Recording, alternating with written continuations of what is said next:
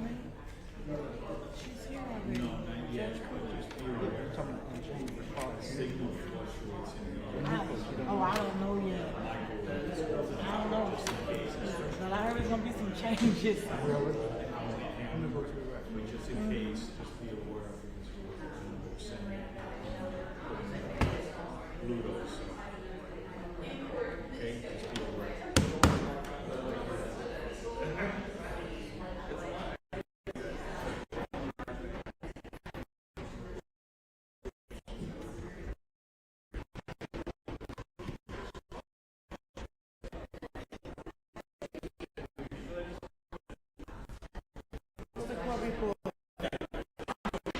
Yes, sir? That's okay.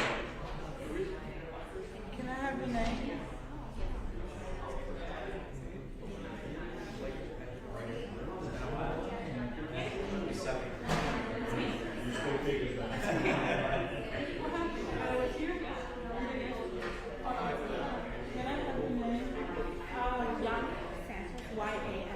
Sanchez? Yes. Yes. Thank you.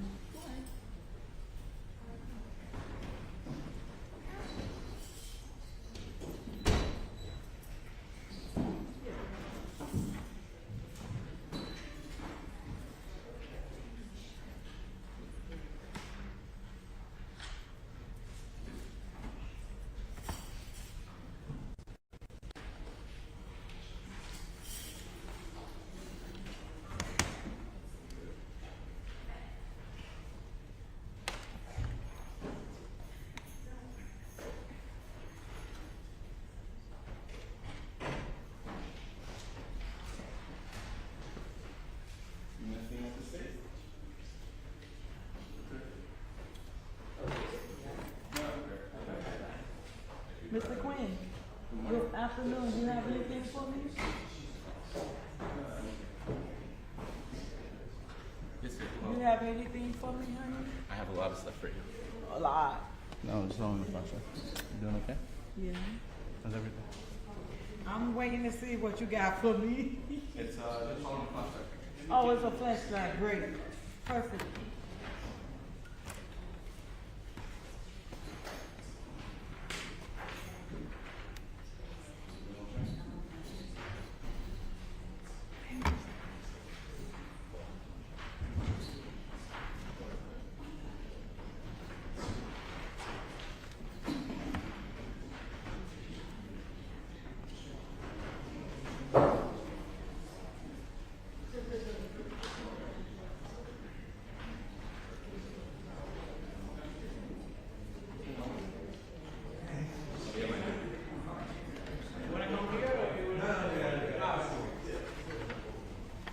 My dear.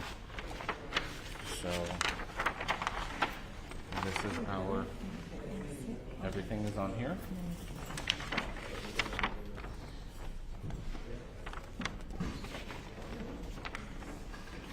I have a copy for you.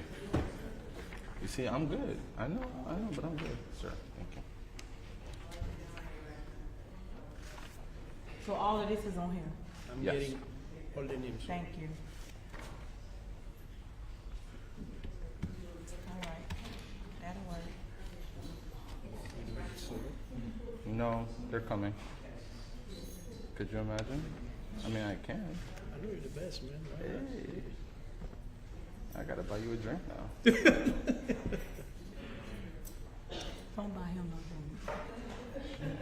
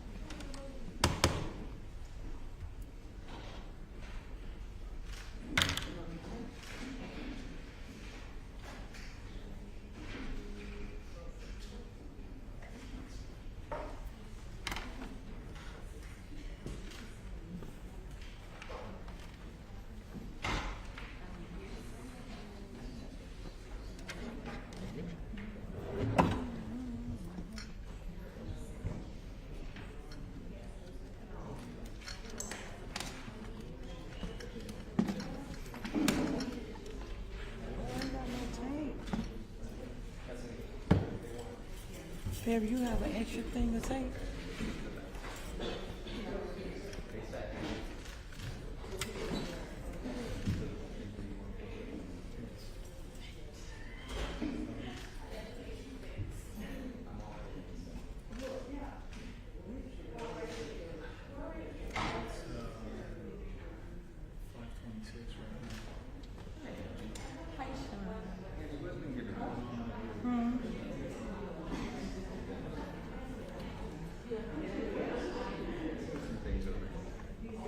Let me put this flash drive on here.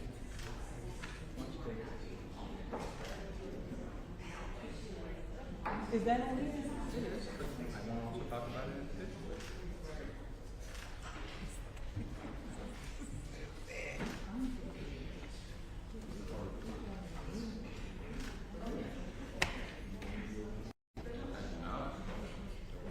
You want me to do it as a composite or just one individual? Of course you can. So this gonna be Sean. Excuse me. Sean, so you know, the flash drive is 1A. That's the only one. The next is yes.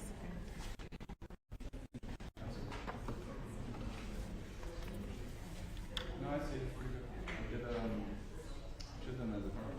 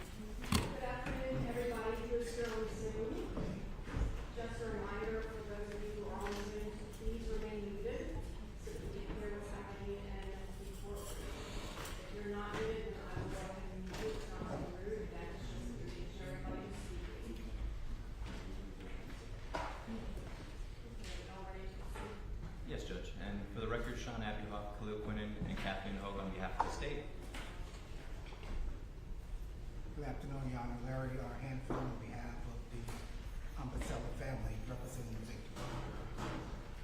Good afternoon, Judge. Frank Prieto on behalf of Courtney Clenney, as well as my co-counsel Sabrina Puglisi. Welcome everybody, and I know that there are probably family members who are out in the audience as well.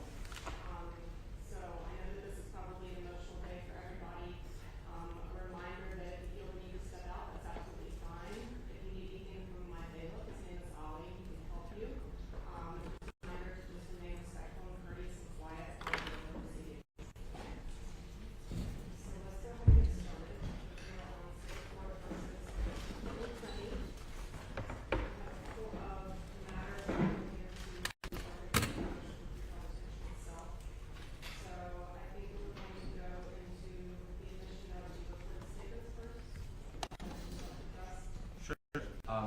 First and foremost, First and foremost, the defendant's argument to preclude the state from using the recorded statements, frankly, for the purposes of this setting at least, is untimely. It is a substantive motion as outlined by the case law. It requires competent substantial evidence for which the burden's on the defendant. Before the court, there isn't any, not even an affidavit to submit to the court. So the defendant would be unable to support its burden under the case law to meet the two-pronged test as I outlined previously to the court. Furthermore, as it pertains to that issue, there are 4 videos. I'm just going to mention the videos because I don't have them off the top of my head and I have to stop my argument to go mention them. The first video is in the lobby of a building in public.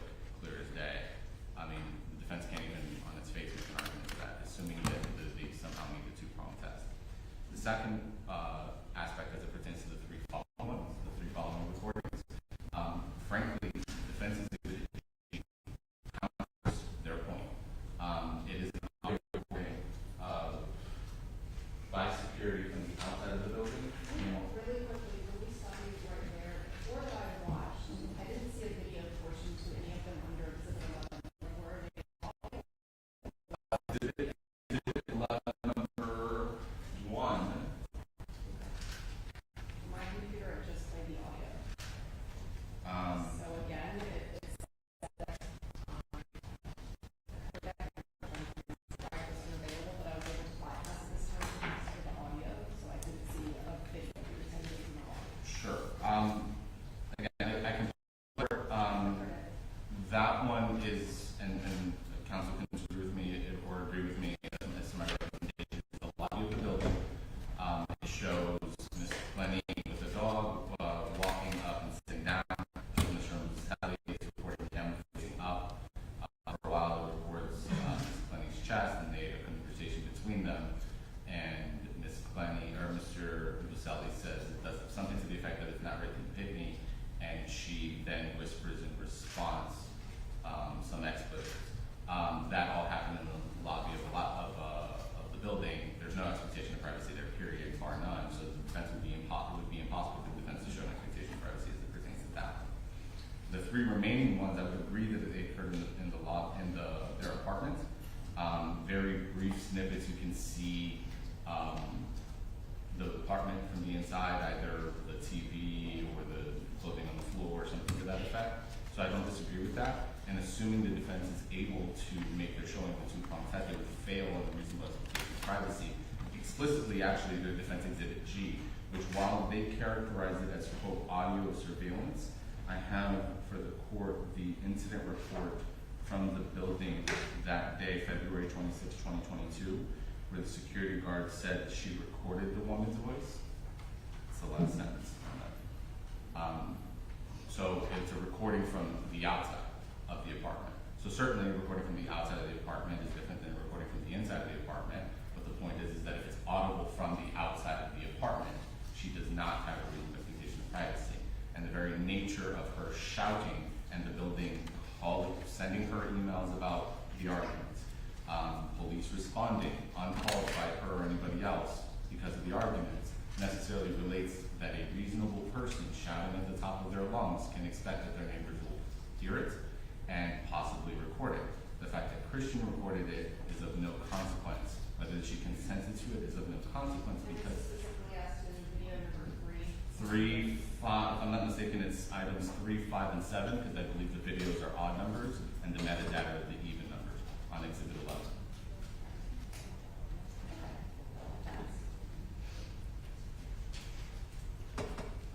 Judge, with respect to the lobby video, we don't have an objection to that. But it's clear that there is no video. Your Honor's correct. There is no video on those other recordings because the recording device, which is the phone, is secreted on his person. So that's why there is no video, because it's on his person. With respect to the state's argument about the security could hear outside, that's a separate incident. That is not the day of these recordings. And this apartment, and this actually is of import later on in our presentation.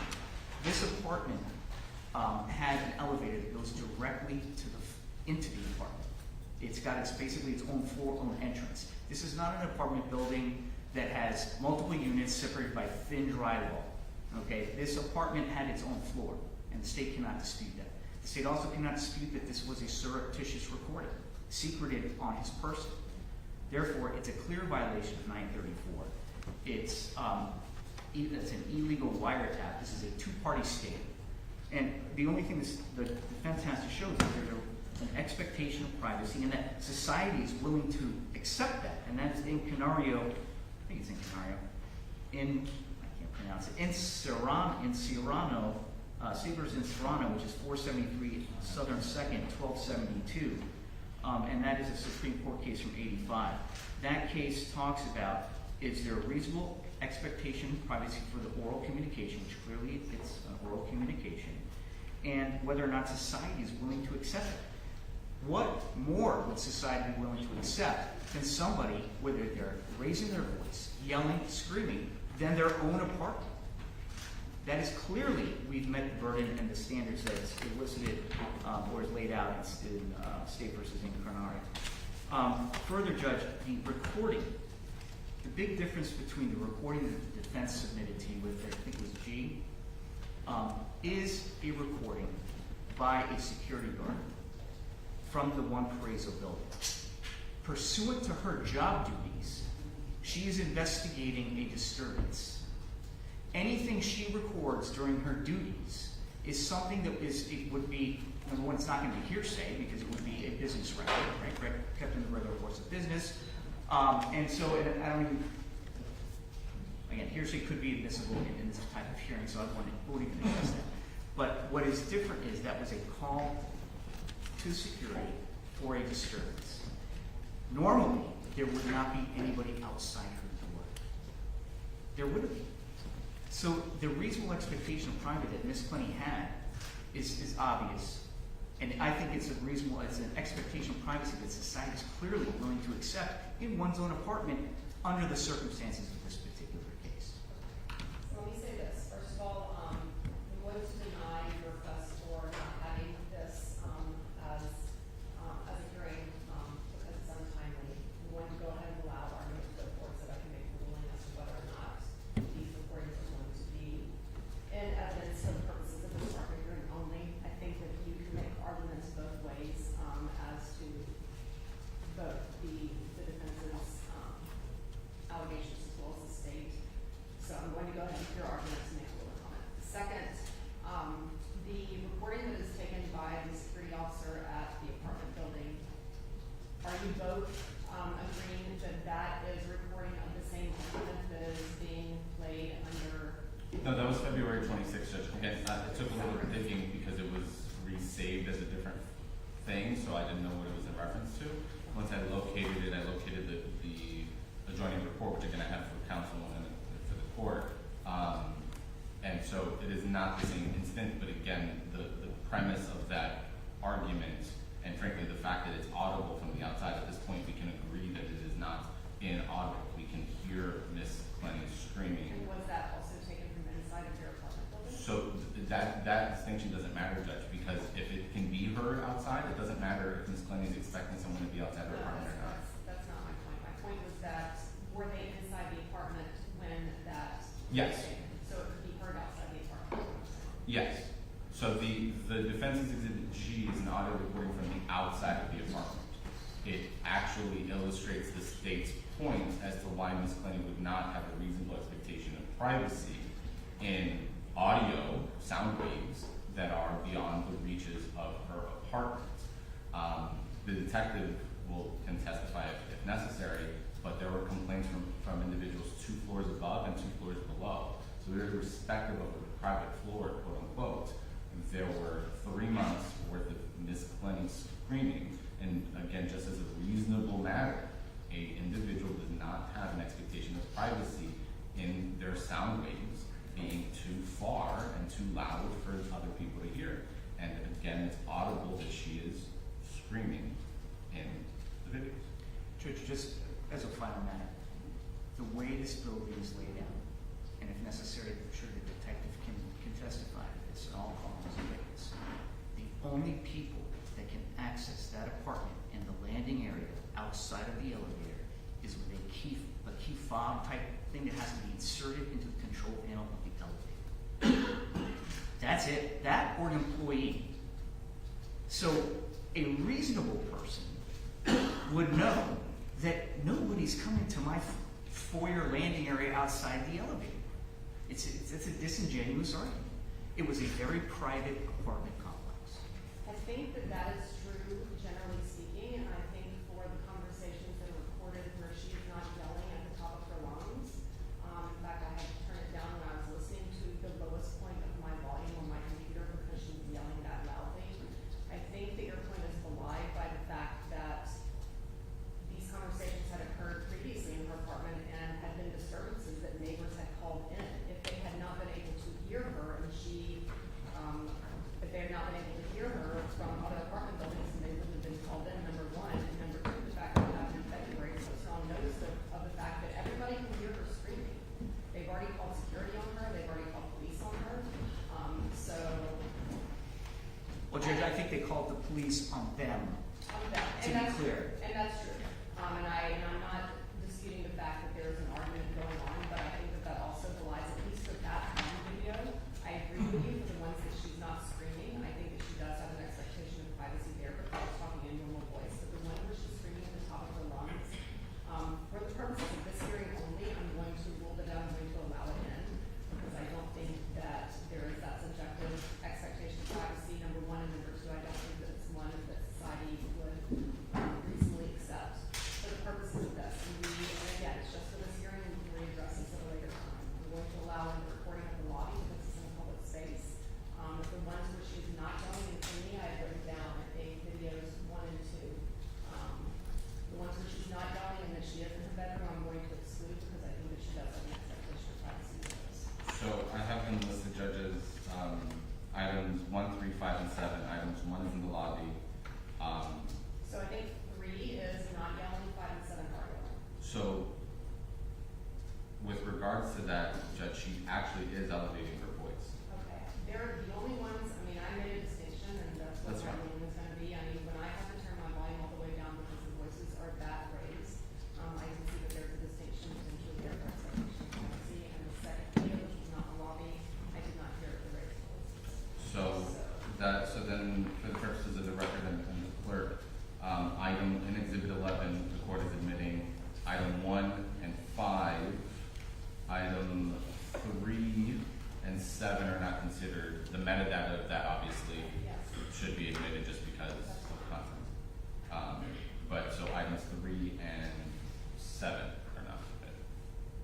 I'm sorry, I thought she said 5 and 7. I think the 7 was a continuation of 5. Oh, okay, sure. Okay, so I mean, if I'm, okay, so it's just 3. I'm sorry, I misunderstood. So next up for us, I think I have defense's motion to strike state's motion for compulsion.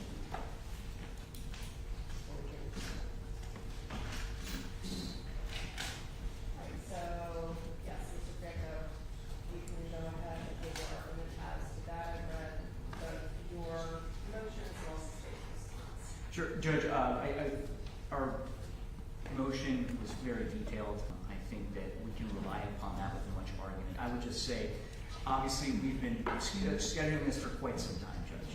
And at no time did the government file their motion for pretrial detention, right? It says the plain language of the rule and the accompanying statutes indicates that this is close to first appearance, but then they latch on to the at any time before trial.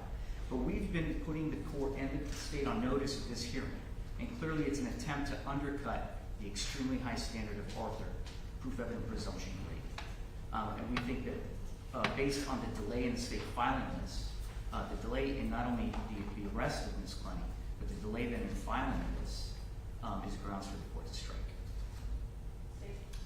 Judge, I had a motion for pretrial detention ready when she was still in Hawaii. We decided not to because it would require us to put on evidence within 5 days, and it was done as a courtesy. The case law is clear. The defendant has not been granted any bail. We are already setting to set bail where it would be proper. It is almost first appearance, but for the fact that it's obviously not just been in custody, but it's still a setting where a bail would be addressed. Notwithstanding that, the defendant's argument would lead subsection B of the pretrial detention rule superfluous. So it would basically make it so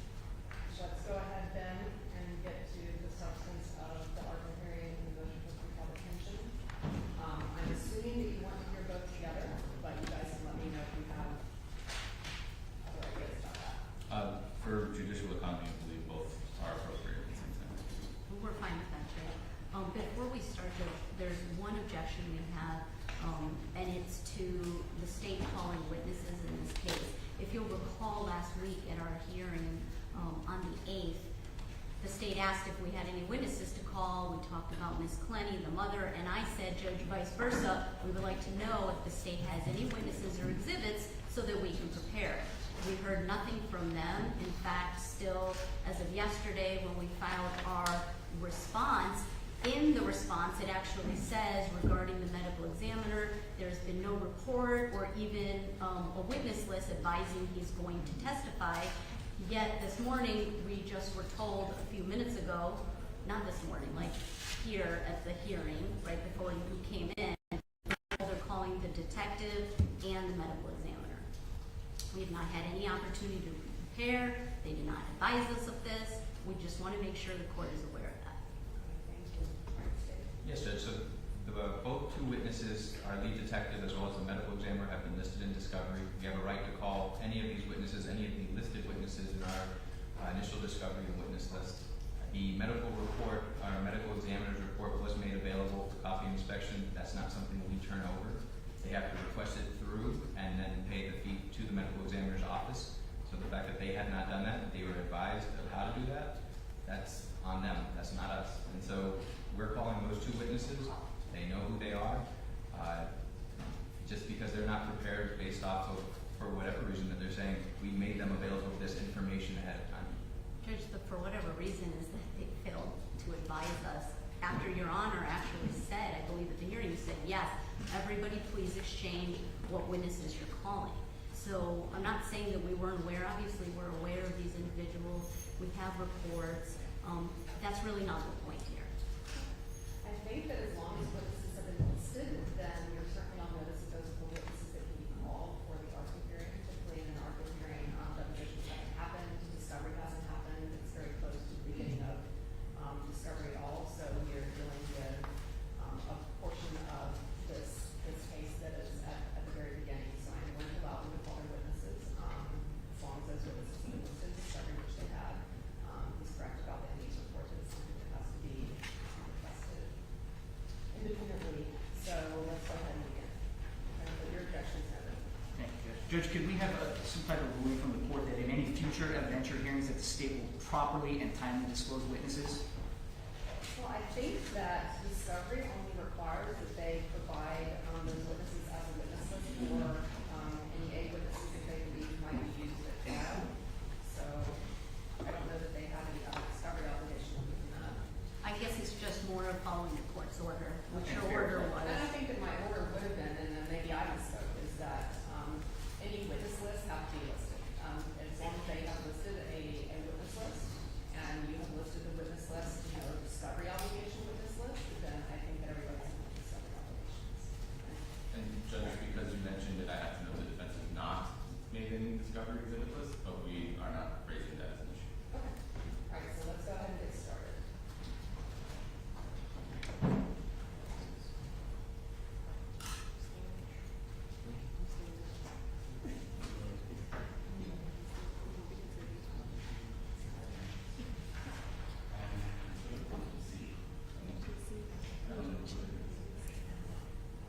Your Honor, is this okay? I mean, it's a little crowded over here, but. All cell phones need to be turned off.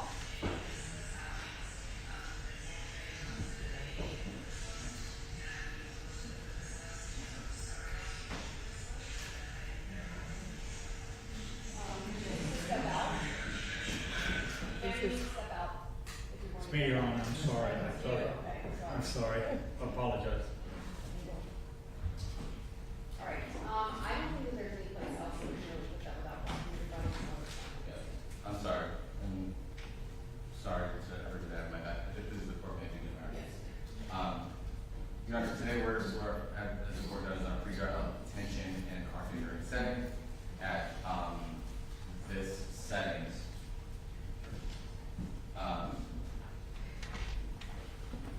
As the court is well aware, you know, there's certain different burdens of proof.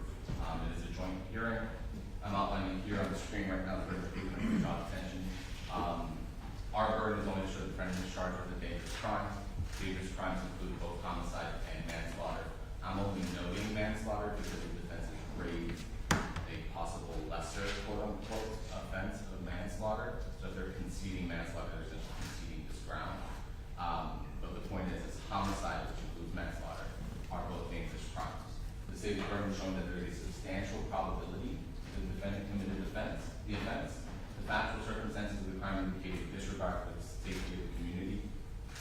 You know, obviously a homicide kind of illustrates that. And there are no conditions of release pursuant to Florida Statute 907 at 041 that can ensure both the safety of the community and her presence in the future.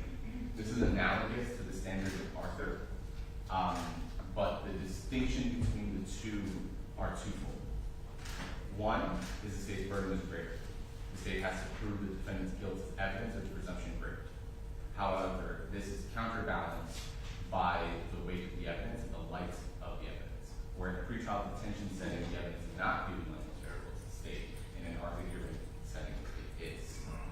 So all evidence is viewed as light and favorable to the state. The conclusions, the inferences, they are all drawn light and favorable to the state. And I'm not, just mentioning that, as an inference. That is a direct quote from Arthur. It is a preposition that is set in the foundation of Arthur. As to the admissibility of evidence in both settings, hearsay is admissible, affidavits are admissible. As the court correctly noted, this is a proceeding that occurs early on in the discovery process. Availability of witnesses, compilation of evidence, much of it is reviewed, but not necessarily processed or by an individual that can theoretically testify to that, which is an expert. And I mentioned examples where a medical examiner doesn't testify, the state just admits the medical examiner's report, for example. So the state has entered into evidence 32 exhibits that the court has had an opportunity to review. I'm not going to review all of them at this stage, and Detective Christino and Dr. Hutchins will testify to much of the substance of evidence, but I do want to highlight to the court the date of incident. Much about this case, both from the state and the defense, will be similar fact evidence, but the date of incident is the crux of the situation. Mr. Obumseli was killed by a stab to the subclavian artery. He bled out as a result of that stab. Incidents from before can certainly cloud or create a perception of what led to it. And the dynamics of that certainly are at play, as the state is outlining in its motion. We're not avoiding that at all.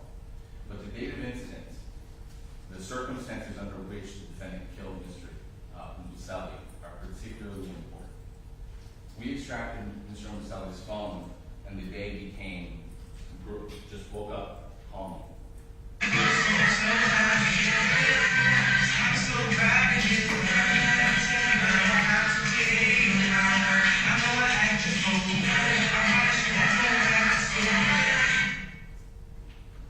That was at 10 a.m. Christian's in their living room, you can see it in the background, and he's just singing, lip singing. The defendant is dancing with their dogs. Christian's just recording.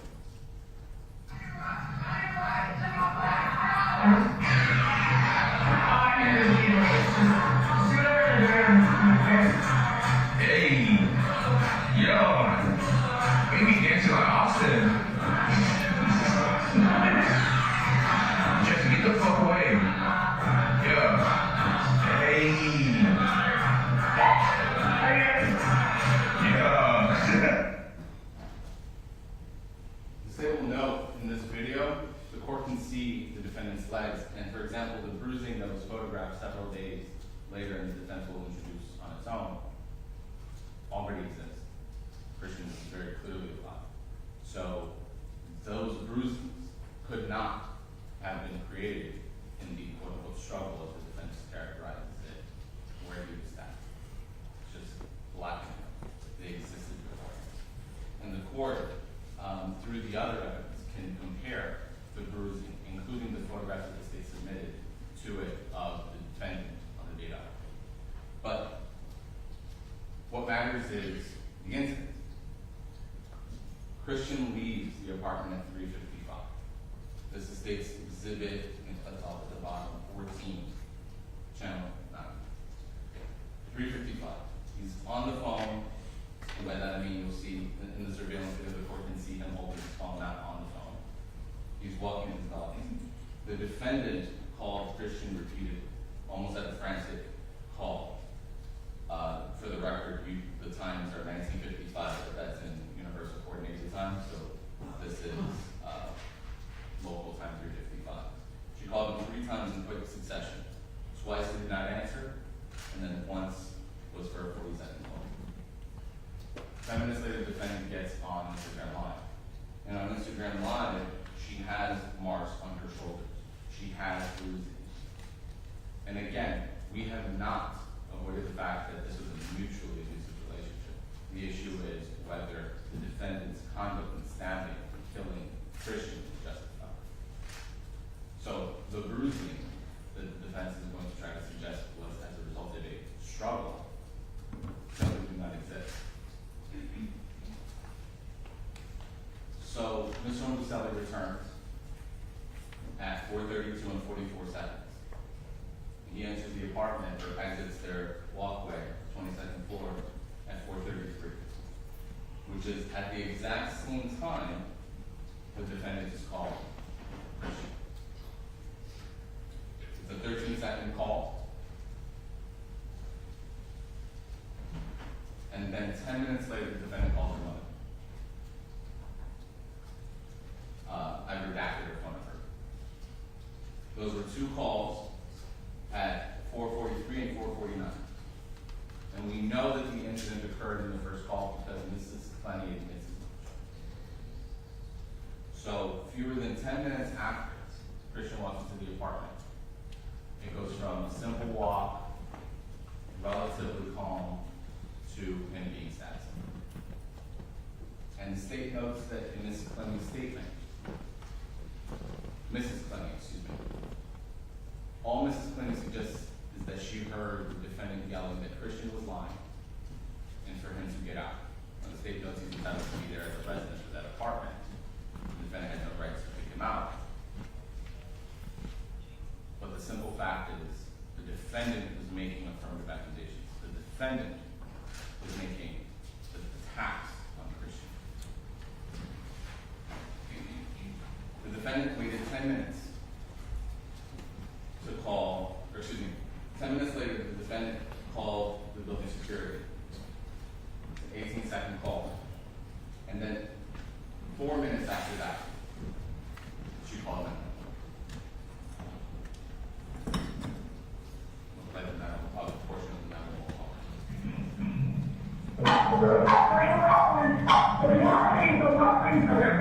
And this is the team. You need to stop doing on the line and give me the airline.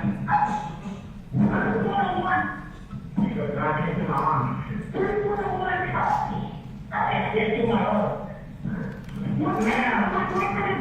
Ma'am, what is the address?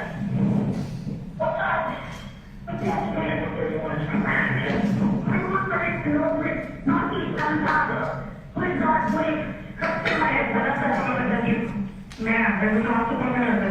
Is this a hospital or a business? Ma'am, can you hear me?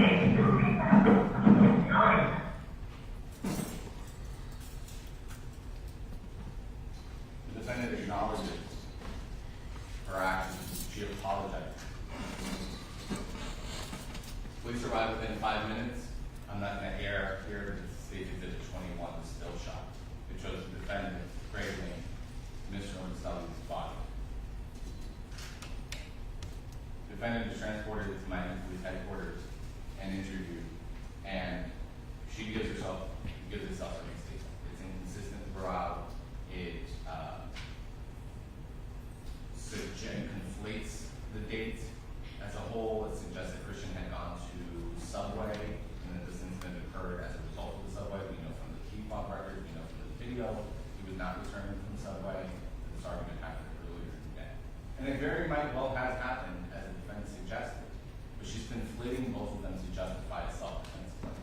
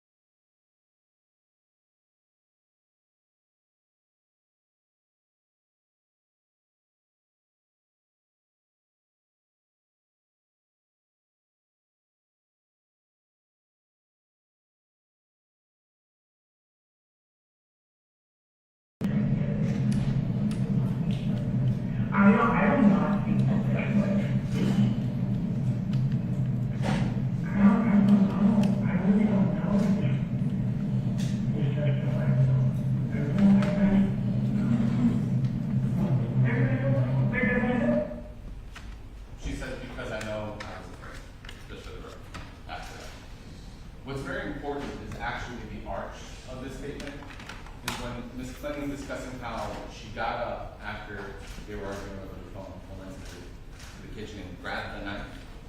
She paused. She stopped. She sat in her thought. The detective interrupted and asked her some questions, but she had to get out. She did not know whether this was justified at all.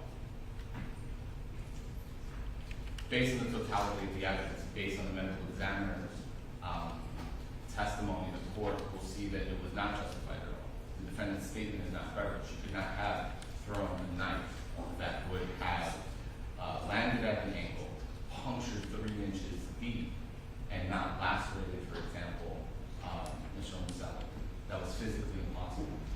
Had she thrown the knife and it entered at a downward angle, she would have had to be above it, which of course she was not. No, the defendant stabbed Mr. Obumseli.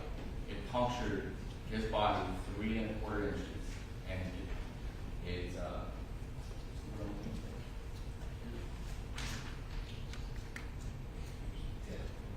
pierced through the subclavian artery. The court has those medical examiner evidence and reviewed it, and you can see the guy at a downward to his right, a person looking at him left angle. She stabbed him cross body. And the state agrees with Ms. Clenney. This was not justified. And for those reasons, the state will ask the court hold.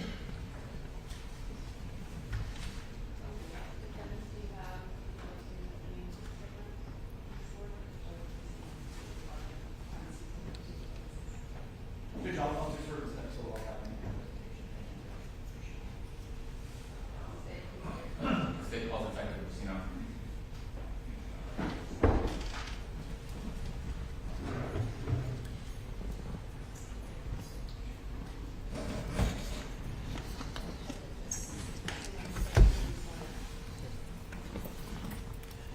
Do you solemnly swear or affirm the testimony you're about to give today is the truth, the whole truth, and nothing but the truth? I do.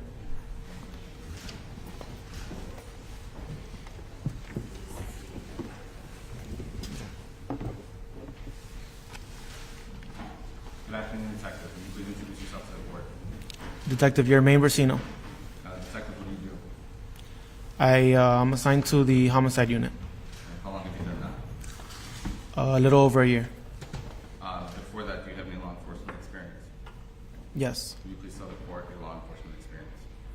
I've been an officer in the city of Miami for about 9 years, 4 of which I was a detective in the robbery unit, and 1 now currently in homicide. Do you know a person by the name of Courtney Clenney? Yes. Do you see Ms. Clenney in the courtroom today? Judge would see the attorney. Okay. Let's talk about how you came to know Ms. Clenney. And specifically, I want to focus you on April 3rd, 2022. Is that the date that you met Ms. Clenney? Yes. Did you know her from beforehand? No. Having discussed the April 3rd, 2022 day, let's walk through it. Under what context did you first meet Ms. Clenney? It was at her apartment, just outside. She was detained at the moment.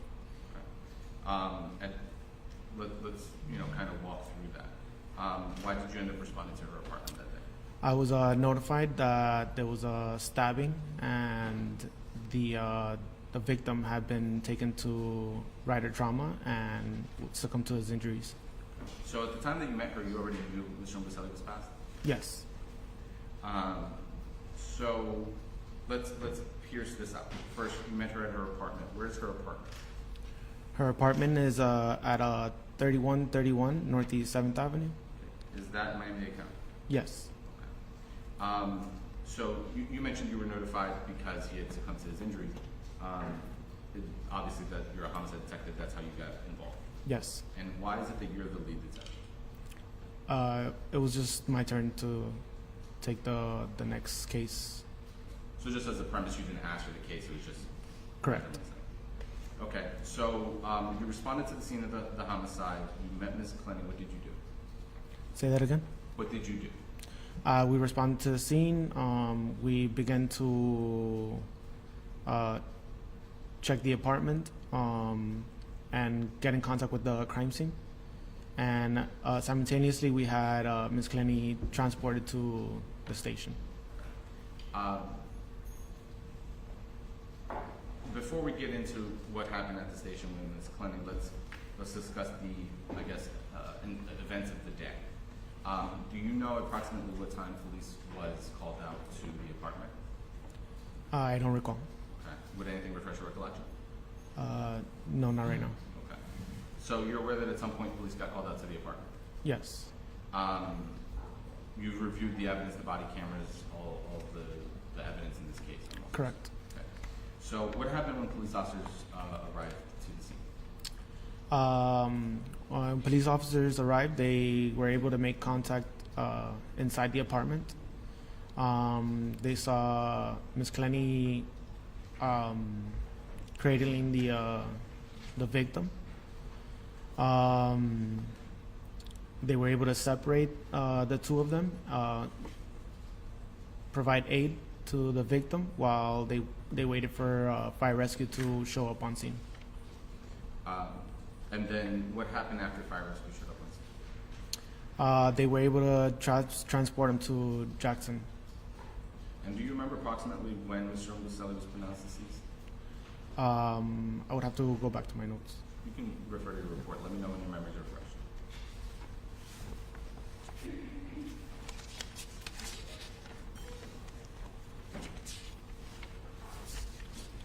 At 5:55 p.m. So, 5:55 p.m., he's pronounced deceased. You are dispatched as a homicide detective. We already mentioned how you responded to the scene, initial check of the crime scene, contacted the crime scene, and sent the defendant over to the police department. So far as everything, I guess, per protocol? Yes. Okay. When the defendant arrives to the police department, at some point do you end up interviewing her? Yes. Okay. Now, just for context, did you read her Miranda rights? I did. Did she waive her Miranda rights? Yes. Was that audio and video leave recorded? Yes. Okay. And I'm directing the court to the recorded statement. So I'm not going to belabor the point. The court has reviewed the recorded statement. Would you synopsize the defendant's statement for the court? So she told me that she was at the apartment. The victim had went down to go to Subways. When he went to Subways, they began to message each other, and through text messages they got into an argument over sharing each other's location. He then decides to come back to the apartment. Shortly after he comes back to the apartment, another argument ensues. At that point, the defendant says that the victim grabbed her by the neck, slammed her against the wall. She was able to break free. Then she was gonna call her mother, and he didn't want that to happen, so he grabbed her and put her onto the ground. She wasn't able to explain how exactly that happened. After that, she was able to break free once again, at which point she goes to the kitchen. She grabs on a knife, and then she states that the victim ran towards her, and that's when she flung the knife, or threw it, and it hit him in the shoulder. What did anything besides that? Did Ms. Clenney say anything besides that in addition of substance, I guess, regarding this incident? No. So regarding the injuries, Yes. in this circumstance, Yes. I want you to tell the court, I guess, how you're evaluating the case. You know, where are you in your analysis of the facts thus far? At that point, we were looking at it as a self-defense at first, but then later on, things started revealing that it wasn't what we thought.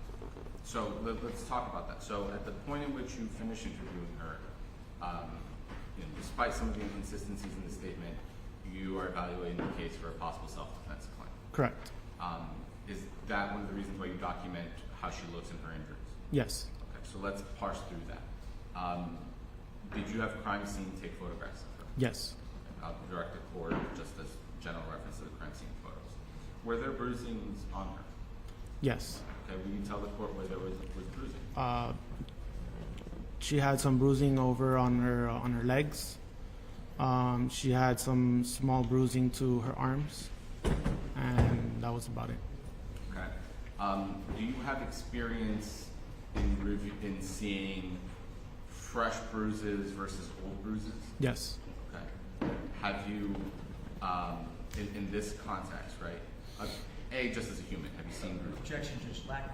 This could be lack of predicate for these future opinions. Judge, I believe that the state intends to try to elicit some kind of expert testimony from a detective regarding bruising. That's clearly the purview of an expert. And this, as far as we know, this detective has no medical training. He's not a doctor. He's a detective. So I'd object to him making any opinions as to when bruises were formed. So there's a lot of parsing to that, and he's not issuing an opinion as to when a bruise was formed. He's issuing an opinion as to whether it's a new bruise or an old bruise. As human beings, we know what bruises look like in an older bruise versus a newer bruise. Older bruise is darker versus a newer bruise, which is lighter and coming into And I'll color. object to the counsel testifying as well, Judge. He's not an expert either. I'm going to go ahead and, I'm not going to allow that particular line of answers, but, Judge, can we approach sidebar very briefly?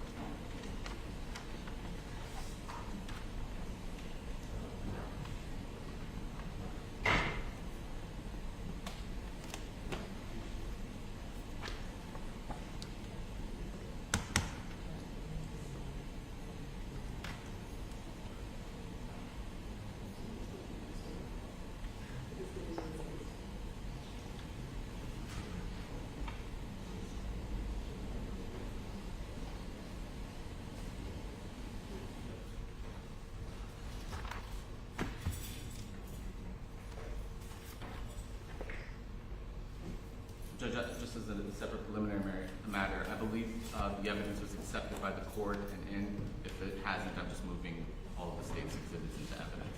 No objection. Other than it was previously noted in reserve.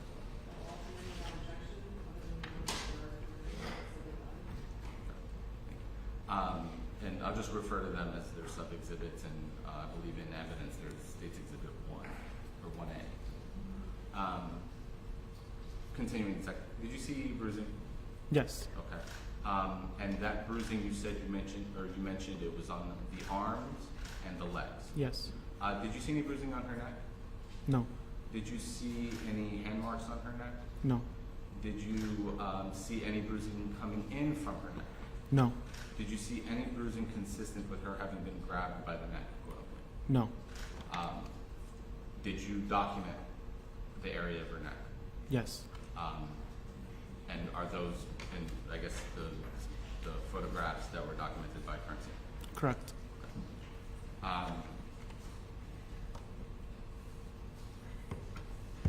You had an opportunity to review Mr. Obumseli's cell phone extraction.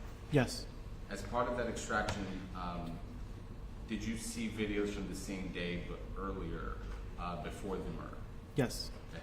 In those videos, did you see bruises on Miss Clenney. Yes. You also had an opportunity to review the Instagram live video that she posted between Mr. Obumseli leaving the apartment and returning. Yes. Did you had that opportunity to review that video? Yes. And in that video, did you see the bruising on her? Yes. Now let's speak specifically.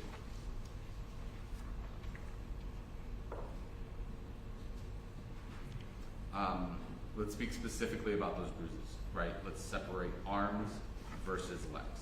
The bruising on her arms, were you able to see them in the Instagram live video? Yes. And again, that video was posted before this murder occurred. Correct. So those bruises were before the murder occurred. Yes. Let's talk about the legs. You saw bruising on her legs in the earlier posted video of her death. Yes. In that video, are those the same bruises you saw later that day? Yes. So, and then the metadata of those videos were like 10, 11 in the morning, same day. Yes.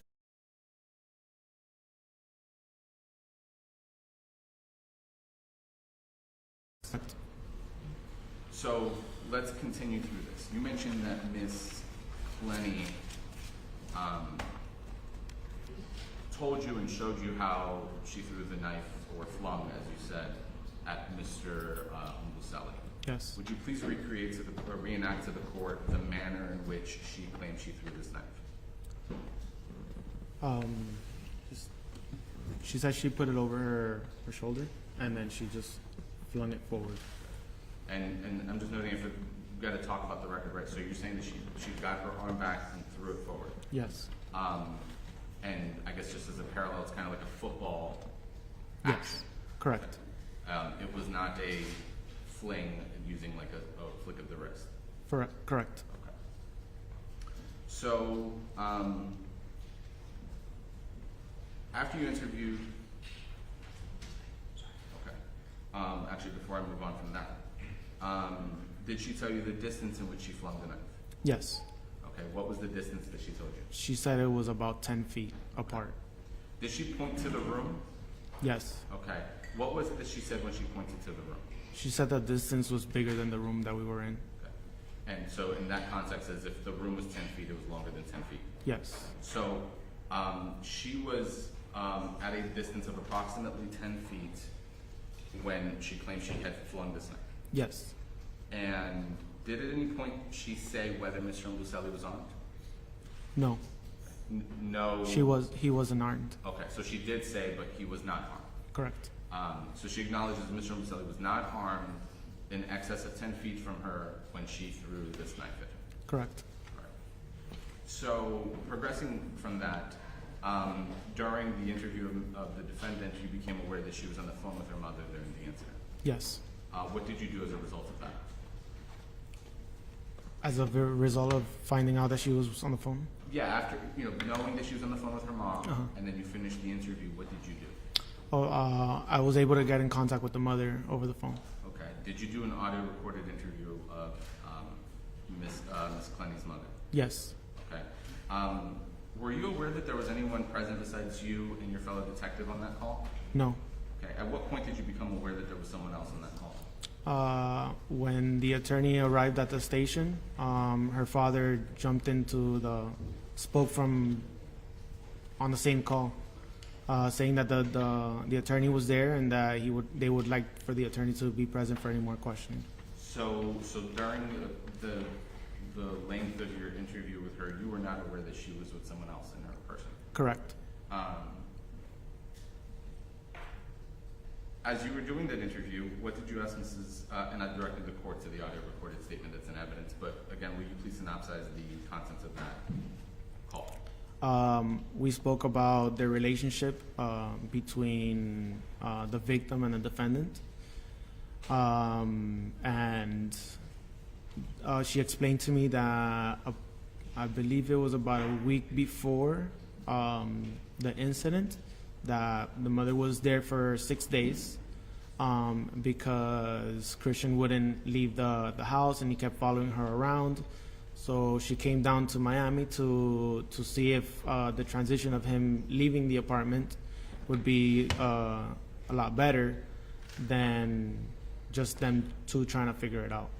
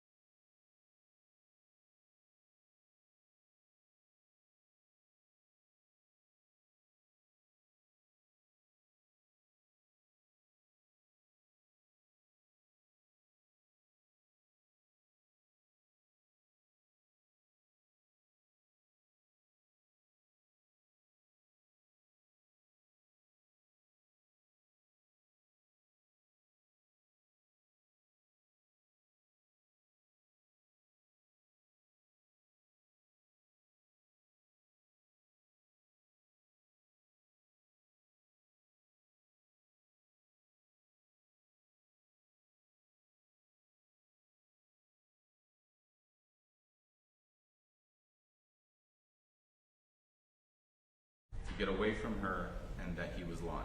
Correct. Nothing more than that. Correct. Mrs. Clenney didn't say anything about outlet hurts or any indication that the defendant was injured in any way. Correct. Did Mrs. Clenney tell you the circumstances of the incident, how she knows the incident occurred, or under what circumstances?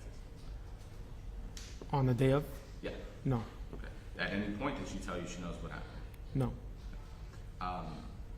So, having moved on from that,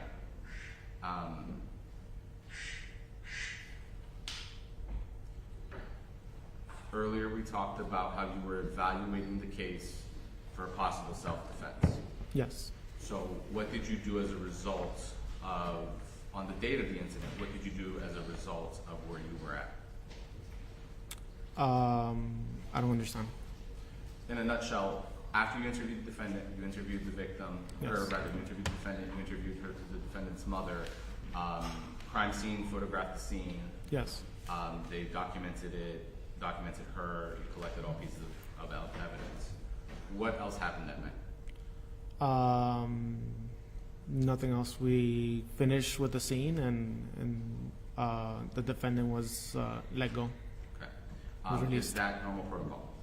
Yes. Okay, why is that normal protocol? At the time, we didn't have enough to say what actually did occur, and we still needed to continue the investigation. Had a decision been made as to the defendant's criminal culpability at that point?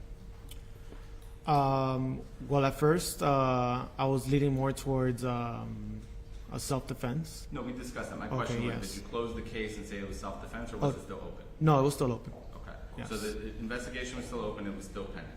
Okay, so what are the next steps you took in your open investigation? Oh, okay. Well, we did several warrants for everybody's cell phones, the victim and the defendant's cell phone. We did warrants for social media.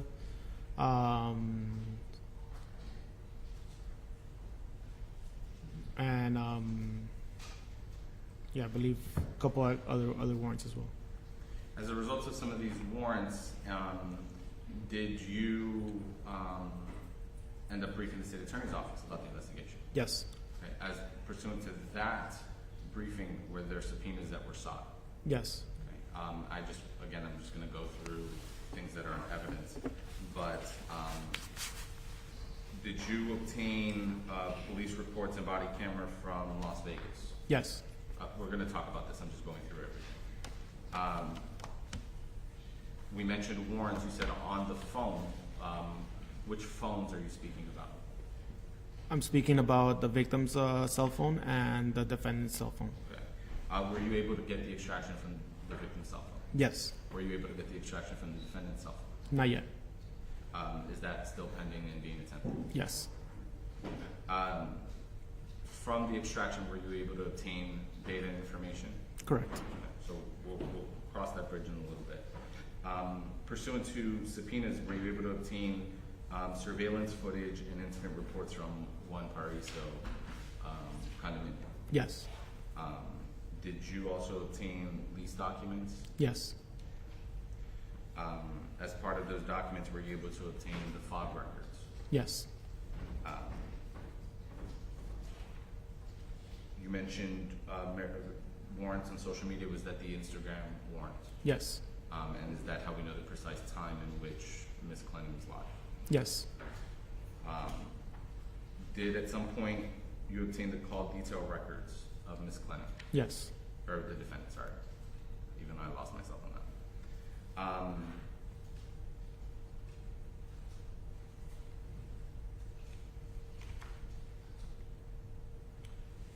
At some point, did you obtain the criminal history of the defendant? Yes.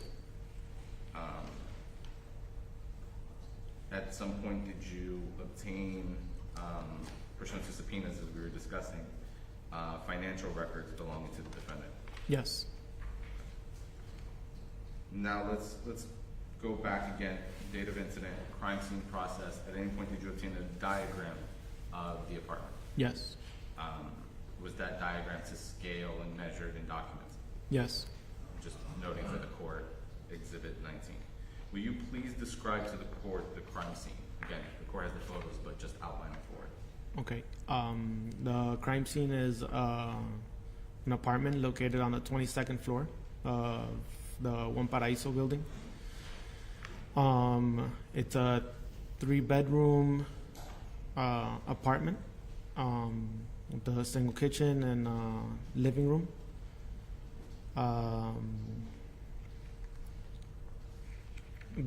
You want me to explain also where the scene was located, or? Yes, please, if you don't mind. So Okay. let's parse that through, and actually let's take steps of this. When crime scene enters an apartment, Yes. you tell the court the various photographs that they take, such as the Yes. initial scene, the measurements, and so on. So before anything is done, we take all photographs from the first floor of the building to show what building we're going to.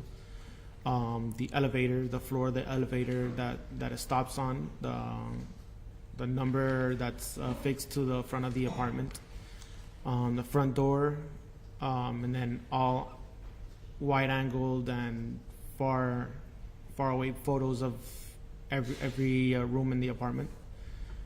And then initially they started taking photos, closer shots of any blood or weapons or anything that has to do with the incident. Will you please describe to the court I'm gonna separate them into 3. Yeah. There's the 3 different blood scenes. Yeah. Will you please explain to the court what that means? So the first one that we find is where we initially found the victim, which is the first puddle of blood.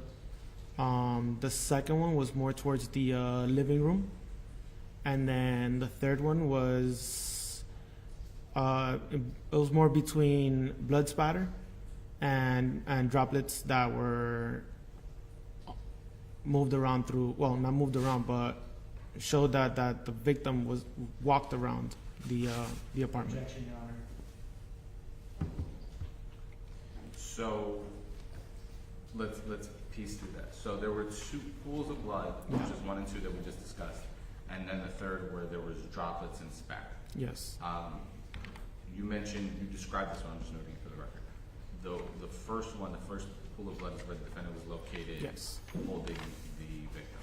The second one you said was further back, and it was just a pool of blood. Yes. Did you see blood transfer on the wall?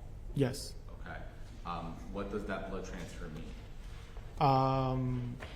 Well, it can mean numerous things. But answer the it. one on the wall was it means that it's blood spatter, meaning. No, I'm talking about the transfer. So Okay. the second pool of blood, if you recall, Okay. there was, again, I'm just noting the exhibit that's in evidence. There was blood on the wall. Yes, I remember now. Okay.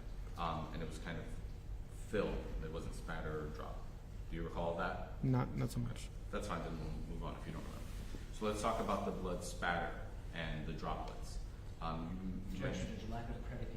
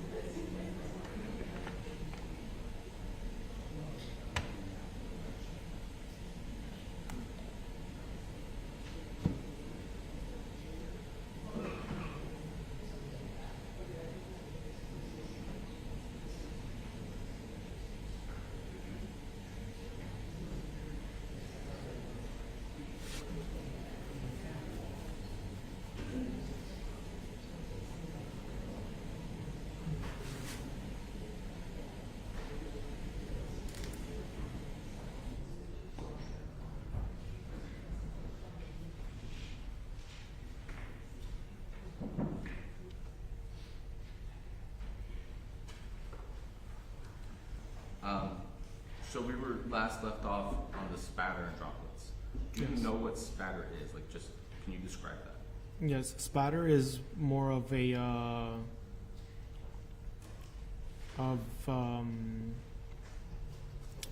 way that the blood kind of like just, if you stab somebody or I'm not asking for the if point. you swing any type of liquid, it makes a certain movement that it shows that the blood was traveling at a certain direction. So how is it different from a droplet?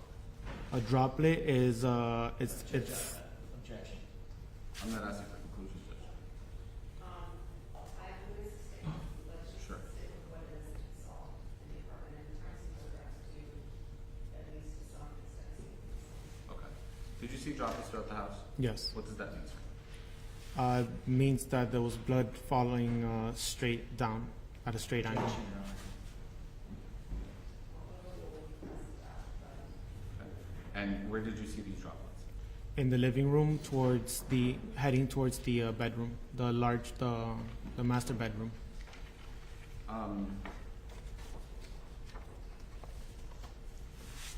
Just going back about the flinging of the knife. Do you have any information that the defendant knows how to throw a knife or is some kind of expert in throwing a knife? No. At any point in time, did Mr. Obumseli go to the medical examiner's office? Yes. Was an autopsy performed on him? Yes. Have you reviewed the contents of that autopsy? Yes. Okay, let's discuss that autopsy. Who was the medical examiner that performed it? Dr. Hutchins. Okay. As a result of that autopsy, did he determine a manner of death? Yes. What was that manner of death? By stabbing. Okay. Did he rule the death any particular manner? No. Oh, I mean, yes. Homicide. Okay. At any point in time, did you become aware that it was impossible to have thrown that knife? Or at least that was the opinion? Objection. I'm just asking. Can you repeat the question? At any point in time, did you become aware that the throwing of a knife could not have caused that injury? Yes. Approximately when? Like, where were you in your investigation? I was later on in the investigation. So let's talk about some of the other evidence that you obtained. So we discussed Las Vegas. Did you get a chance to receive those reports and review them? Yes. Okay. Just directing the court to the Las Vegas reports. Did at any point in time did you review the body camera? Yes. Not to belabor the point, but will you please synopsize to the court what was in those reports and in the body camera? In the reports, it explained that the victim and the defendants were staying in a hotel room in Las Vegas. They got into an argument. Through that argument, the defendant threw a bottle of water at the victim while he was laying on the couch. And security was called to the apartment due to the argument. Did you review the defendant's statement? Yes. To Las Vegas. Yes. In that statement, what did she say? She says that she likes to throw things, and she guesses that she was the one that threw the bottle at him.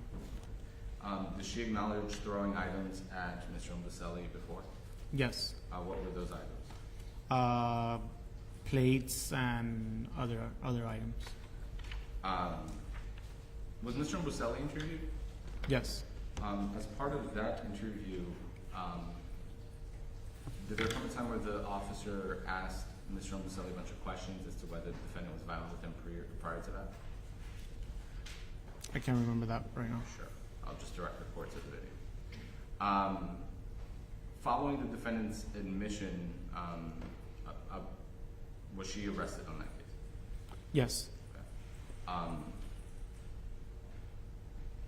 Okay. Let's talk about the cell phone extraction. Did you get a chance to review Mr. Obumseli's cell phone extraction? Yes. Will you please tell the court, what a cell phone extraction is?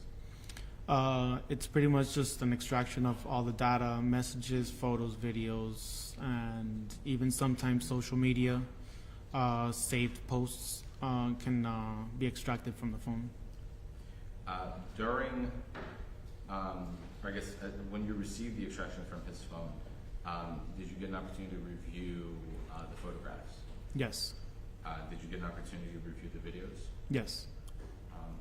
Did you get an opportunity to review the text messages between the defendant and Mr. Obumseli? Yes.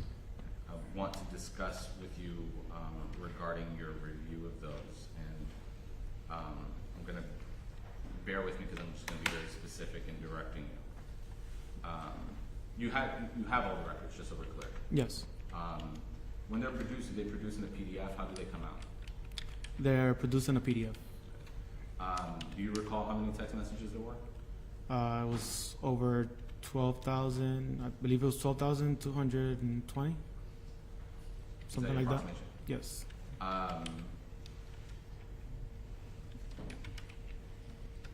Do you remember from when to when those messages were? Yes. Those messages go back as far as 2020. Okay. Do you remember when? November, December, January? I can't remember the month. So from 2020 to April 3rd, you Yes. have the complete messages, and it's 12,000 or so. Yes. Let's discuss the messages from, again, I'm just going to be very delicate.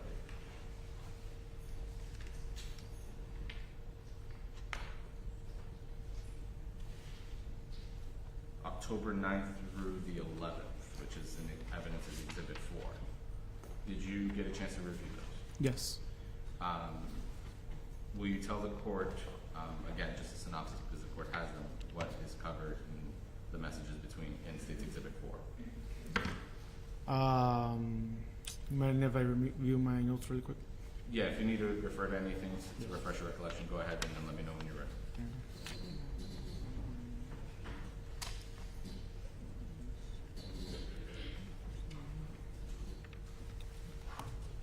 All right. What was discussed on the October 9th through the 11th messages? So, based off of the messages, there was an argument that occurred again.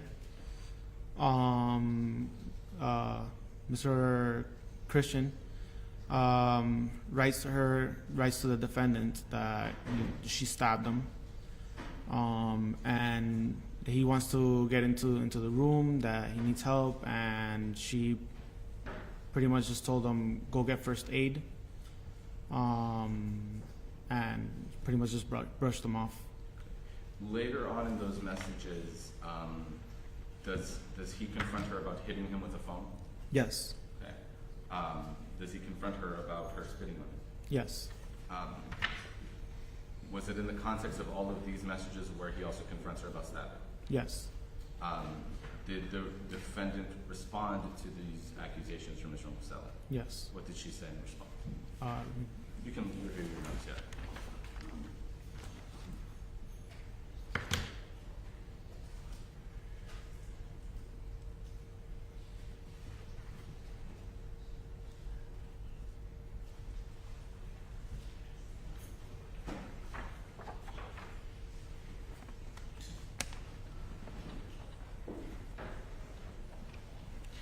Yeah, she pretty much just tells him to go get first aid, and then for several hours she just didn't answer anymore till the next day. At any point does she apologize for her action? Yes, the following day. And does she do it in the context of acknowledging the accusations? Yes. In those messages, were there any affirmative allegations by her to Mr. Obumseli? Yeah, she pretty much told him that she apologizes, that she shouldn't have treated him that way. She shouldn't. Let me cut you off. You Okay. didn't understand my question. My Okay, question sorry. was, did she make accusations about Mr. Obumseli? So, for example, he sent her a message about you stabbed me. Yes. Did she reply saying, well, that was because you were choking me? I can't remember right now. Okay. Did she make any accusations towards him at all in those messages? She did, but I can't remember the specific I'll accusations. direct the court to that evidence. Let's talk about January 30th to February 1st. Did you review messages from that incident? Yes. Okay, will you tell the court what that incident is about? That's Exhibit 5 for the record. On those messages, the defendant was trying to reach out to the victim, and he pretty much just said, "Yes, Courtney." At that point, she didn't like the way that he wrote to her, and just started becoming very angry and asking him about why he said, "Yes, Courtney." Were there audio messages associated with that? Yes. At any point in time, did he communicate to her that he had made a mistake because he was doing something? Yes. Okay, what was it that he communicated to her? He explained to her that he was just trying to answer quick because he was watching the overtime on a football game. Okay. Do you know what overtime he's speaking about? I believe it was the Bengals versus the Chiefs. Okay. And so you're referring to the overtime of that? Yes. So at any point in time, did the messages continue, or was there a break in time between those messages? There was a break. Okay. At the end of the, argument over the tone of the messages and the next message, what is the next message that occurs in that break in time? May I go back? Sure.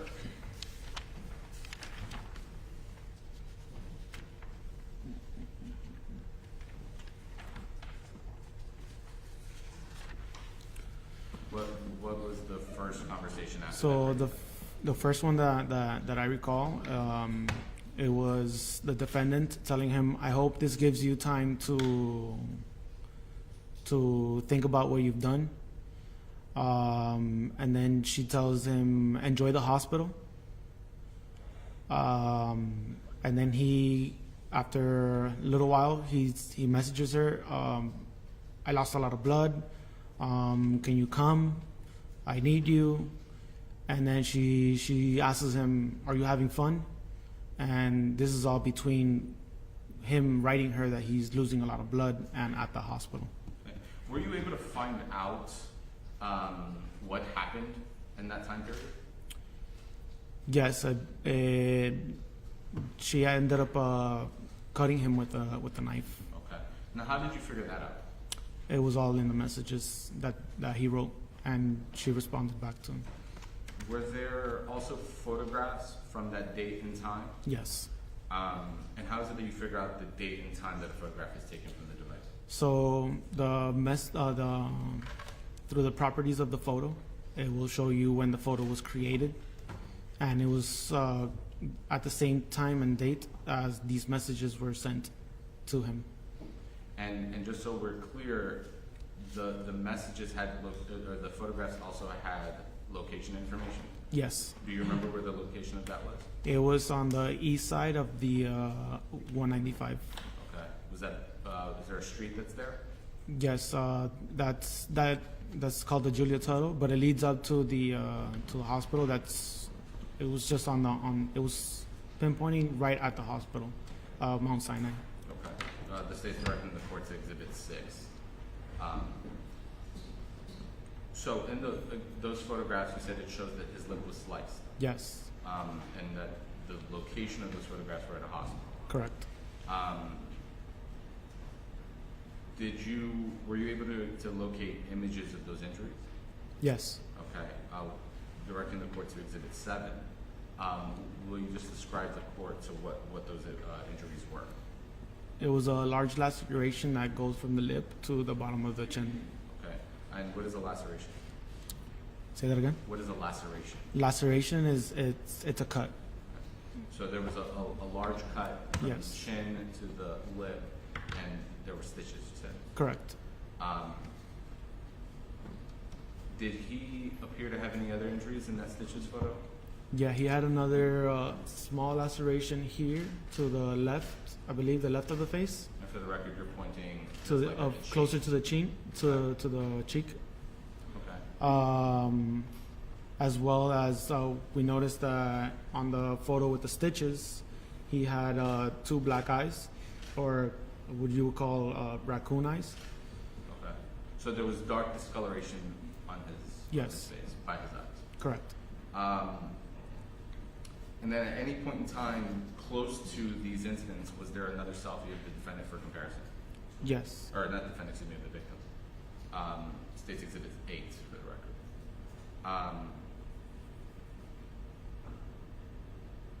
Were there more incidents documented in text messages? Yes. Okay, let's discuss February 27th and 28th. Okay. What was documented in the text messages there directing the court's Exhibit 9? Let me go back really quick. Sure, you can look at your notes.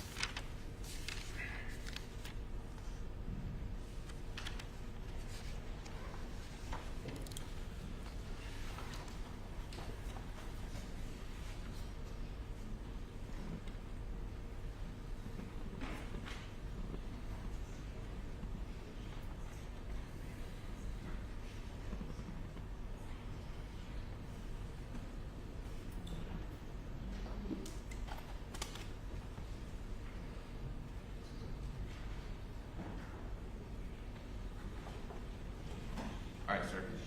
What was discussed in the February 27th and 28th text message? So during that time, the victim, he wrote a very large message to the defendant. He pretty much started explaining, is love gonna kill him? Through that message, he explained how the defendant has stabbed him several times, hit him with a phone, with other items, calls him the N-word on several occasions, and in regards to hurt him, he says that he has tried his best to work through it, and that after he goes through, after he starts his seeing a counselor, a psychiatrist, that he's gonna leave her. But then he also went into explaining that if she was still willing to work through it, that he would still want to work through it.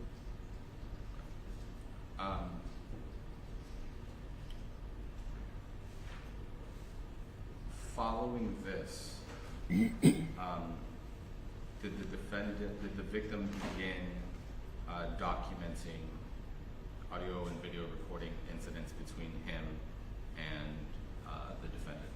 Yes. Were there any of these documented incidents before this text message? This lengthy text message? By that I mean secret recordings, right? He started secretly recording her. Yes. Prior to this text message, did he secretly record her? Yes. Okay. He did? Yeah. Okay, when did he secretly record her before this?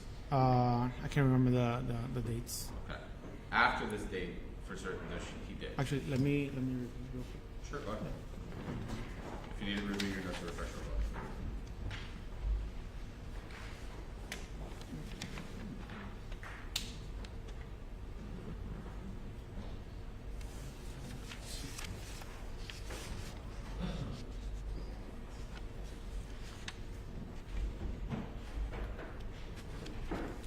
I don't have those with me right now.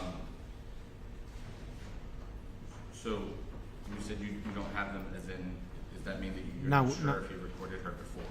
Correct. Okay. So you're not sure if you recorded her before February 27th, 28th, but you're certain that you did afterwards? Yes. Just directing the court to States Exhibit 11 and the court's prior rulings. Sir, you're aware of a series of videos that the state has entered into evidence that was discussed here earlier. Yes. I'm not going to kind of publish those and air those because the court has already had them, but would you just generally describe those 3 videos? So on one of the videos,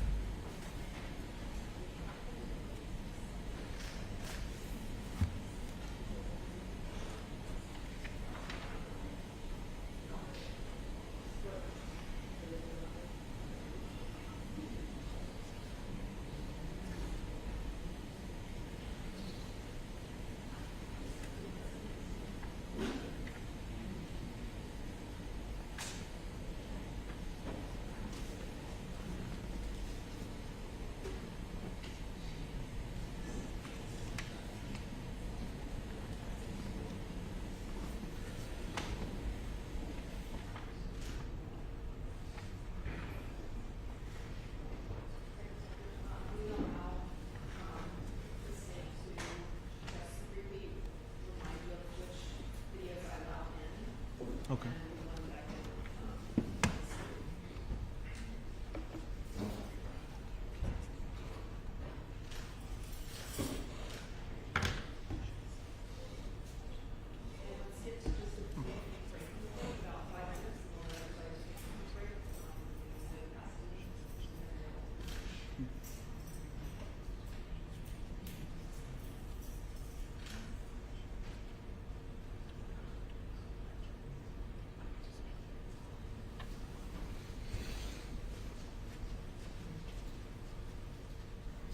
May I continue?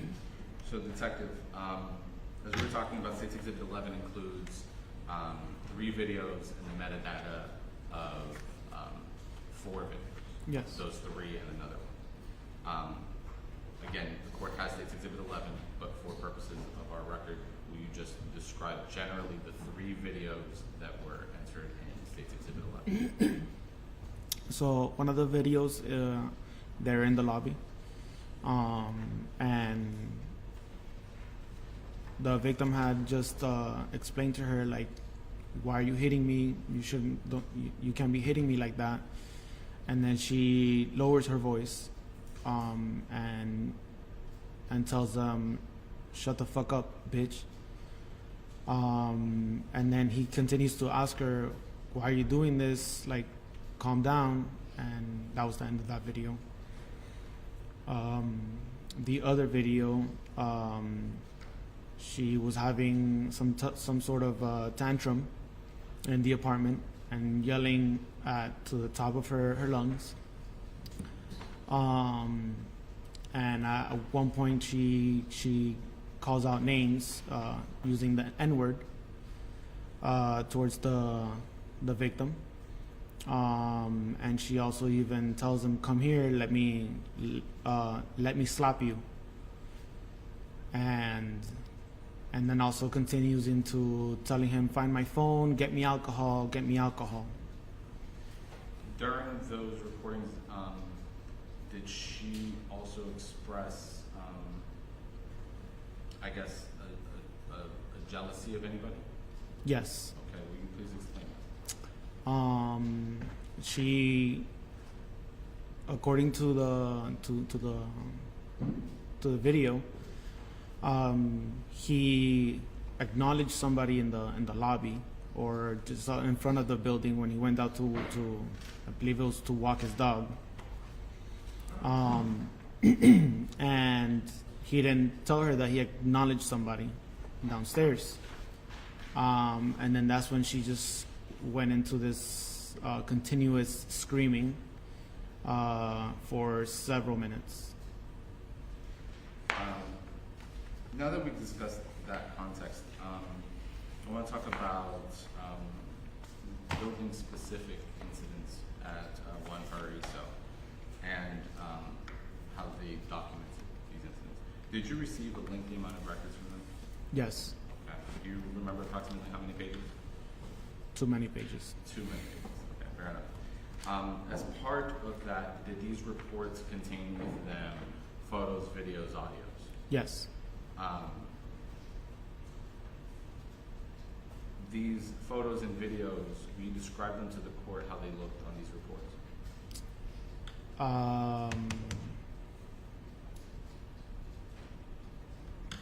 No, I can't remember too much about the Sure. those records.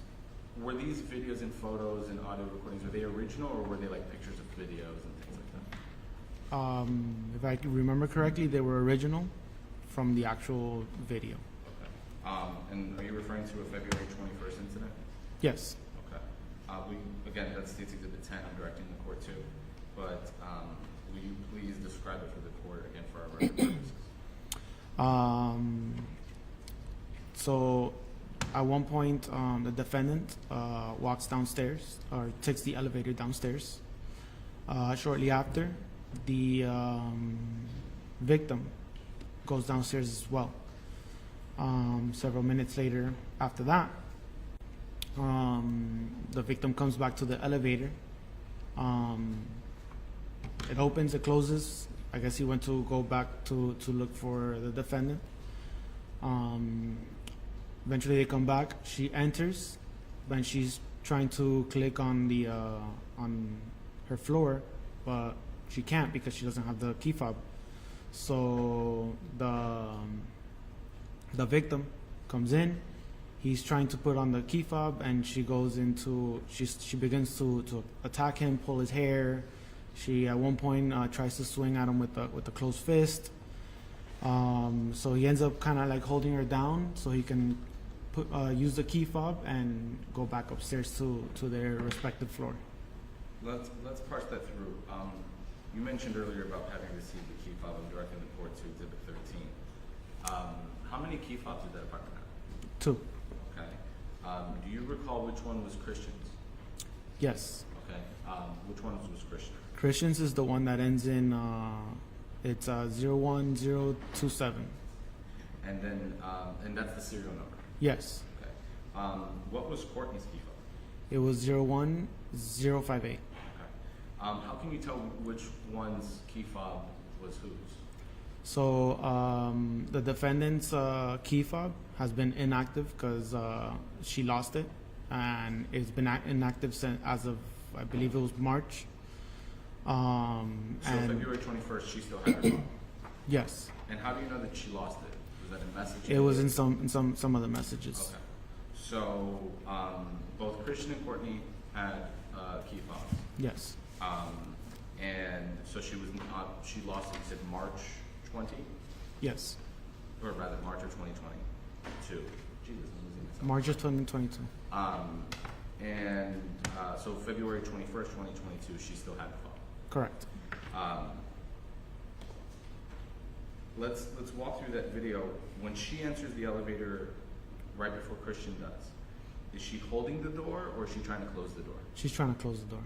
Okay. At any point does she put her hand over the door? Just before he made it. Okay. So she had her hand over the door right before he entered? Yeah, right before he entered, she put her hand through the door, or on the side of the door, so it can stay open as he walks in. Okay, and you did go to this apartment? Yes. So that door has the sensor? Correct. In the video, you said that you can see her tapping the screen. Yes. Did you, again, having been at the apartment, you saw how that system is set up? Yes. Are you familiar with it? Yes. Okay, so her tapping the buttons, would that have achieved anything? No. Okay, why not? Because you need to scan the key fob first in order to be able to go to your floor. Okay. So then you said that Christian walked into the elevator and kind of told her to stop banging. Yes. What did he do then? He was trying to tell her to stop. She begins to swing at him and and pulling his hair. So then he kind of like pushes her to the side to try and use the key fob. She continues to jump on him to attack him some more. So at which point he kind of like just holds her down, like bends her over and holds her down so he can finally hit the key fob and click on the right floor. At any point in time, did Christian exercise, I guess, affirmative violence towards the defendant? No, he's just more trying to like keep her away from hitting him while he gets upstairs. Now, date of incident, you received the surveillance video too from the building. Yes. Besides capturing Christian leaving, returning, and so on, did the surveillance video from the building capture anything? I'm sorry, say that one more time. Besides capturing Christian leaving and then returning, did the surveillance video capture anything about this incident, any violence or anything else? No. One second.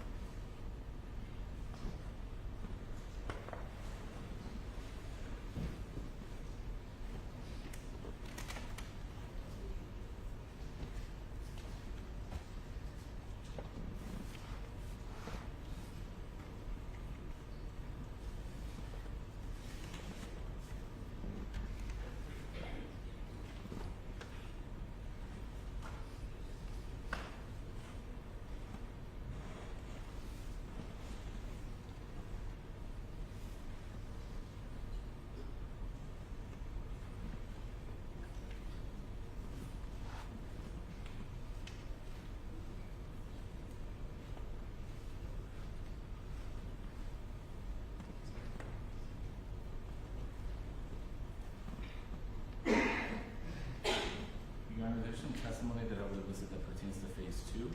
I guess my question would be whether the court wants me to go into that now or wait. Sure. At some point in time, we mentioned how the initial impression, date of incident, was that it was a possible self-defense, and for the last 45 minutes or so, we've been discussing all the subsequent investigative steps. Yes. Did these subsequent investigative steps change your outlook of this case? Yes. Okay. How did it change? It changed the fact that I learned that Christian was always the one trying to calm the situation down. Based off of the messages and everything, he was always the one that ends up getting hurt. And the defendant is just the one that's always unable to control herself and hurt him. As a result, did you apply for an arrest warrant? Yes. Was that Yes. directing the court to state Exhibit 1? As a result of that arrest warrant, were efforts taken to locate Miss Clenney, excuse me? Yes. Who assisted in locating Miss Clenney? The marshals. Okay. Why were the United States Marshals asked to locate Miss Clenney? Because she was out of our jurisdiction. Okay. Where was she? In Hawaii. Okay. Do you remember where in Hawaii? Hilo, Hawaii. Okay. Did as a result of her arrest, did you travel Yes. to Hawaii? Yes. How long did it take you to travel? It took me about 24 hours to get there. Okay. How many flights? 3. And actually, before we go too far down the drift, when you received the lease records, did you receive a letter documenting the defendant's move out? Say that again? Did you, within that packet, was there documentation about the defendant moving out of the apartment? Yes. They were in the process of. Okay. Did the records document that she moved out April 28th? I don't remember. I'll just direct the court to the exhibit for the record 28th. So the defendant had moved out of Miami, was located in Hawaii. Because she was in Hawaii, actually, let me back that up. Do you know how she was located in Hawaii?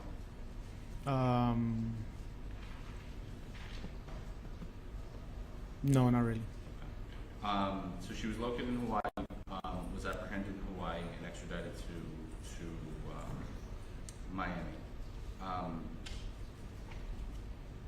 Did you, I guess, as a result of this investigation, were there subpoenas that were prepared obtaining the defendant's financial records? Yes. Okay.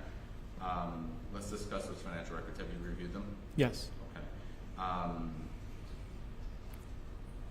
Directing the court to the financial records, which I believe are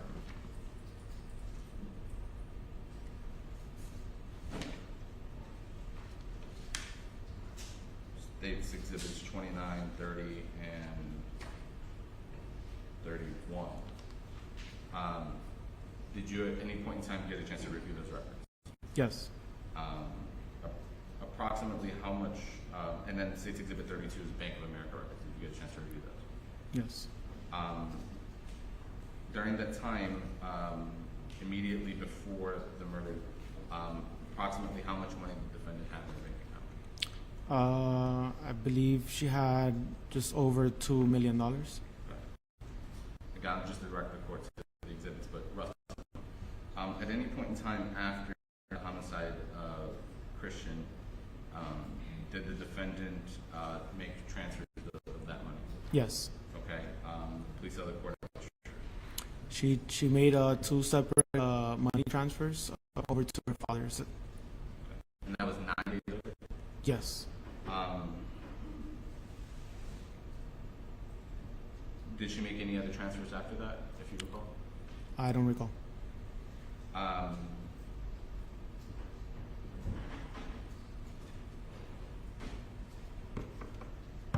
Besides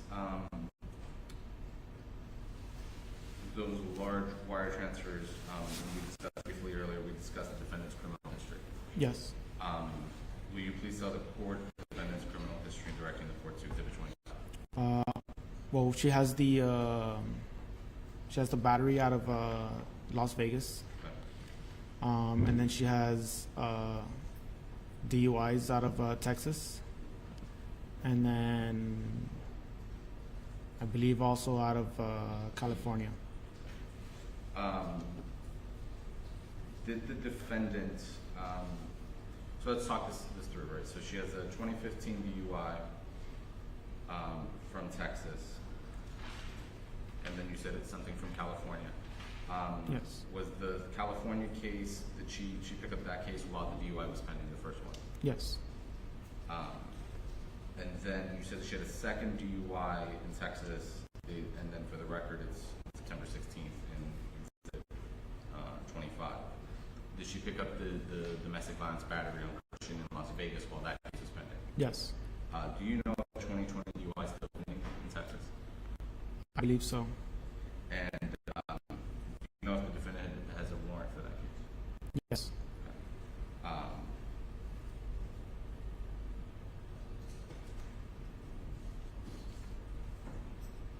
One second.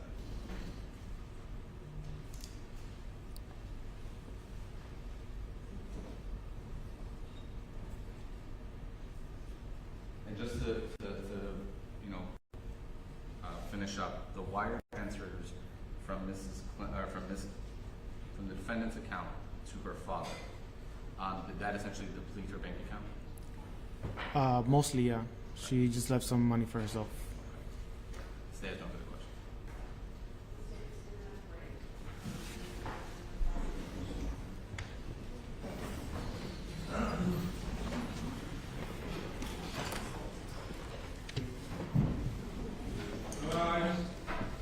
Write your first and last name. Thank you.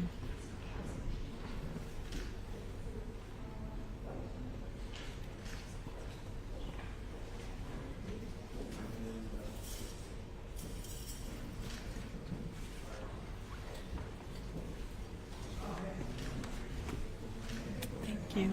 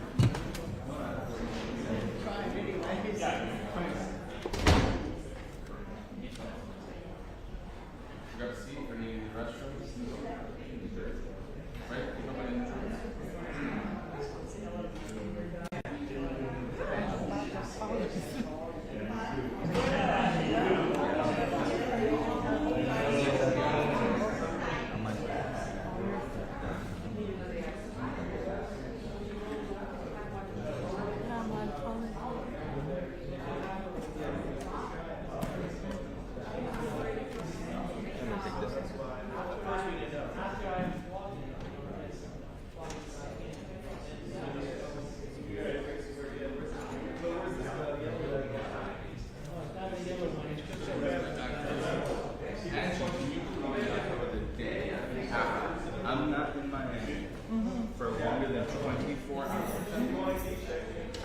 When I came back from vacation in October, man, a car hit my car, but it was the worst kind of Miami accident. So like,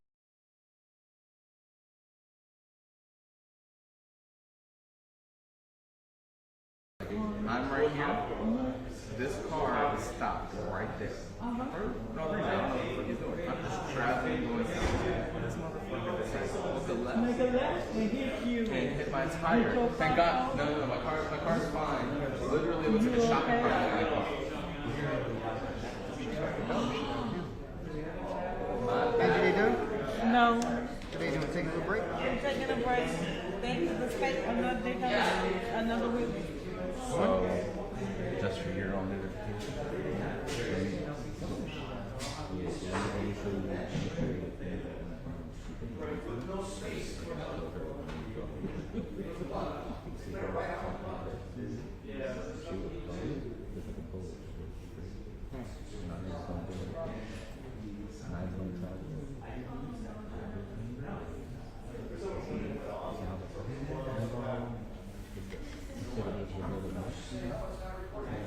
Tell me this isn't this.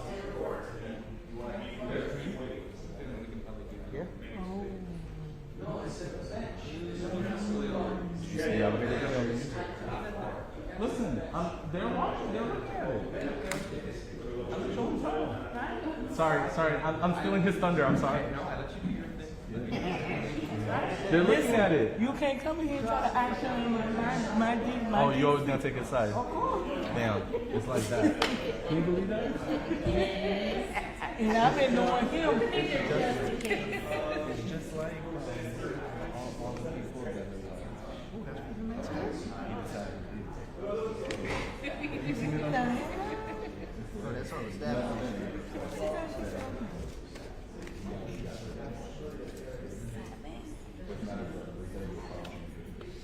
I'm good. How are you?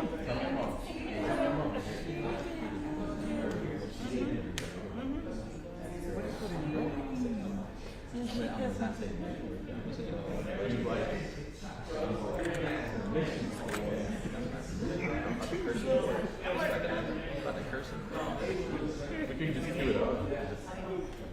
It's like a button. No, when you get it wrong. No. Oh, you will. She needs all. What course is about? Oh, yes. Absolutely. You have a flash drive? Yes, I do. I'll do that right now.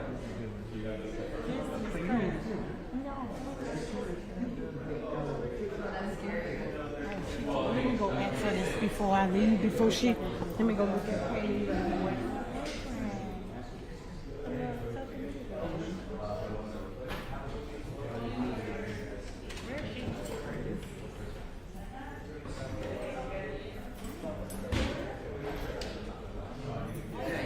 Came to supervise. Take her picture. Make sure you take her picture. Supervisor, what happened? I paid it off.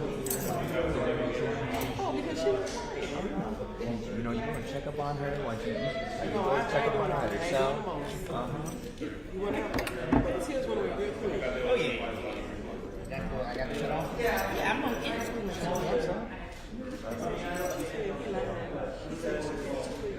we had this suck.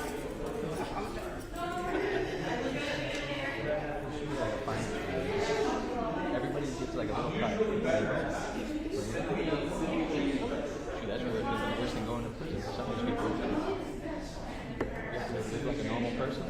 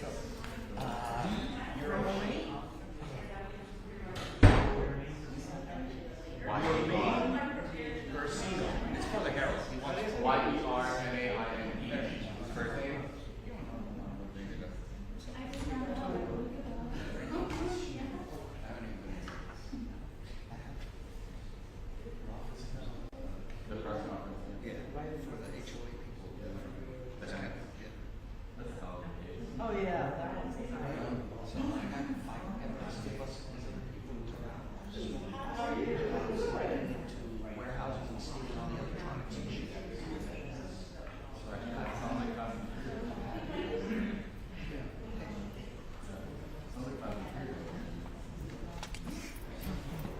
They say you're right. Oh,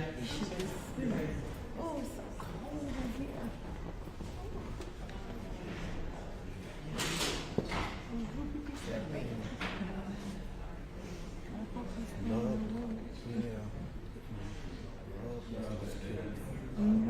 Definitely. He should have been out of there. See, that's a classic.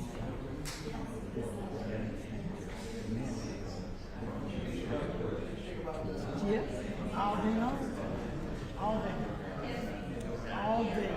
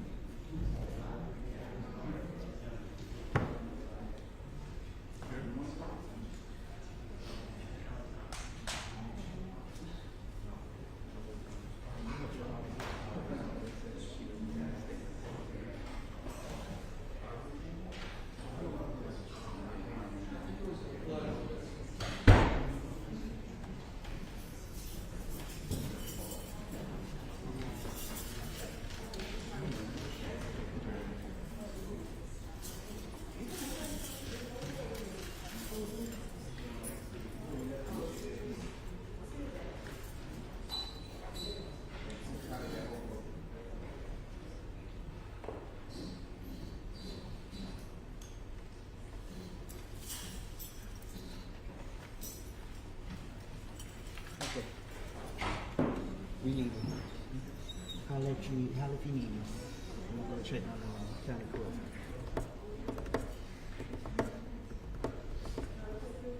Got travel. County court, y'all. There's a few things going on.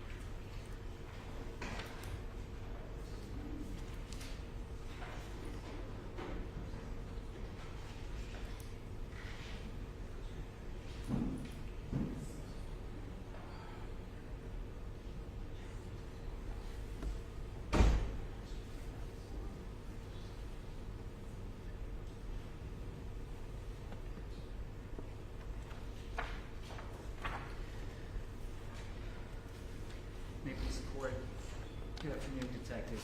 Good afternoon. Detective, let me just start. We've met before, right? Yes. And the first time we met was at the City of Miami Homicide Bureau, correct? Yes. I showed up there. Yes. And we had a conversation, right? Yes.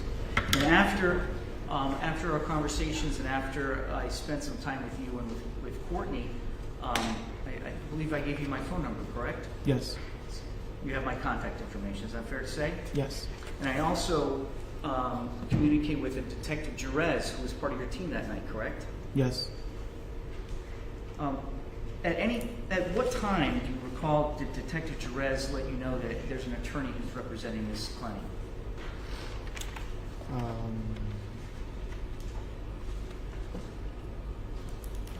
It was later in the afternoon. Later in the afternoon? Yeah. And did she notify you by text or by phone call? When we spoke in the station. So she notified you orally? Yeah. Verbally? Yeah.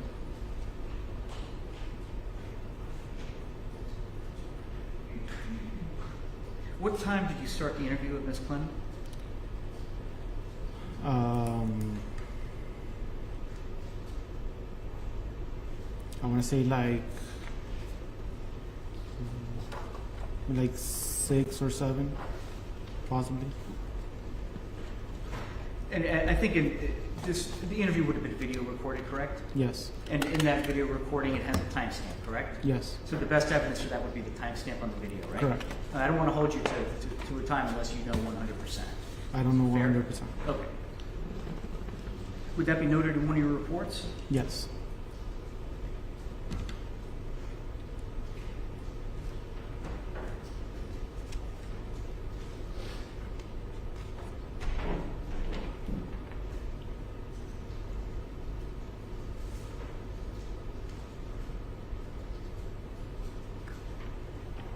Now, when you started your interview of Ms. Clenney, you already knew that Mr. Obumseli was deceased, correct? Yes. You did not tell her that, correct? I did not. About how many times would you say she asked about how he was doing throughout the course of that interview? Several times. Several, more than 3, more than 5, less than 10? About 3 or 4 times. And what did you tell her every time that she was asking about how he's doing? That he was just at the hospital and they're still working on him. And so that's not the truth. That was a lie, correct? Correct.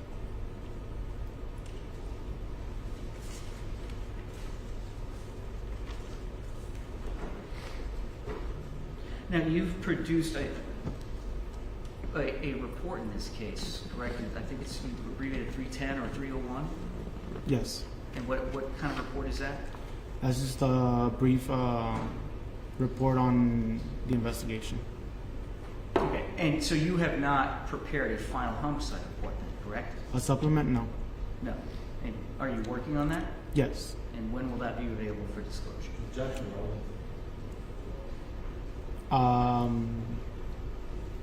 When I, hopefully soon. Okay. And the contents of that report are going to be consistent with what you're saying here today, correct? Yes. And there's not going to be anything added or anything different, correct? No.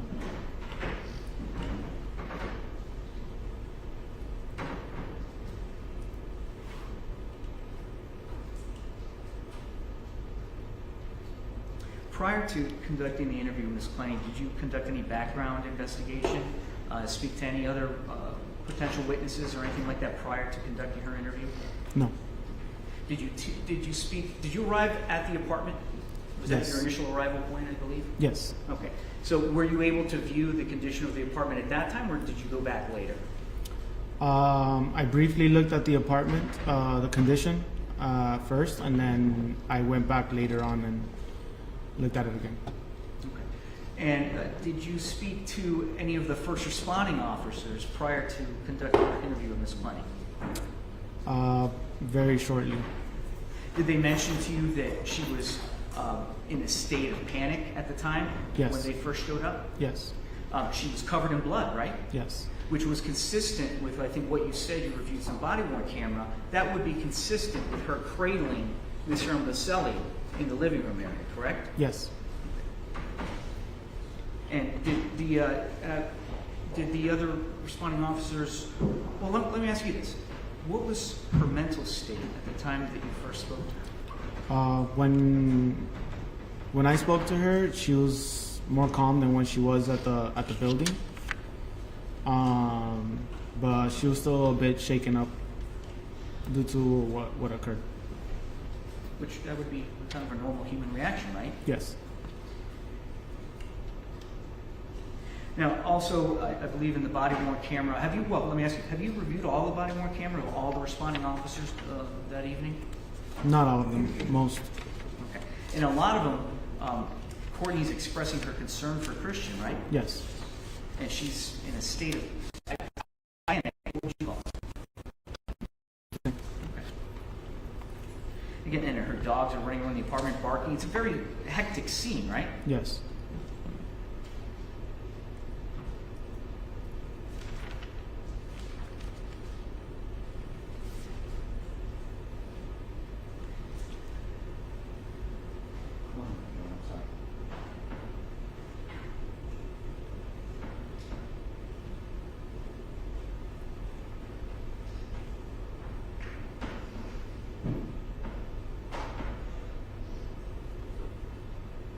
Now,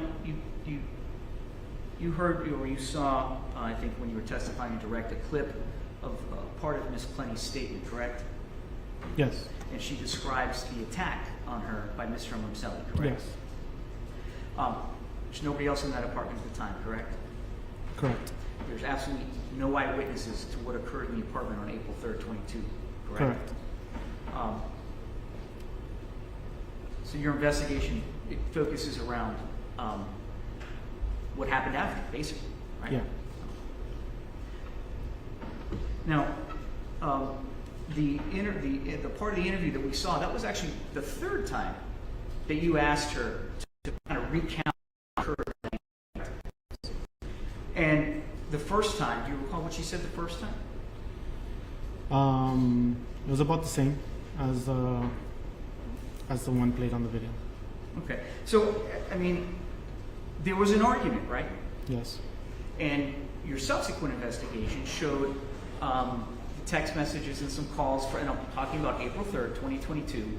We'll get to the other stuff later. Mm-hmm. But on April 3rd, 2022, you had the video of them in the morning. Doesn't seem like there's anything wrong. Yeah. Right? You have some text messages and some calls that occur right before that. Yeah. Right before around 4:30 p.m., correct? Yeah.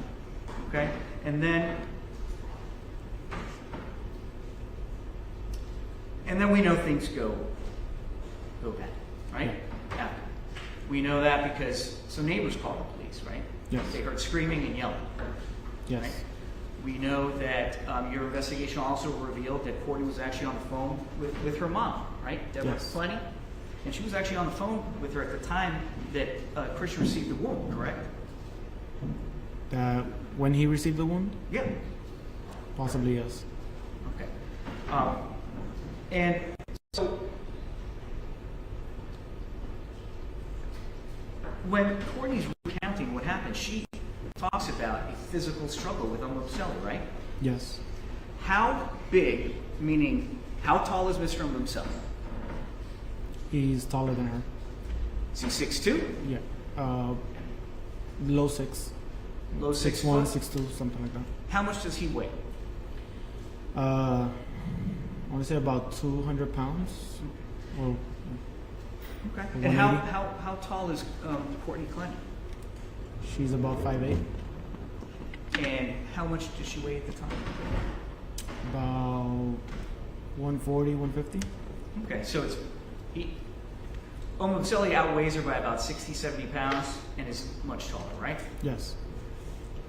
Now, she describes his attack on several occasions. I think the third time, right, she mentions that he got in a crouching position, or he was crouching, and then he came at her, right? I don't remember that. No? That's not her statement? I don't remember that. Okay. Do you remember her saying she could see the whites of his eyes? No. Did you review her statement before coming here to testify today? Objection, counsel testifying. also arguing I reviewed part of it. Part of it, not the whole thing. So, again, but you're saying her testimony from the first time you asked her to recount what occurred was similar to the third time, right? Correct.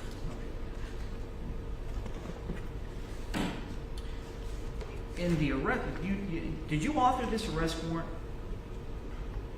And I'm holding it up. It's been admitted into evidence, and Judge, procedurally, I would move to submit, try to move into evidence all defense exhibits which were previously provided to the court. And I believe I have no objection. defense exhibit A, I believe, was the arrest warrant. I don't have any evidence from the defense. Wait, I'm sorry, hold on. I misunderstood something. Can we approach that part?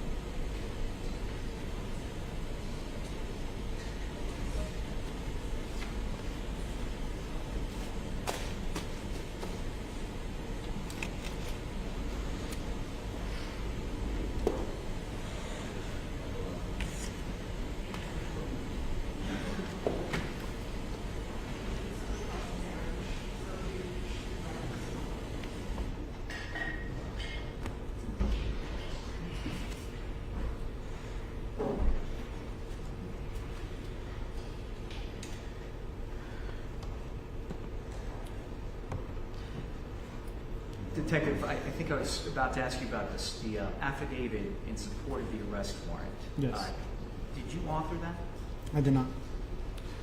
You didn't author No. the arrest warrant in this matter? No.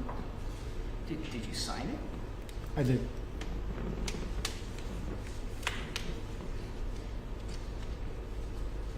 Well, you're the affidavit, right? You're the one swearing to this document? Yes. Did you read it? Yes. Did you go through it? Yes. Line by line? Line by line. Did you understand what was contained in this document? Yes.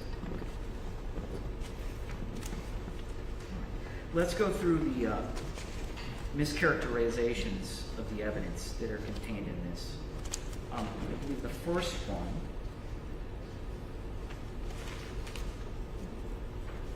In this affidavit, you talk about, and this is going to be, and please let me know if you need to see this. This is a Defense Exhibit A. I think the government also introduced the arrest warrant. And this is on page 4 of 6. This is the second full paragraph. You stated, in her explanation to the police regarding the content of the phone calls that day, D. Clenney, which is Deborah, did not say she discussed the incident with the defendant. However, investigators know D. Clenney did communicate with the defendant about the incident because investigators saw a text message from mom on the defendant's phone recorded at 5:25 p.m. that mentioned self-defense and advised her not to say anything to investigators without an attorney. In addition to omitting her conversations with defendant D. Clenney, in addition to omitting her conversations with defendant D. Clenney, recorded statement also admits any claim that the defendant said she was being attacked by the victim during the call. Do you stand by those words? Can you read the last sentence one more time? Yeah, I was showing an objection to this characterization because he said admits versus omits, which is what the warrant says. In addition to omitting her conversations with defendant, D. Clenney's recorded statement also omits any claim that the defendant said she was being attacked by the victim during the call. Correct. Okay. You stand by those words? Yes. Okay.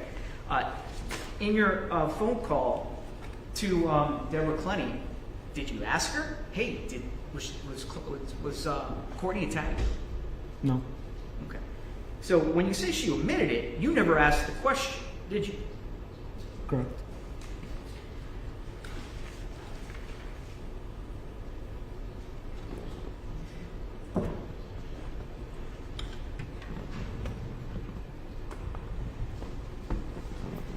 You also, in this paragraph that I read, you indicated that D. Clenney, meaning Courtney's mom, did not communicate, or the investigator, that Deborah Clenney did not say she discussed the incident with the defendant, meaning the attack, right? Correct. Okay. You didn't ask her about that, did you? Did you say, hey, did Courtney tell you about the attack? No. No, you didn't ask her that, right? So any omission is because she didn't volunteer it, correct? Correct. Now, while you're, I guess this paragraph says, while you're interviewing her, I guess you saw a text message kind of pop up on Courtney's phone? Yes. And were you able to view that? That's the answer that we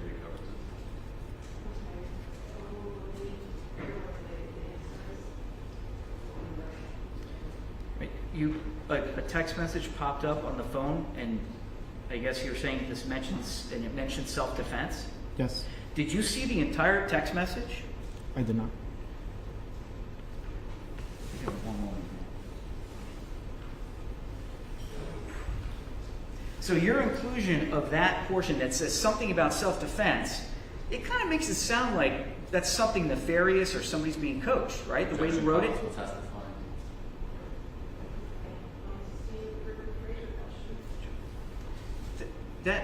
These are your words that you adopted, right? It kind of makes it sound like there's a cover-up, right? Yes. And you put these words in here without seeing the full and complete text message, correct? Yes. Now, on the screen here, I think it's the Defense Exhibit C, right? This is the complete text message. At 4:04 p.m., which would be Texas time, so that would be 5:04 p.m., okay, Miami time. Please tell me what's happening. This is from Deborah to Courtney, my sunshine. Please tell me what's happening. You have to call me, exclamation point. Even though it was self-defense, don't say anything with the police without getting a lawyer first. Call me, please. It's very important. Even though it was self-defense, you cannot say anything without an attorney, exclamation point. Innocent people get in trouble all the time. Right? That's the complete message. And this is a mother, right, that's in another state. Right? Objection, counsel testifying, no question pending, both to everything that we just said and now. Sure. Do you know where Miss Clenney was? Meaning Deborah Clenney? on the date of April 3rd, 2022? Yes. And where was she? Texas. And where was Courtney? In Miami. Okay. So, what seems clear to me, and correct me if I'm wrong, but it appears that Miss Deborah Clenney was unable to contact her daughter at least between 5:04 p.m. Miami time, and then even going into the late night of 10:46 p.m. There's no responses, right, by Courtney? Correct. So this could be a very concerned mother, correct? Yes. Okay. And Deborah was on the phone with Courtney listening to the argument that night, right? Yes.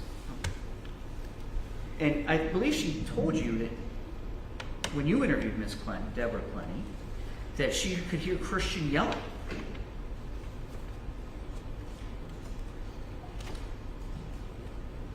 I believe so. Again, you weren't in the apartment that night, were you? No. Now, you testified previously that her first and third recitation of her statement of what happened that night about the attack was consistent, correct? Yes. This is page 4 of 6 of your the arrest warrant whose language you adopted. Actually, you know what? Let me stop you there. If you didn't write this, who wrote this? State attorney. Which state attorney? Khalil. Mr. Quinnen? Yes.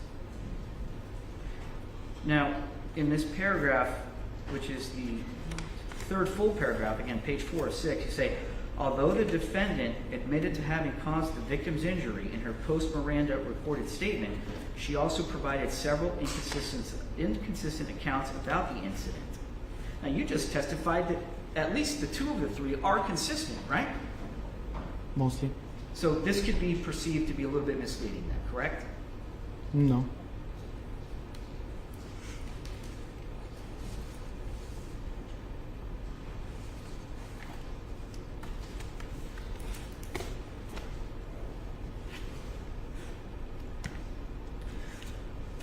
You had crime scene, or somebody had crime scene respond to the Homicide Bureau, correct? Yes. And I think I may have been there when they came to photograph her.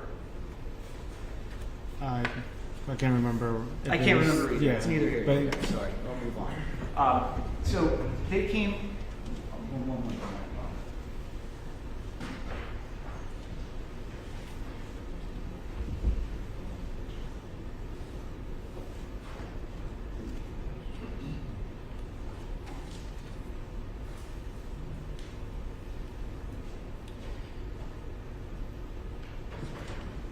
Sorry, I forgot where I was. So crime scene did come out to the Homicide Bureau and they photographed Miss Clenney's physical condition, correct? Yes.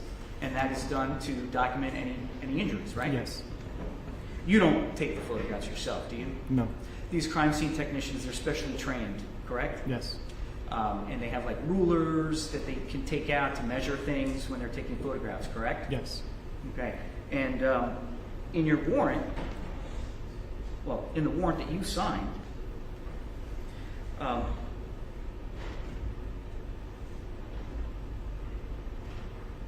again, the last full paragraph, the defendant's physical body was documented on the date of the incident, and there were no injuries to her person to corroborate this account.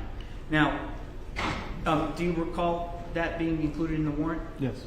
Okay, and that's, for the record and for your honor, it's page 4 of 6. Now, on the screen, which is Defense Exhibit H, these are crime scene photos, are they not? Yes. And these are taken by your department, correct? Yes. And these was then provided to the state and then provided to the defense, right? Yes. Okay, on the left side of the screen, there seems to be a bruise on the inside of her right arm. Do you see that? Yes. Okay. Could that bruise be consistent with a physical altercation? At some point, yeah. Objection to proper opinion. Is that next?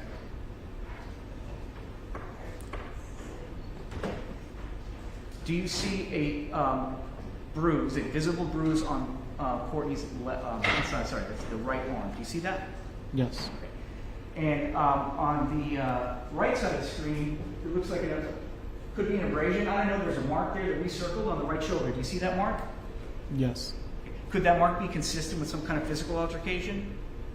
Yes. We also have crime scene photos. Again, the inside of the right arm. This is I think the closer up view of what we saw a second ago. And in this picture, there's a ruler, right? Okay, yes, sir. And if you need to get up with your Honor's permission, if the witness needs to get down, thank you, Judge.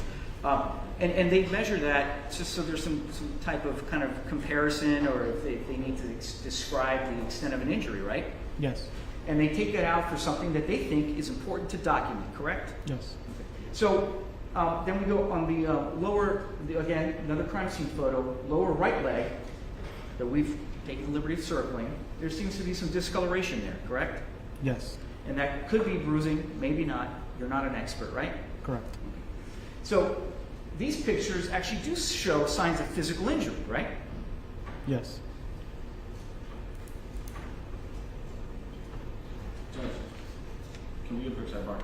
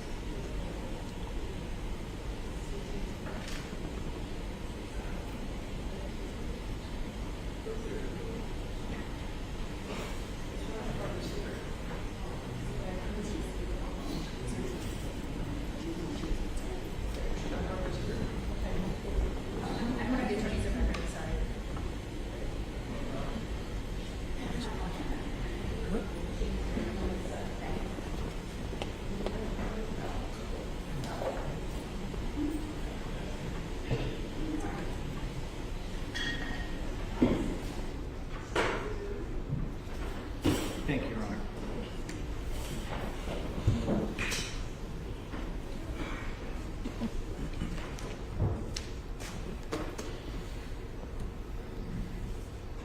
Now, Detective, on direct, you testified that the medical examiner said that basically throwing a knife from that distance in that manner couldn't have caused that wound. Is that basically a summary of what he told you? Yes. Okay. Are you a knife expert? No. Is the medical examiner a knife expert? I don't know.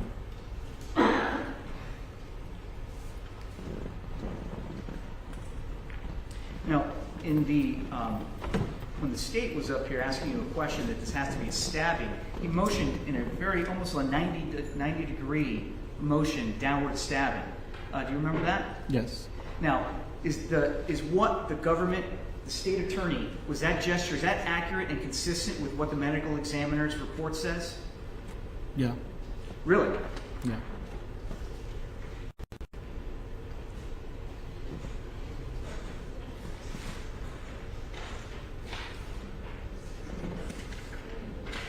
Detective, did you review the report from the medical examiner? Okay. So, objection and proper impeachment. Also, it's going to be mischaracterization.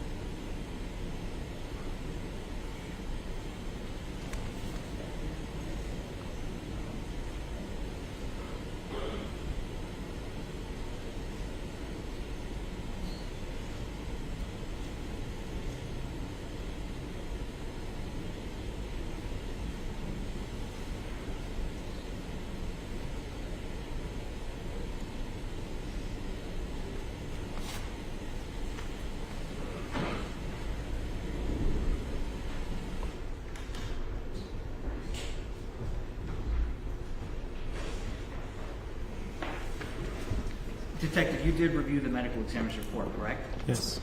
And his report indicates that it is a slight downward angle, correct? Yes.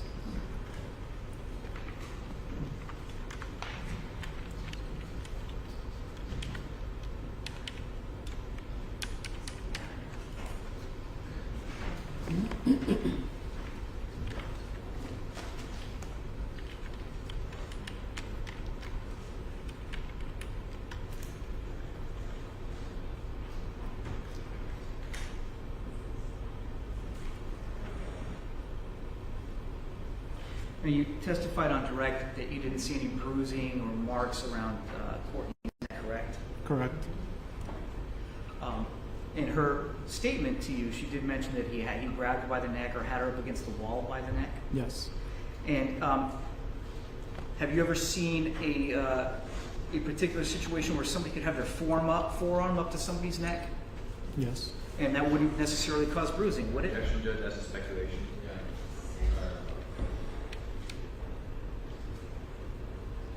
And Ms. Clenney indicated also that at some point he threw her down to the ground, correct? Yes. Before? And I think she said on her shoulder. She wasn't able to explain to me how he put her on the ground. Right, I think she said something like, well, and then I was on the ground, right? Yes. Okay, which somebody who's just experienced a traumatic experience that Courtney experienced, that wouldn't necessarily mean that she has an accurate memory, correct? Objection. Speculation. Detective, have you ever been in a fight before? Objection. You answer?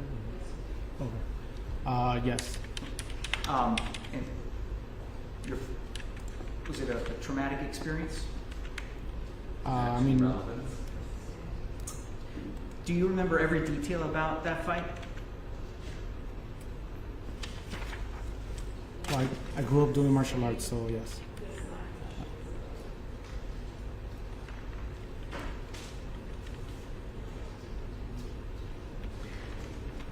In Courtney's statement at one point, she said she was able to break free, correct? Yes. Or she was able to get up, right? She wasn't able. She was able to. She explained that he wasn't on top of her anymore, but she was able to get out, but she couldn't explain exactly how. And you testified again after looking at the crime scene, after speaking to Ms. Clenney that night, after you spoke with me, you were looking at this case as a case of self-defense, correct? Yes. Now, as part of your investigation, did you try to canvass the area to find other witnesses? We attempted to contact other members of the building in the same hallway as well. And were you able to locate the witness that said he saw Christian hitting Courtney in the head prior to April 3rd, 2022? I could not find him. But you heard about that witness, correct? Yes. It was reported to you by somebody else, right? Yes.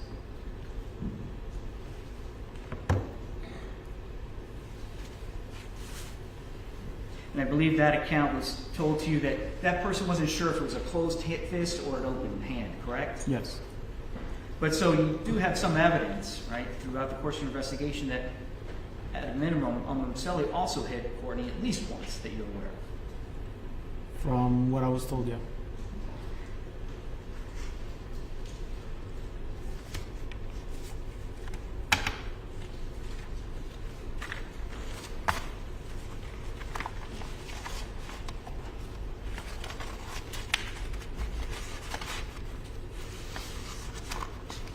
Did you also interview any witnesses, neighbors in this case?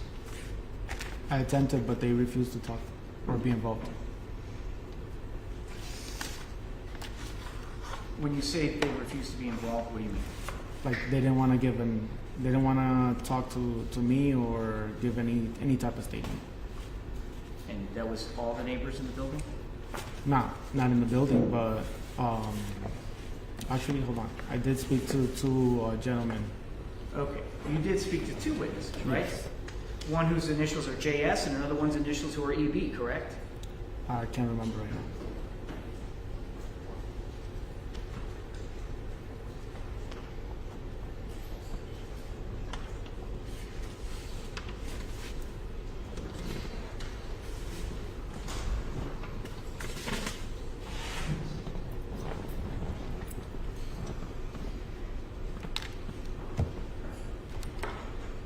Detective, so the, I don't want to necessarily put their names on the record now, but one of the witnesses, JS, I guess.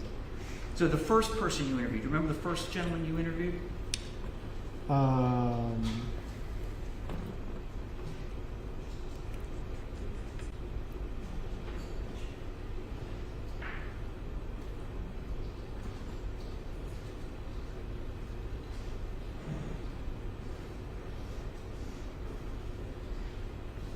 I don't want to play your whole interview. I have some excerpts that I'll play later for the court so we can move through this. But in substance, would you agree that that individual basically said he had seen incidents of, I think, Christian Obumseli chasing or running around Courtney's car trying to gain entry? Do you remember that? Yes. Okay. And that same individual also, in that same interview, said basically, look, I know a victim of domestic violence when I see one, and Courtney was a victim of domestic violence, right? Objection and proper opinion.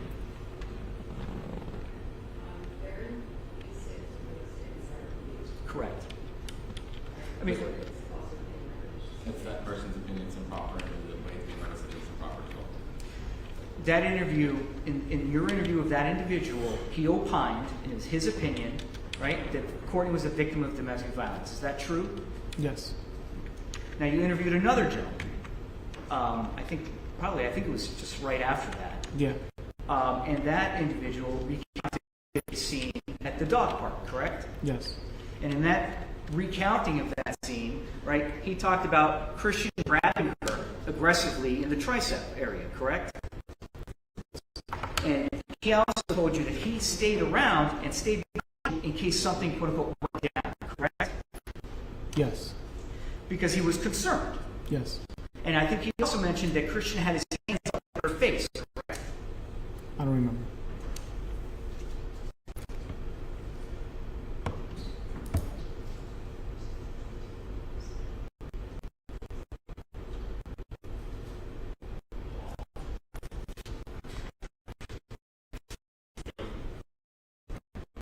Now, I want to go back to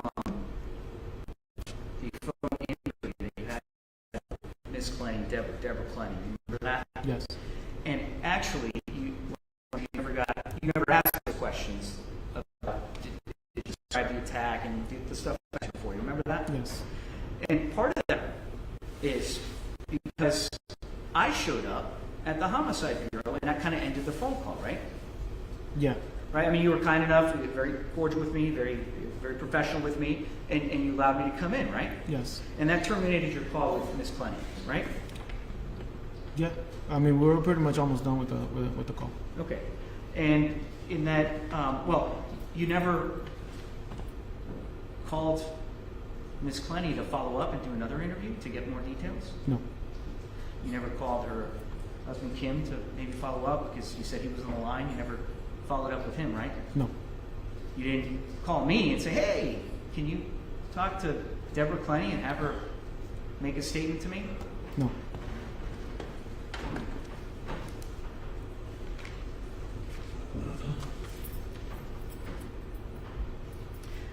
But what she did tell you was she overheard Courtney saying, stay back, right? Stay back. Yes.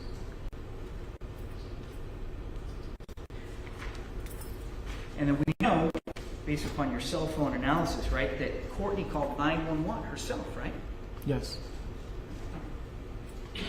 And we heard it. She's there panicking, trying to get help, right? Yes. And again, when the first responder showed up, she was cradling Mr. Obumseli in her arms, correct? Yes. Now, you also served well, let me ask you this. Did Courtney, during your interview, she was remorseful, right? Yes. Objection, relevance. Right? She seemed remorseful and genuine with you, correct? Yes. Objection calls for credibility of the witness. That's right.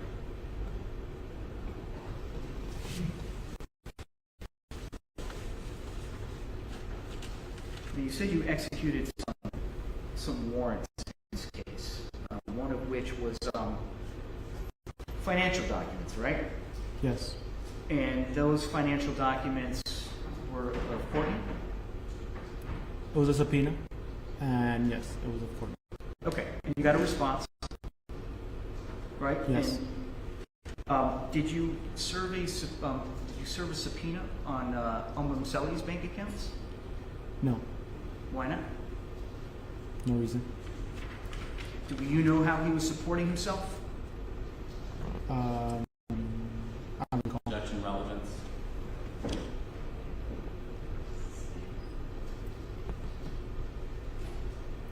Did your investigation reveal that he was a cryptocurrency trader? Yes. Judge can hold line of inquiry here.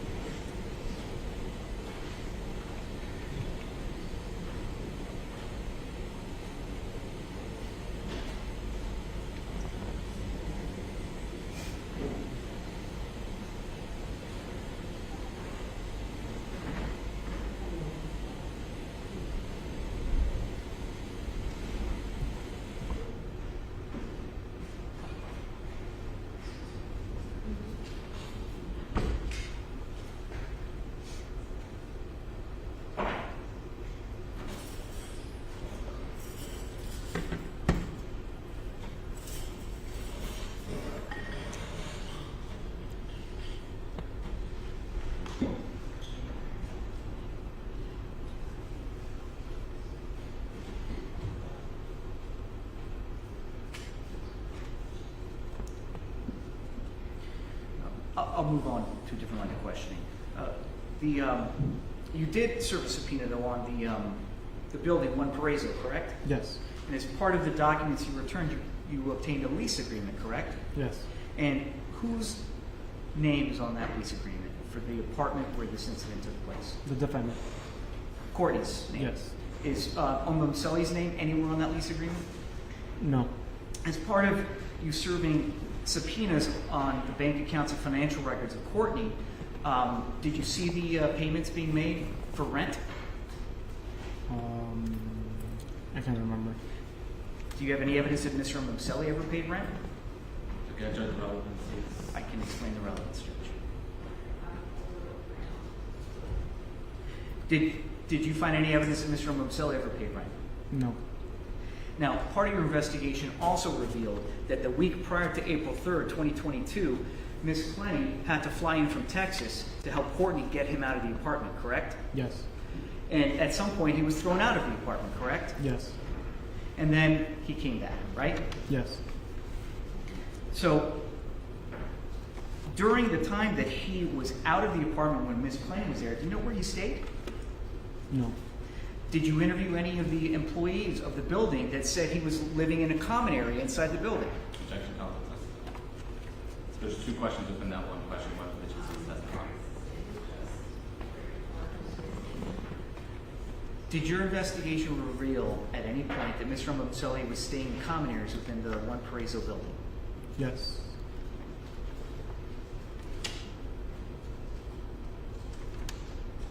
Now you discussed the the manner in which you get up to the apartment in the elevator. Is it fair to say that you have to have a key fob in order to get into a specific apartment? Yes. And that particular fob is programmed only for that particular floor or apartment, correct? Yes. And the elevator, when it opens up directly into the apartment, correct? Yes. So once somebody gains access to the elevator, activates the fob, the next stop is the apartment, Yes. right?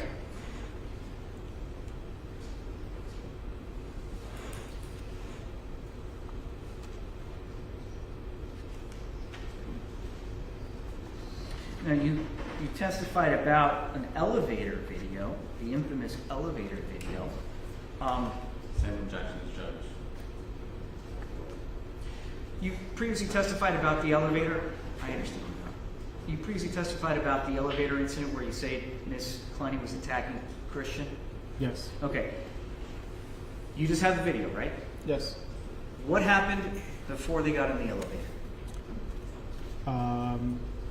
We don't know, or I don't really recall what happened before. You don't know what happened before that elevator video, correct? Yes. Did you interview any witnesses that told you what happened before that incident in the elevator? No. So all you have is a video. Yes. No context to what occurred prior to Courtney getting on that elevator, correct? Correct. Now, she seemed pretty upset in that video, correct? Yes. And at some point, Mr. Obumseli is able to gain access to the control panel to get the fob, correct? To use the fob, yeah. Right. And that fob would take him directly into the apartment, correct? Yes. So the only way to get Mr. Obumseli not to go to that apartment would be to not allow him to use the fob, correct? Yes. Do you know if Courtney wanted him in the apartment that evening? Judge, that's speculation.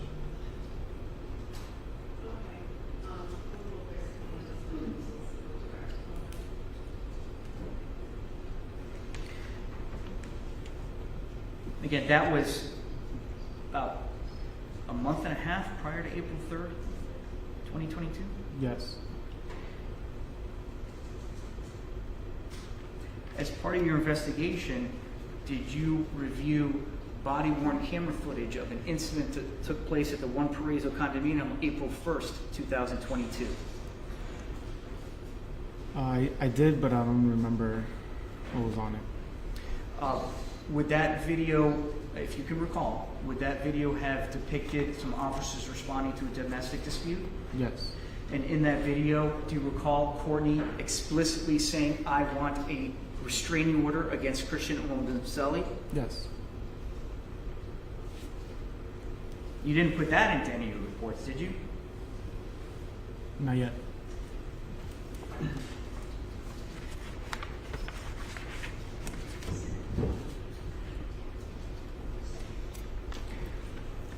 Now, Detective, in April of 2022, you had been with the Homicide Unit for less than 1 year, correct? Yes. Prior to that, what was your assignment? I was in robbery. And Detective prior robbery. prior to being a robbery, sorry, I cut you off. I didn't hear your response. You were a robbery detective and you were going to say something else. No, that was just it. Prior to being assigned to the robbery unit, where were you? I was in the problem-solving team. I was in the problem-solving team in Overtime. What? I'm not familiar. What is the problem That's solving? just a unit that proactively works on ongoing issues within the community. Okay. And prior to that, I'm going to guess you were on patrol street? Yes. Okay.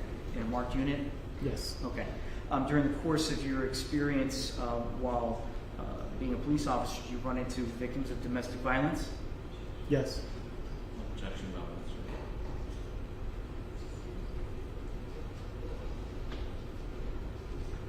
Are you familiar, let me ask you this, when you're in the police academy or as part of your ongoing training as a police officer, are you trained to notice signs of domestic violence? Same objection. Also, improper opinion, I can keep going. I'm asking if he's been trained or not.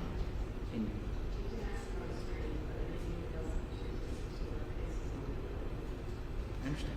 Have you been trained on detecting signs of domestic violence? Yes. Are you trained about what they call the cycle of violence? Objection 702.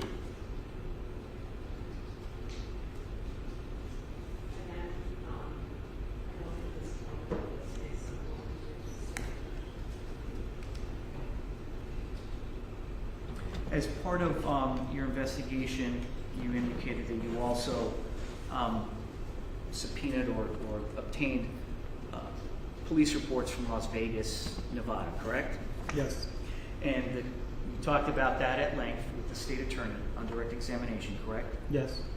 And in your subpoenaing of those records, in addition to the police report, also came a statement, a sworn statement, by one of the hotel security officers. Does that ring a bell? Yes. And in that report, well, let me ask you this. Did you review the body-worn camera of that incident? Yes. And I believe the investigating officer was Detective, or I think Officer Velasco? He was an officer. I don't remember the name though. Okay. And this is the video, just so we can make sure we're talking about the same one. The video of the officer who first goes to see, I think speaks to Mr. Obumseli. Yes. And then talks to Courtney. Yes. But the first person he talks to is, I think, some member of the hotel security staff, correct? Yes. And when he approaches that individual gives him kind of a summary of what they have, so to speak, correct? Yes. And what he says is security got called, right? Yes. Who called security? I can't remember. Well, was it Courtney or was it Christian? Honestly, I can't remember. Okay. If I told you it was Courtney, would you believe me? Same objections as you. So you don't recall? I don't. Well, we'll play it for you, or not for you, but we'll play it later. Okay. So do you recall that person telling you that his security people came into the hotel room and noticed clumps of Courtney's hair on the floor? Yes.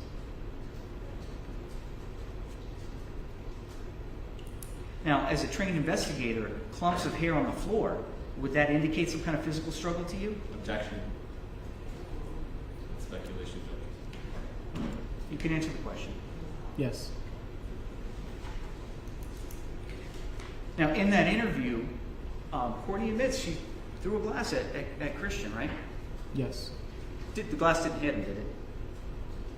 I'm not sure. Also in that video, Courtney tells the officer right before she's being arrested that she didn't tell him the whole story, right? Yes. Because she didn't want Christian to get in trouble, right? Yes.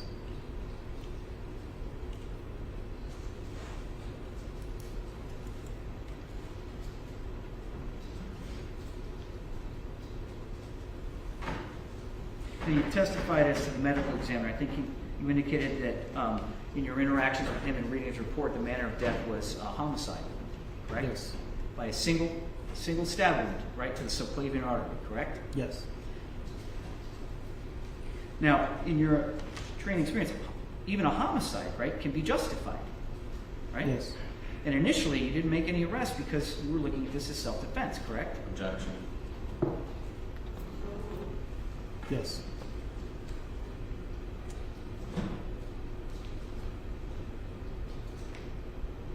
Now, you talked about blood spatter and droplets and pooling of blood, right? But you're not a blood spatter expert, correct? No. You were just recanting what's on the scene that you saw, right? Yes. And that the blood, as far as you're concerned, was consistent with somebody sustaining an injury and then walking around the apartment or running around the apartment, right? You don't have to look at the state. You can look at me when you answer the questions. Okay.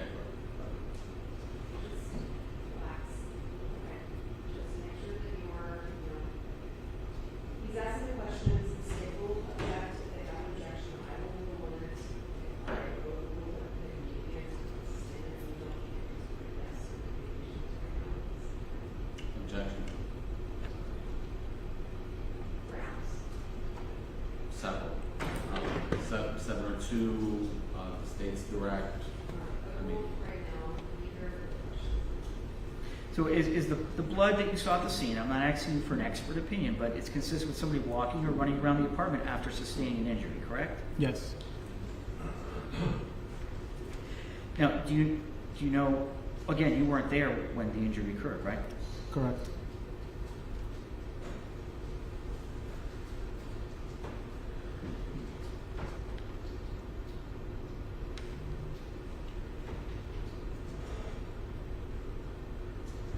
You also mentioned in the Las Vegas video body cam, I think that Courtney said, oh yeah, I threw a plate at him or something, some other stuff. Is that correct? Yes. Okay. Are you Hispanic? Yes. Okay. Do you have an abuela? jack shit. Do you have a grandmother? I'll move on. Do you know what a chancleta is, detective? Judge objection. I'll move on, Judge. I'm sorry.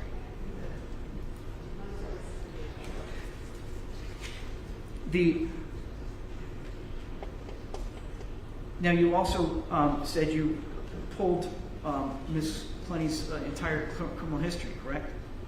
Yes. And you said there was a California case? That was Yes. a DWI or DUI? I think they call it DWI over there. Right. And that was a case that the charges were dropped, right?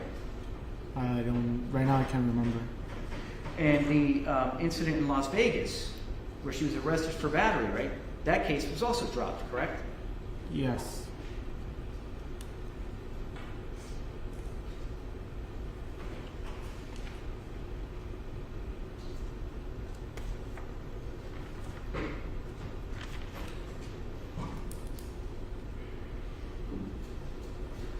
You also testified that you did a cell phone extraction of Mr. Obumseli's phone, correct? Yes. And you were capable to do that because Ms. Clenney gave you the passcode for that phone, right? Yes. She was cooperative with you during your investigation, correct? Yes. And in fact, I offered to be cooperative with you throughout the course of your investigation, correct? Yes. I'd call you every now and then just to follow up, right? Yes. Or I would text you, right? Yes. And I even said, hey, look, if something changes in your investigation, let me know, and we'll go to your office, surrender her, right? Yes.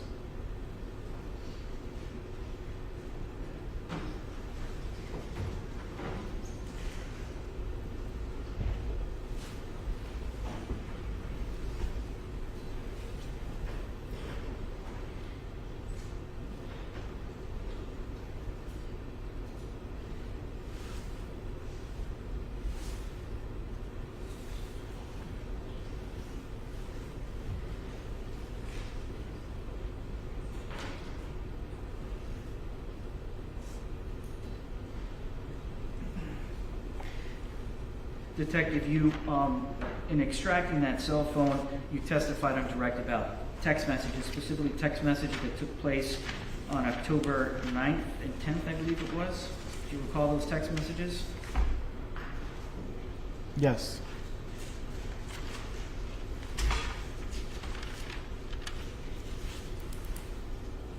And I believe those, basically, in summary, you said that those text messages indicate that there was a physical altercation and Courtney hit him in the head with a phone, correct? Yes. There was a physical struggle, correct? Yes. Do you know what happened that caused Ms. Clenney to take that drastic action? May I review my notes real quick? Sure.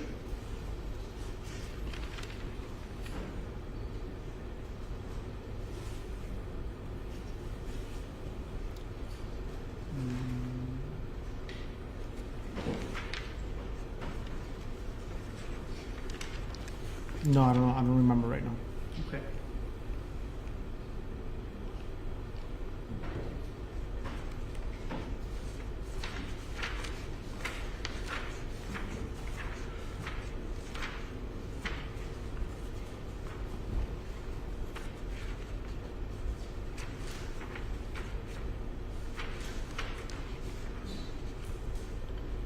And I think it was, again, this is State's Exhibit 4.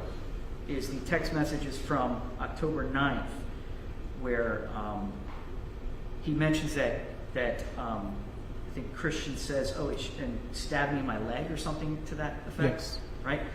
In the follow-up text messages by Courtney responding to that, she never admits to stabbing him in the leg, correct?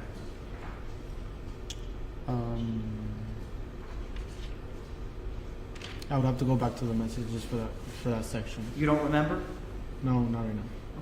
I mean, that would be something important, right? That you Yes. would have noted Yes. if she would make an admission of stabbing him previously, correct? Yes. Okay. Did you know that Christian would harm himself sometimes by cutting himself? No. You didn't know that? In your interview of Courtney, did she not disclose that to you? Objection. It's still not relevant, and the court has really before. Can you say it again?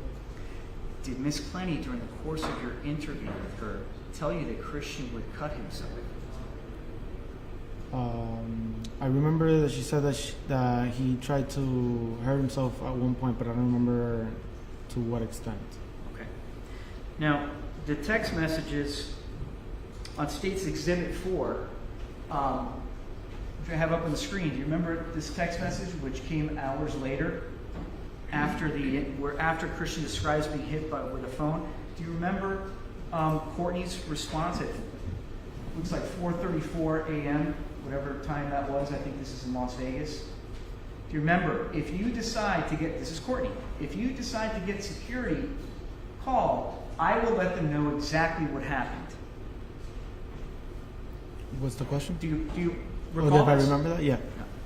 So is it fair to say that these texts don't say exactly what happened? No. And it appears to me Courtney's not afraid of telling somebody exactly what happened, right? That's her text? Correct.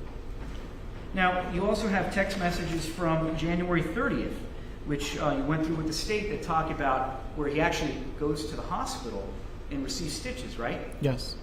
And he's cut across, his chin and I think you said his cheek, correct? Yes. Now, I think that was an argument over some text messages, right? Yes. Again, we don't know what happened in phone calls, perhaps, prior to the text messages. No. We don't know what conversations they may have had, correct? No. All we have is these texts, right? Yes.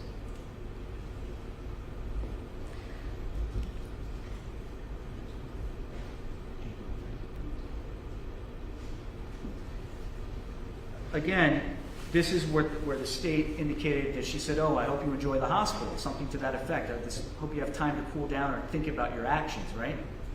Oh, I don't know about cool down, but Well, hopefully, again, Courtney's text, hopefully this will give you time to think about your actions, right? yes. I'm sorry, cool down, those were my words. Yeah.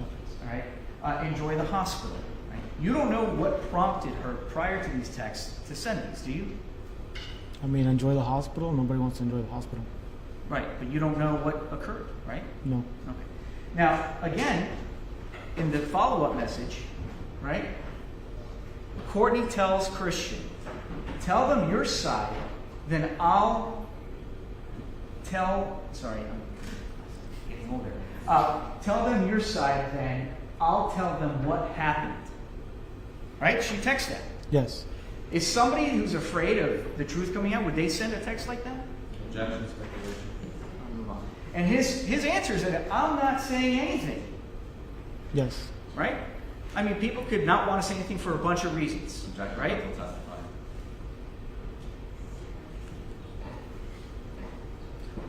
One of which could be that Christian doesn't want the truth to come out, correct? Objection, speculation, counsel testifying.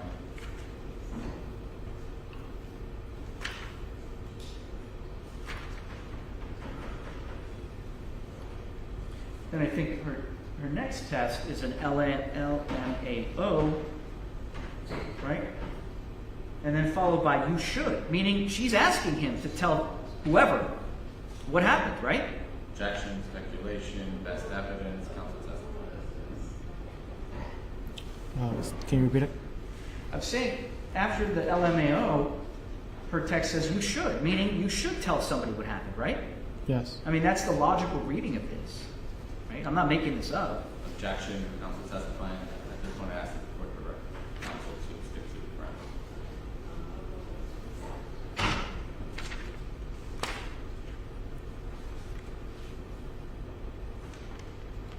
Did you I think you indicated that the photograph of his stitches pinged, that the GPS data associated with that picture put him at Mount Sinai Hospital? Yes. In that area, right? One of the injuries points at Mount Sinai Hospital. Okay. Did you pull the medical record? Did you serve a subpoena for the medical records from Mount Sinai Hospital? I did not. Do you know if the state executed a subpoena for those medical records? I don't know. Do we know for a fact if that's where he was treated at Mount Sinai? I mean, it pings right on top of Mount Sinai, so, and he was in the bed, and the picture shows that he's in a medical bed. Right. I mean, I'm just trying to figure it out. There's no other hospital there. It could be an urgent care maybe in that area.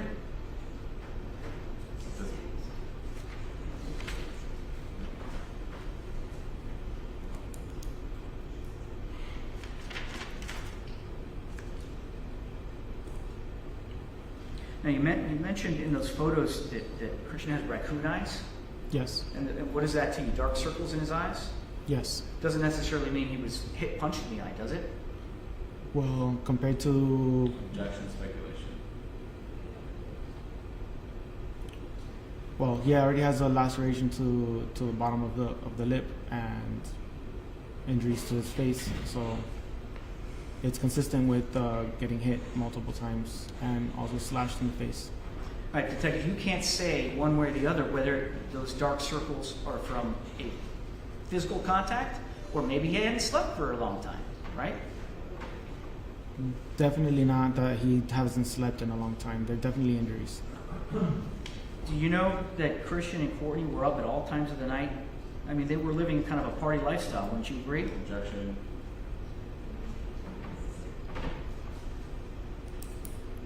There was drugs involved, correct?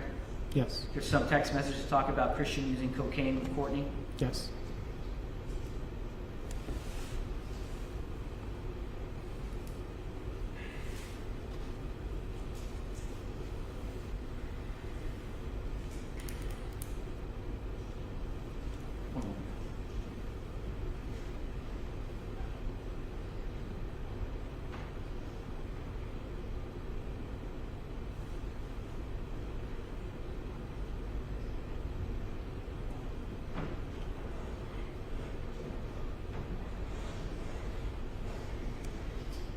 Detective, as part of crime scene responding to the apartment where this incident occurred, they also photographed certain items that had some type of evidentiary value, correct? Yes. And part of what they photographed were letters written from Christian to Courtney, correct? Yes. And in your assessment of those letters, would you say that those letters are an acknowledgement of his abuse of Courtney? I can't remember. Speculation, best evidence, Did you see those photos? I did. Did you read them? Well, I did you did. read the wording contained in those photos? I read them. Okay. If you look up on the screen, Defendant's Exhibit E, looks like this letter was torn up at some point. But is this what I'm talking about? The photographs of the letters? Yes. And there's highlighted sections in there, correct? Several objections from the oversight.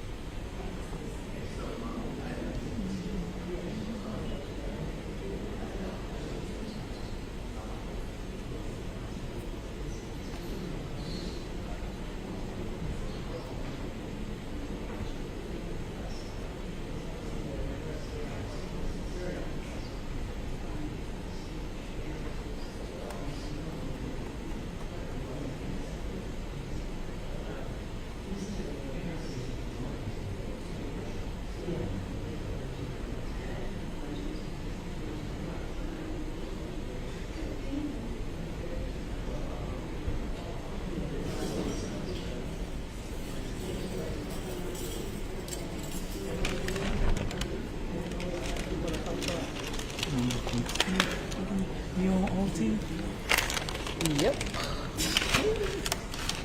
This your day? No, that's your Thursday. So, since you stayed.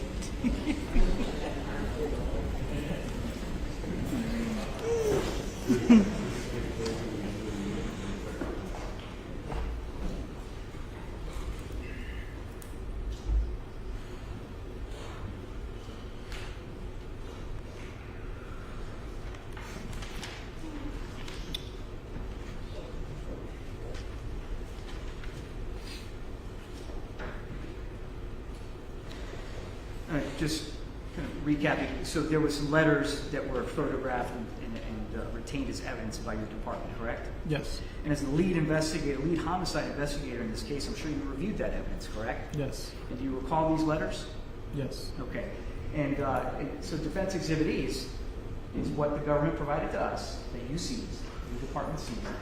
And part of the letters, although it's writ, says that he's guilty of gaslighting her, right, and mentally abusing her, right? Those are the words contained in this document? I can't remember, so I don't feel comfortable answering that.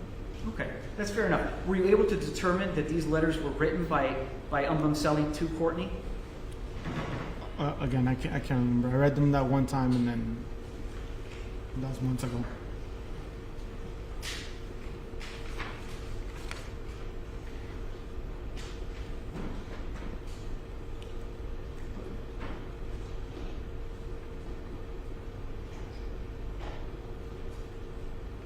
I'll move on. The court has these. The witness indicated he has no memory, so I'll move on, Judge. I apologize.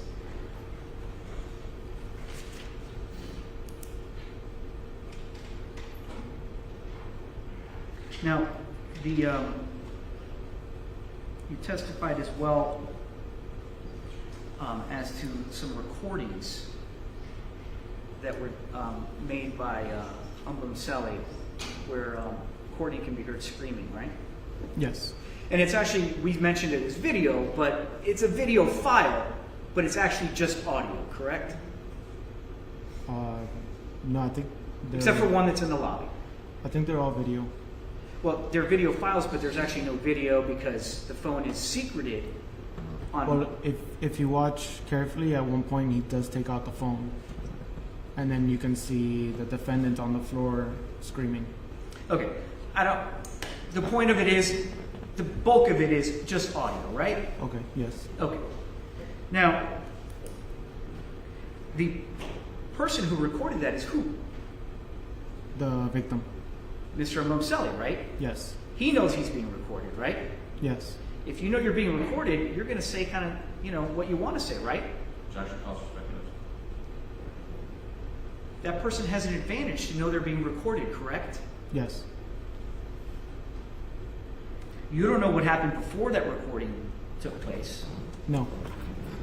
You don't know what happened after that recording took place. No. And that's true for the several recordings that are part of the evidence in this case, right? Yes.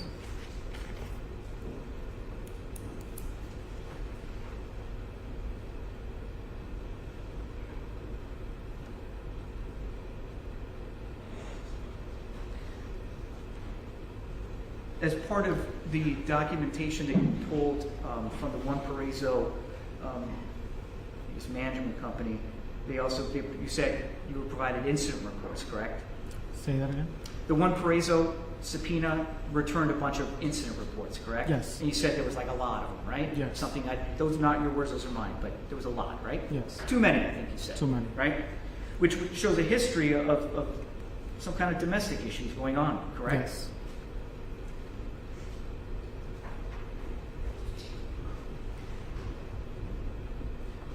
And one of those, again, was the body-worn camera from April 1st, 2022, correct? Yes. And where Courtney asked for a restraining order, correct? Yes. And in that same video, right, one of the officers asks her if he's been violent with her in the past, correct? I can't remember. Okay, well, we'll move on. It's been admitted as an exhibit for the court. Now, you mentioned something about Christian's fob was 01027 and Courtney's fob was 01058, is that correct? Yes. And at some point, clearly, I think you testified that her fob became inactive in March of 2022, correct? Yes. Okay. You don't know when she lost that fob, do you? No. Now, the day of the elevator video, you don't know if she had her fob on her, correct? Correct. She might have left it upstairs, correct? Yes.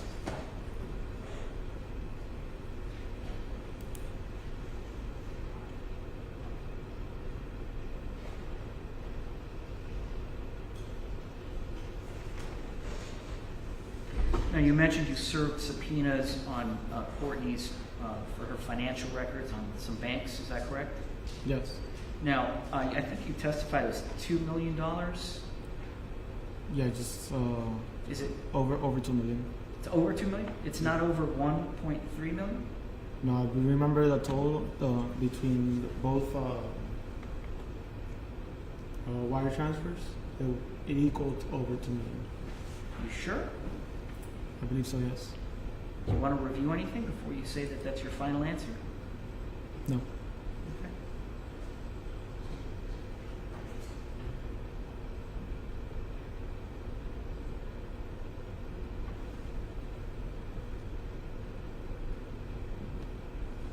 Now, the state talks about your efforts to locate Miss Clenney, Yes. right? You remember testifying about those efforts? Yes. Right. You actually traveled to Hawaii, right? When you found out she was there? Yes. So you got a free trip to Hawaii. Yes. Paid for, the city of Miami paid for that, right? Yes. Judge. So, before you decided to fly to Hawaii to effectuate the arrest of Ms. Clenney, did you lose your phone? No. So you had my contact information, correct? Yes. You never called me and said, hey, Frank, you know what, things have changed and we want to surrender Ms. Clenney, right? Objection relevant. Say that again. You never called me and said, hey, listen, things have changed, bring in your client. No. No?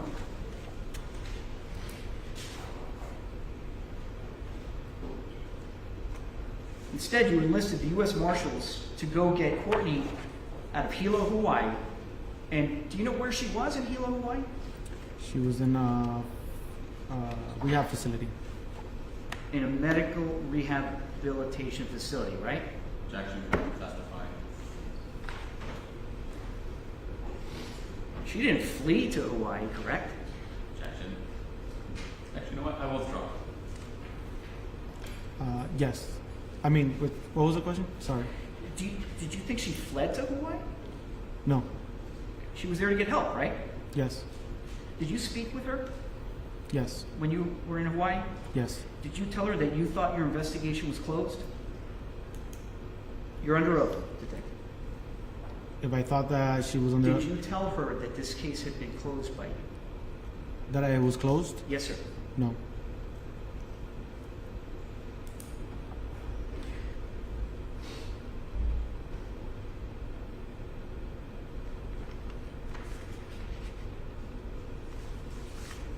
And again, just talking about the phase 2 issues, do you recall me staying in contact with you? Maybe every couple of weeks or 3 weeks to a month, I would contact you, correct? Yes. Judge. Now, More counsel needs to ask a question and get an answer.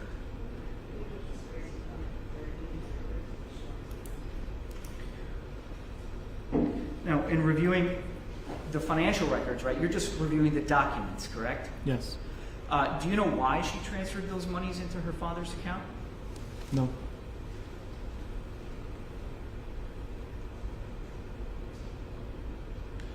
Do you know how much she currently has in her accounts? Right now, no. Yes. Right now, no. At the when you got the subpoena returned, when was that? I can't remember the exact date. And what was the balance in her accounts? I believe it was about $4,000.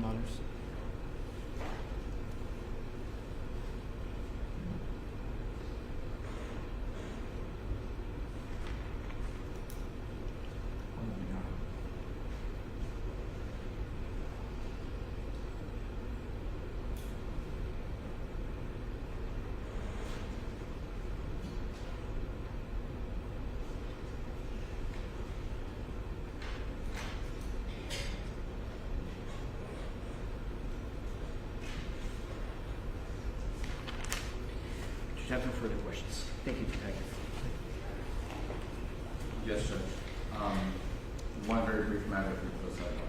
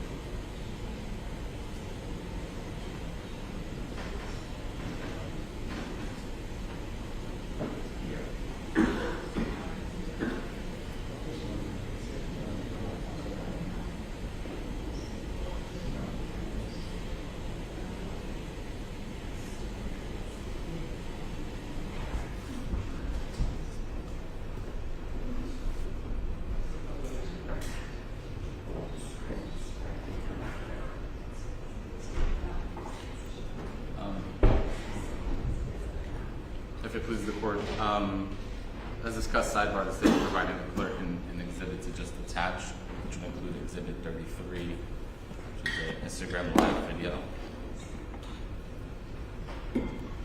Detective, I want to pick up a little bit where Mr. Prieto left off, and he discussed with you about not contacting him when a decision to arrest was made. When was your arrest warrant signed, if you remember? I don't remember the exact date. Would the warrant refresh your recollection? Yes. Okay, do you have a copy of it? I do. Give me 1 second. Do you have a copy of the warrant? Oh, you don't? Oh, thank you.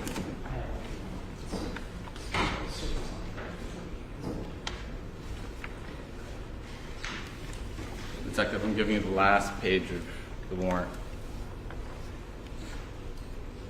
When was that warrant signed? August 4th, Okay. 2022. You remember when the defendant was arrested? Yeah, it was like a week later. Okay. This warrant was obtained under seal. Do you recall that? Yes. Okay. Do you recall why it was obtained under seal? So no hints would be given to the defendant, and then they would flee again, or flee anywhere else.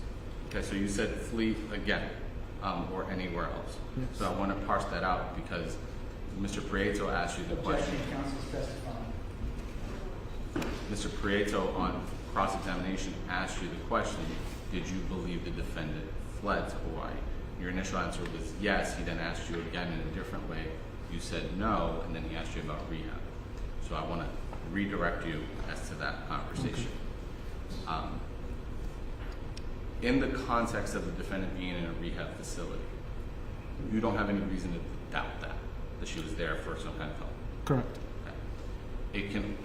Do you agree that it's simultaneously true that she could have fled there? Possibly, yes. Okay. Was that a concern and why you did not contact Mr. Prieto? Yes.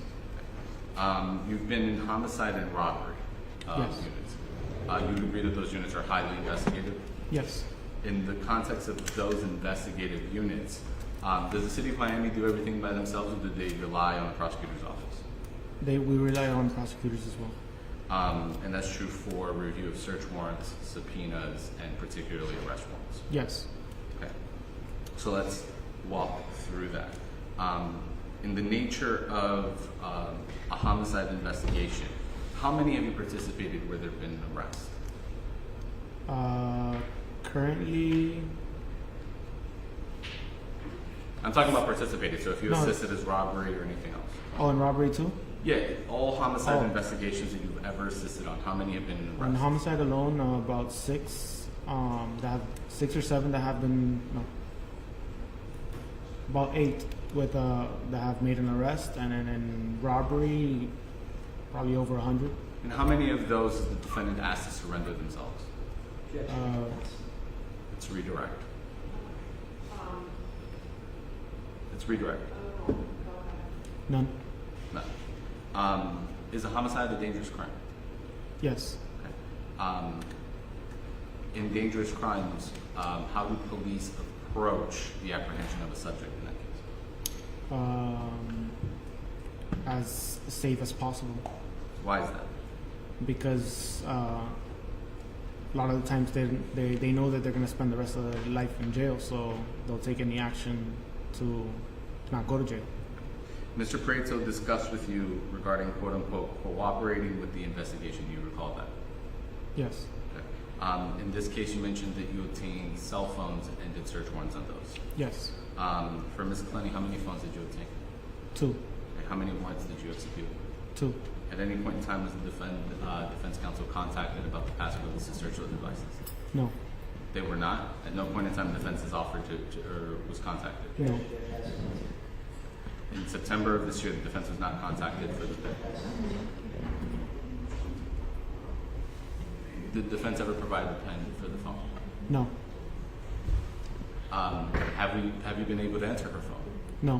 What efforts have been expended in attempting to answer her phone? We have taken the phone to the Secret Service, and they have attempted to do what is called a brute force to be able to get into the phone.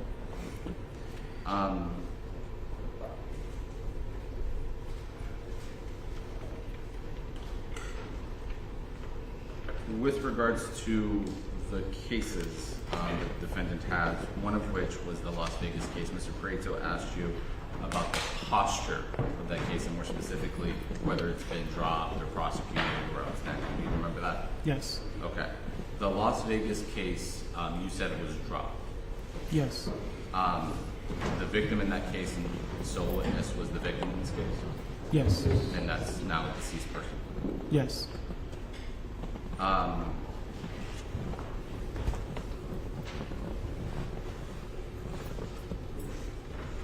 In the context of that letter, which you saw and the one time you reviewed it, was there any documentation of physical abuse by?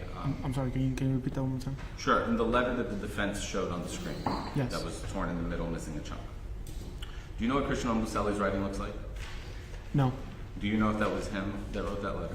No. It was certainly signed by a Christian Obumseli. I can't remember if it was signed or not, but So you don't know if he wrote it. I don't. You don't know if the defendant wrote it. No. You don't know the context of that letter. That I remember, no. That letter itself did not document any incidents of physical abuse. I don't remember. Let's talk about some of the messages that Mr. Prieto discussed with you. He mentioned the October 9th, 10th, and 11th sequence of messages. And specifically, he showed the screen message where it says, "Tell them exactly what happened." Do you remember that? Yes.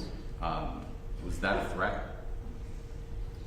Objection calls for speculation. In what context was that message given? Objection calls for speculation.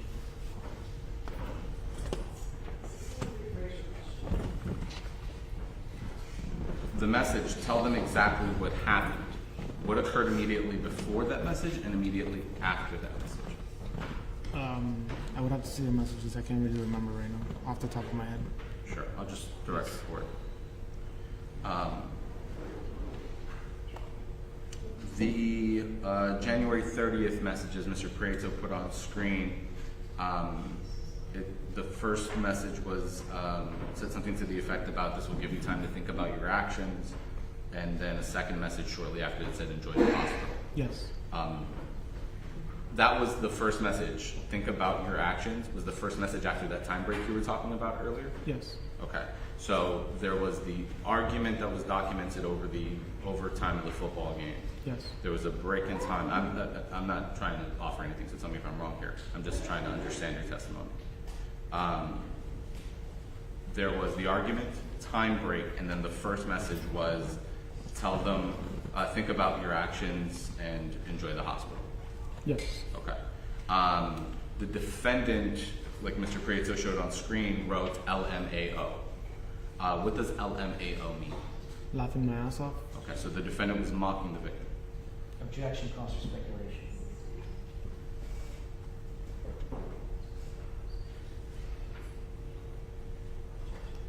Did you read all of those messages, like beginning to end and all of them? I did. Okay, so in the context of processing those messages in those contexts, Yes. is the defendant mocking the victim? Objection calls for speculation. You can opine. Yes. Mr. Prieto asked you about your ability to identify victims of domestic violence. So I want to talk about that. Victims of domestic violence, do they often cover for their abusers? Yes. Mr. Prieto even asked you about the Las Vegas incident where Ms. Clenney at the end said, well, I didn't tell you everything. Right? Yes. Okay. So is it uncommon for a victim of an aggravated battery to not tell the hospital what caused it to them? Objection, Judge. Redirecting.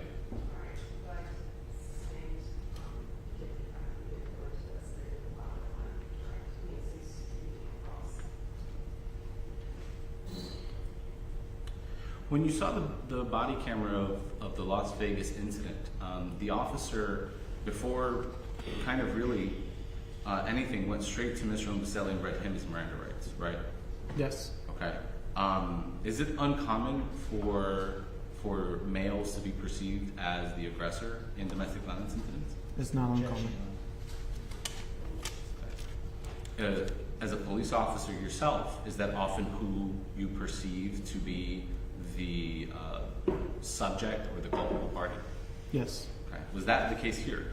Yes. Okay. Such as in Las Vegas, where there was further investigation where the defendant was the aggressor, is that what happened here? Yes. And let's talk about how you got there. The arrest warrant.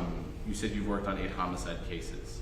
How many have been arrests in homicide cases? How many of those arrests were yours? 7 of them. Okay.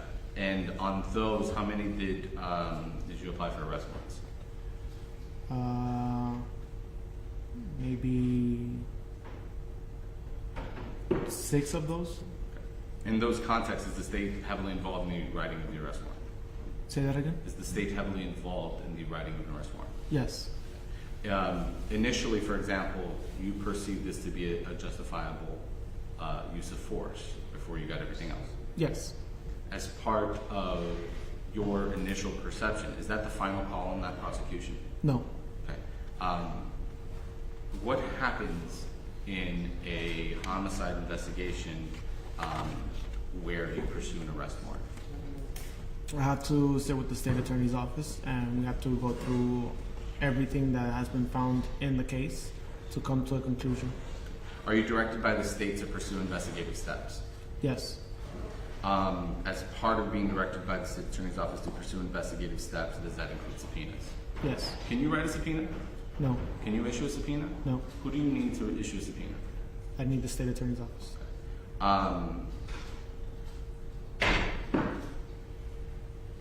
Let's talk about Ms. Clenney's the defendant's statement to you. Mr. Prieto asked you, and essentially she outlined 3 iterations of the incident. Do you recall that? Yes. Okay. And he tried to focus in on the part of the warrant where it said that there was inconsistencies throughout. So I want to go through that. The defendant gives, iteration 1, 2, and 3. Yes. In iteration, for example, 2, did she give more or less details than in iteration 1? On 2, she gave more. Okay. So even though she told you a story for statement 1, she told you a bigger, more sensational story, statement 2. Objection, Judge. I'm just... Counsel's testifying defense on that. Was the second statement, because you said it was more details, was it more or less sensational than statement 1? More. Okay. So, in that context, is her statement 1 consistent with her statement 2? No. Okay. Why not? Because she's adding more to the story. Okay. Why does it matter that she's adding more to the story? Because it helps us come to a better conclusion of what actually did occur, and it's filling in the gaps of the story. And then statement 3 was that last recap where she takes a moment and talks to herself, right? Yes. So let's process through that. That one, that third statement, was she speaking faster or slower than her 2 prior statements? I can't remember. Okay. Was she kind of rushing through it, or, I mean, what I'm trying to figure out is, did she give more details on statement 3 than statement 2?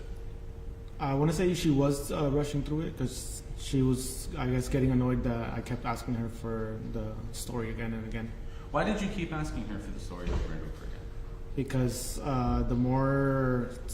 sometimes the more that we ask the story again, something clicks to mind, and they remember a new detail. And so you weren't essentially trying to trip her up, you were just trying to get More trigger any information. memory. Okay. That third iteration, was it the same as 1 and 2? I can't really remember too well.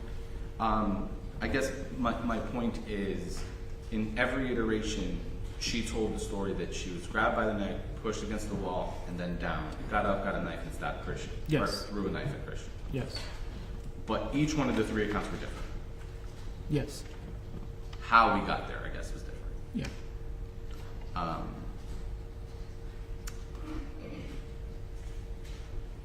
The manner in which the defendant described in her statement being grabbed at the neck, forced against the wall, thrust to the ground, as Mr. Prieto was testifying, did you see any injuries on her that would corroborate any of it? No. We talked about the Instagram video ourselves, and Mr. Prieto showed a abrasion on her right shoulder, almost by the bra strap, and press like a circle on her wrists and her arms. Yes. In reviewing the Instagram video, did you see those bruises? Yes. So they predated the stabbing? Yes.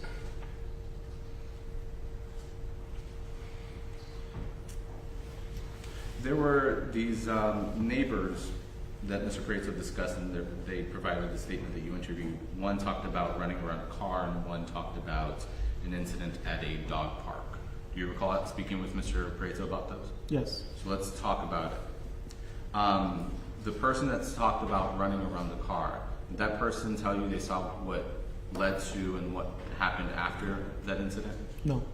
Did that person understand the context at all, or tell you what the context at all was of that? He assumed that he was trying to pull it out of the car. Okay. But he didn't tell you beginning, middle, end? No. Dog park incident. That individual, did he tell you beginning, middle, end in the context of the incident? No. So I asked you those questions in the lead up to the surveillance video from February 21st. An individual that would see part of that video, that would be an individual who would say Christian is striking Courtney. Yes. Without seeing the defendant walk into the elevator, holding the door, and then attacking him beforehand, they are lacking context? Yes. Okay. As part of the search of the apartment, documents with the victim's names were obtained. And I'm bringing that up in the context of Mr. Prieto talking about the lease and who was on the lease. Are you aware that Mr. Obumseli is listed as a permitted occupant of that apartment? Objection, reading. I'm asking if he's aware that that is. You can answer. Yes. Okay. Is he a permitted person to enter? Would I be able to look at the? Yeah, you can look at your, if you have the lease.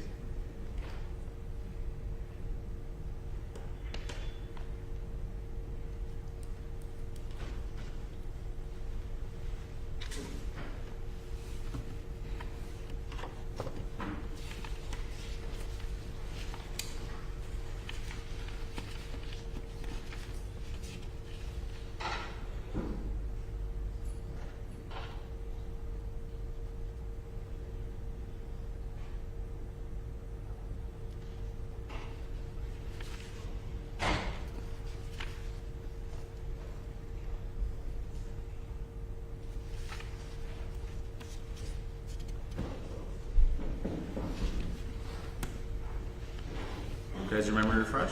Yes. Was he a permitted person in that apartment? Christian Obumseli. Was he? Yes. Okay. As part of the documents obtained as part of the crime scene documents in the scene, at any point in time did Miami Police locate an electric bill? Sorry, say that one more At time. any point in time did City of Miami locate an electric bill in the name of Christian Obumseli? I can't remember. Okay. If it did, it would be in the crime scene photos? Yes. Okay. When you went through, did you locate clothing belonging to a male?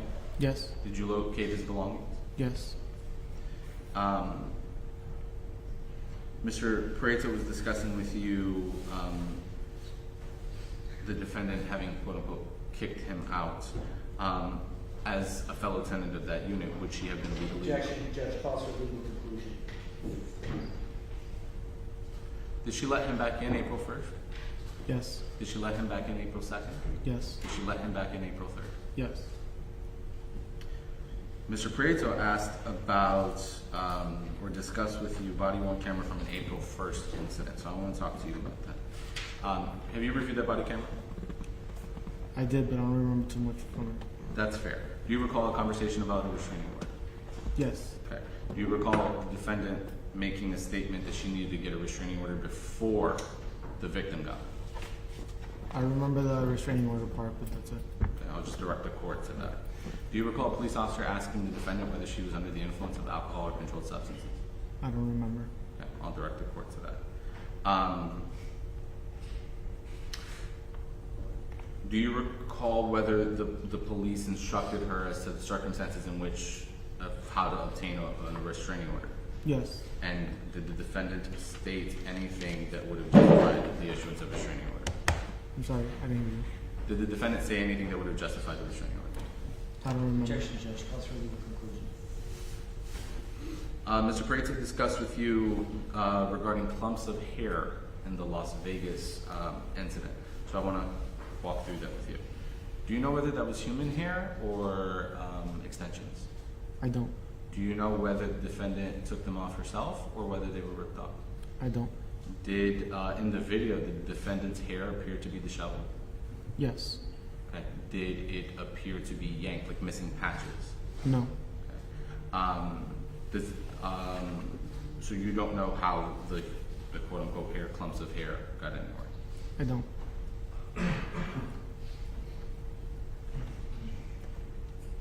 Now, Mr. Prieto discussed with you about blood at the apartment and specifically said the words that the droplets of blood was consistent with running around the apartment. Do you recall that? Yes. Okay. So since Mr. Prieto asked that, I'm going to redirect you as to that conversation. We discussed ourselves 1, 2, and 3 bloods. 2 were clumps. 1 was where the 2 guest bedrooms interlock. Yes. And the defendant was found cradling the victim. The second was a little bit further into that. Yes. Right. Okay. So then the droplets of blood, where was that? It led from the second pool of blood to the master bedroom and bathroom. Okay. Through the kitchen. Yes. Okay. So because that pool of blood that we discussed was number 2, where the defendant was found, or the defendant and the victim were found, that was the conclusion of the droplet. Was that the conclusion of the droplet trail? I'm sorry, can you start over? Since we know that the victim and defendant were found at that second pool that we discussed. Yes. Is your testimony that the droplets, because it was running around the apartment, that was the conclusion of the droplets of blood throughout the apartment? Yes. Okay. And more specifically, the droplets of blood begin in the kitchen, go to the master bedroom, back through to that second pool? Yes. Okay.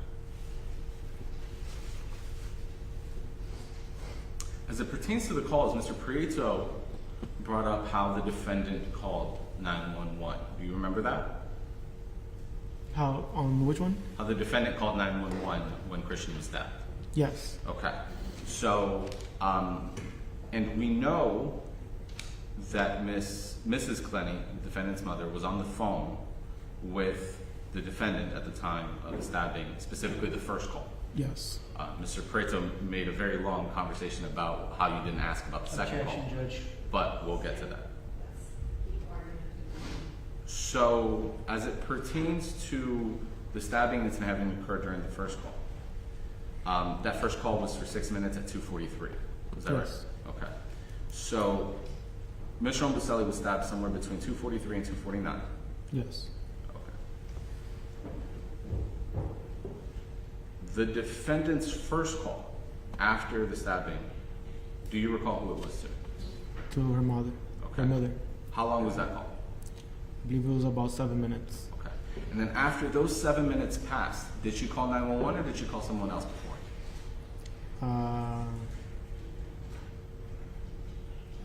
I can't remember. Okay. I'll direct the court to the records. And then she called 911. Yes. So, in a nutshell, she waited 10 minutes before she called 911. Yes. Objection, Judge. It's facts, not in evidence. I'm eliciting the fact to be in evidence.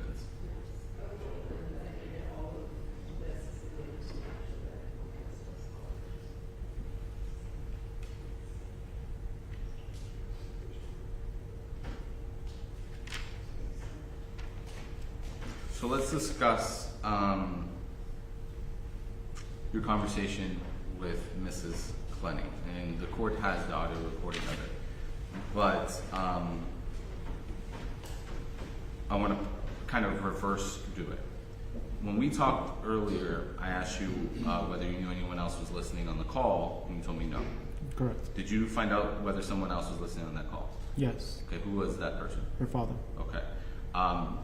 When the father interjected earlier, you said that the father interjected to say that Mr. Prieto was at the police station. Yes. Okay. That was essentially the first time where you became aware of the lawyer and everything else. Yes. Okay. Judge, this is, I'll object, this is outside the scope of my cross. It's literally redirect.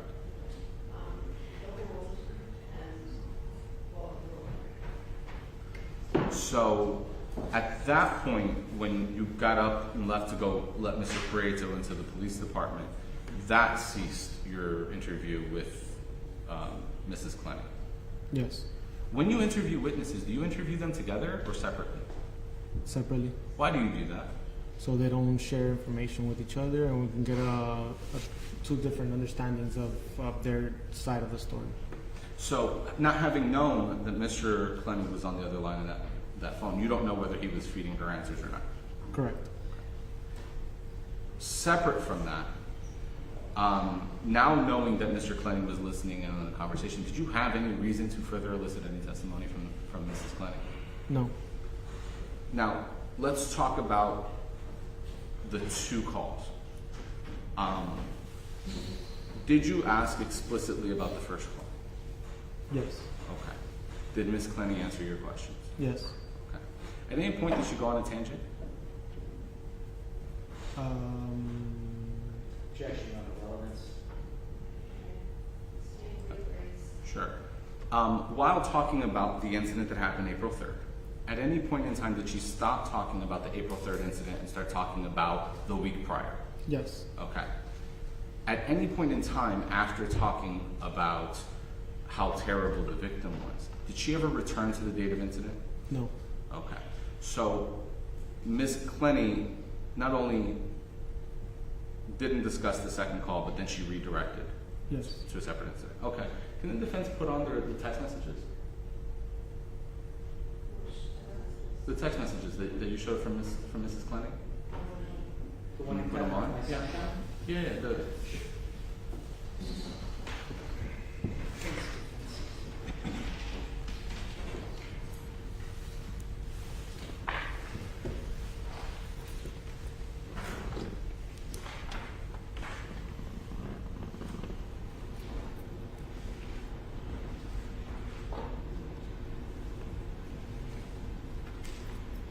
While they do that.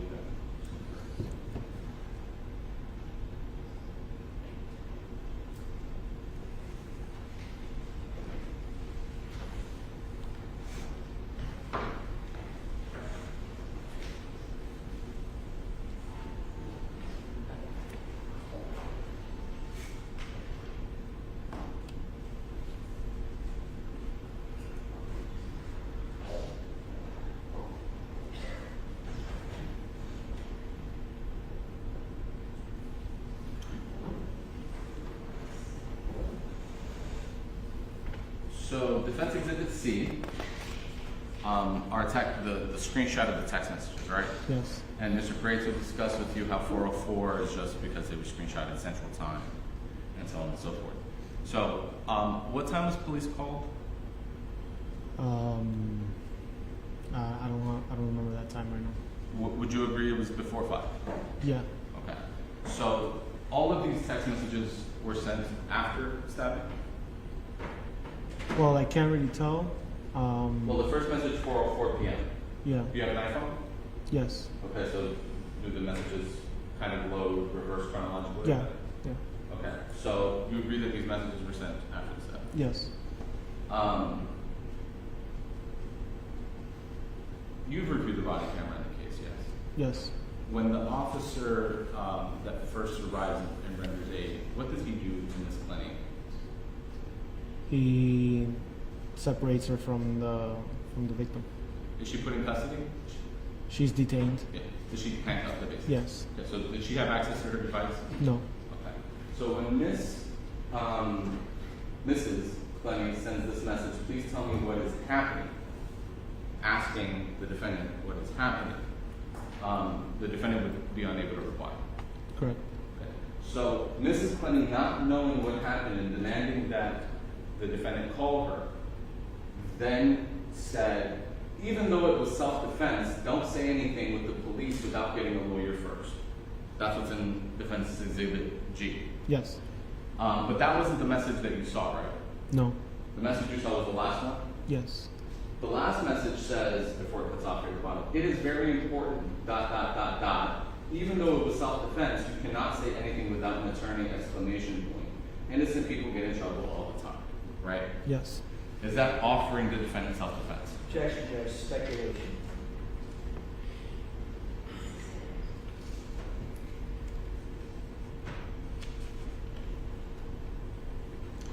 So I want to talk to you about why you didn't talk to Mrs. Clenney and Mr. Clenney any further. After your investigation, et cetera, then you briefed the state, and that's where we were at. At some point, did you realize that Mrs. Clenney's statement was kind of inconsistent with everything we talked about? Yes. Okay. Would her further statement have contributed anything either positively or negatively in your investigation? No. Okay. Why not? Because she might want to make up any more excuses or change something she says.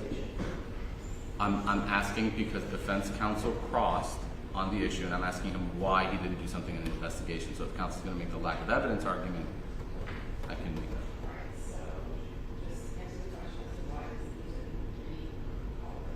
Why didn't you interview Mrs. Clenney? Because I didn't know if they were going to try and make up a new story or change anything from that date of incident. What about Mr. Clenney? Is that the same answer, I suppose? Yeah, pretty much. Objection. Okay. Why not Mr. Clenney? About the same answer.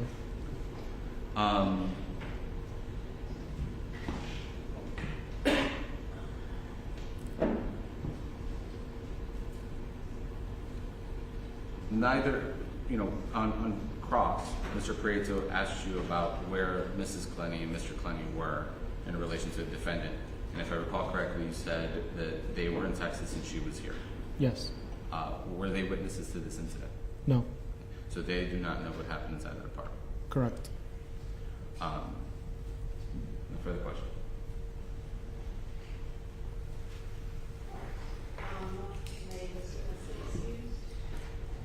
Yes. I'm not going to recross judges.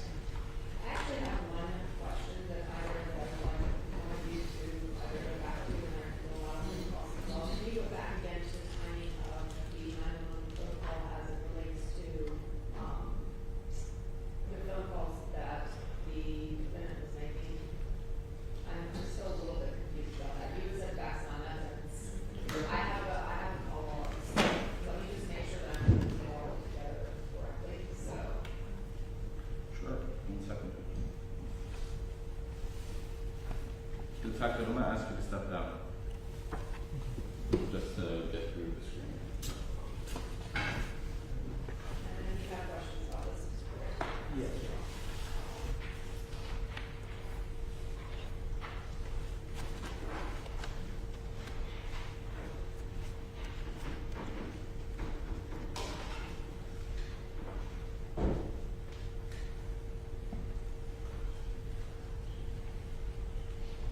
Does the court want me to go straight to the exhibit, or does my PowerPoint slide? I'll go straight to the exhibit. Can I borrow a pencil? Which one? The one in the box.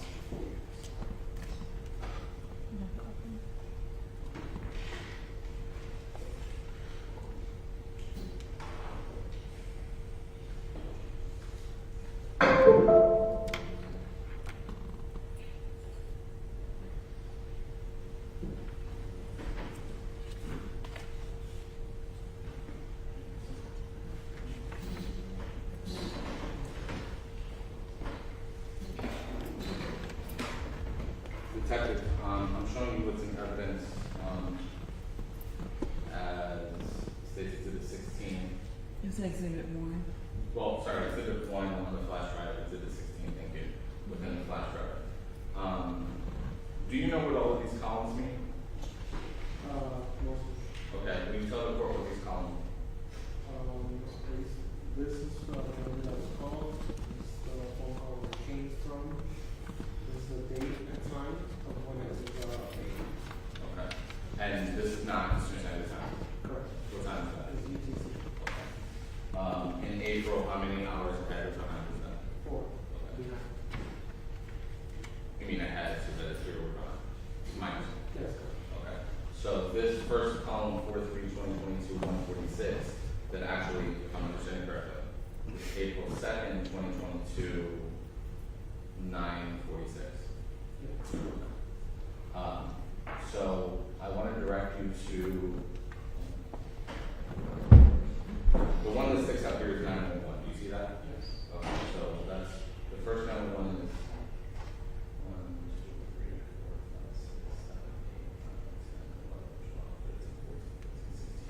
16 is the 17th and 18th slide of calling zero. Do you see that?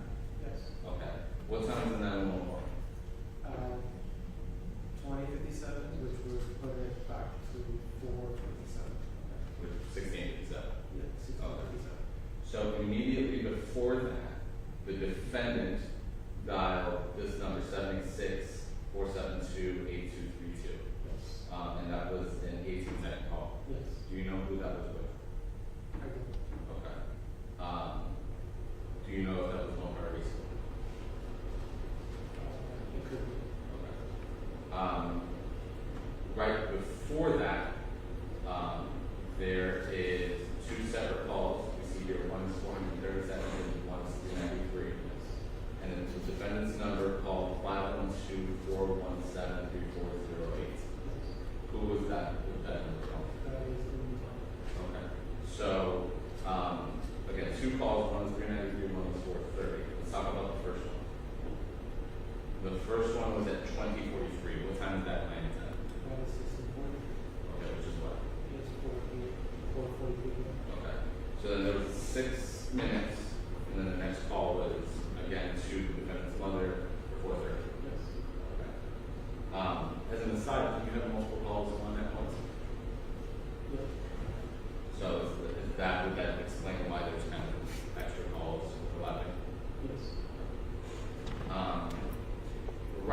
for these two calls, there are 1, 2, 3, 4.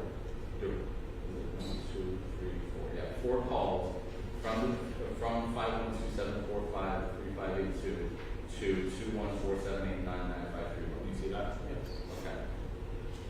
Whose number is 214-789-9531? I believe that was the victim's call. Okay. And then, so let's go from oldest to youngest. The first call in that chain, 1955. What time is that local time?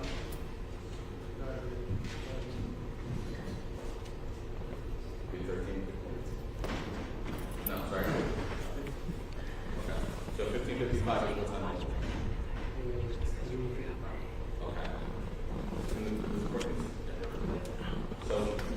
So 1555 is 355 local time. Is that the same time when Mr. Obumseli getting the other? Yes. So the defendant is calling the victim, and he's not answering. The defendant does that one more time, exact same minute. Do you agree? Okay. And then again, 6 minutes later. Okay. And then finally at 20:33, he does get another call. This one's in. How can you tell that this one's in? Because it was more like that. Okay. And then 5 or 3 means okay. Just for the record, I'm sorry, I keep interrupting you. What does it mean? It means that I was called police, but I hung on to it. So,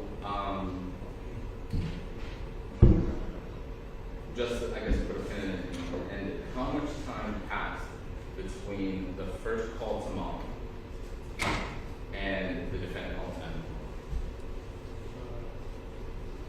So 2043 to 2057.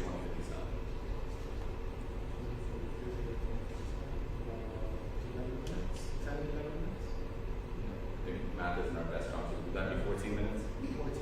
Okay. I believe, I don't know if the court wanted me to inquire any more about that.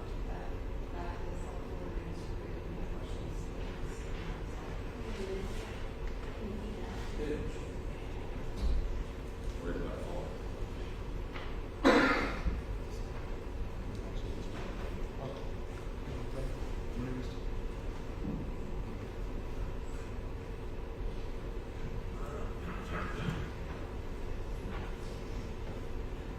You need better stuff.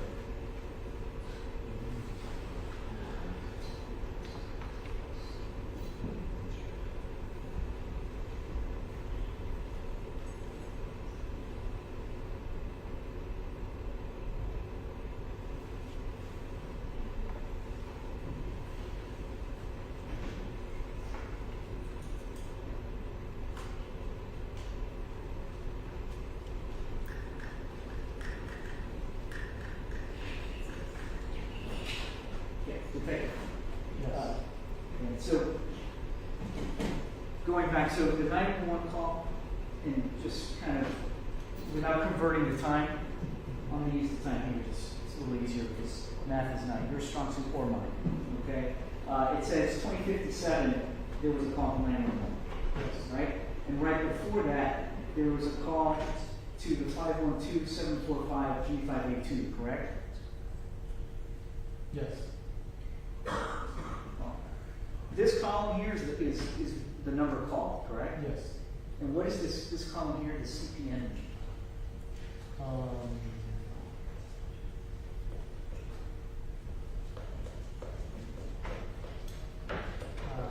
can't remember right now. Well, let me just phrase it this way.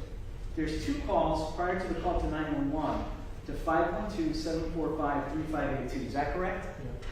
So those are calls to Ms. Clenney's mother, right? Yes. You have no idea when Mr. Obumseli received that stabbing, correct? No. Prior to the call to 911. Correct. You don't know if it was during the first phone call or the second phone call, do you? Correct. So that's complete speculation then. You could say that there was a time lapse of 14 minutes before she called 911, correct? I don't think so. Well, let me ask you this. The stabbing could have occurred exactly at 2057, according to these phone records, correct? Right before the 911 call, that's when the stabbing could have occurred, correct?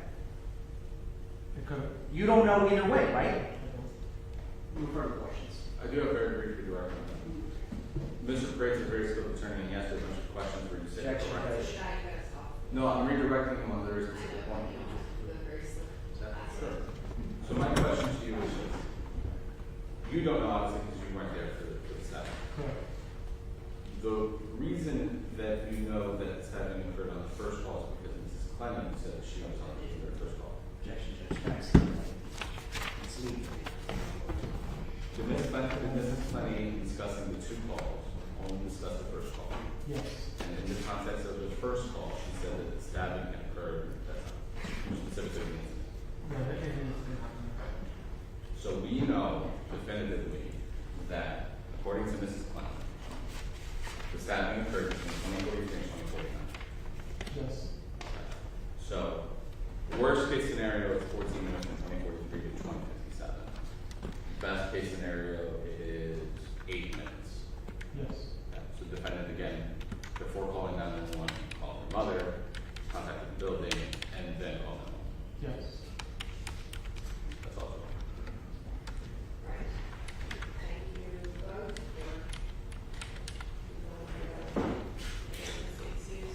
As far as decision is concerned, Yes.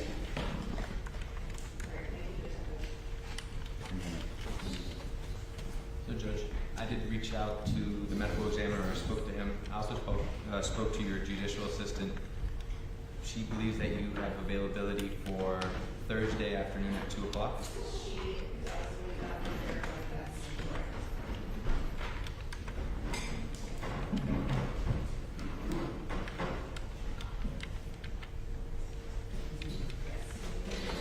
And Dr. Hutchins is also available for that time. That's good for the defense judge. Oh, 1:30? 2 o'clock. She said 2. Or whatever the court wants, we're available, but I think your J said 2.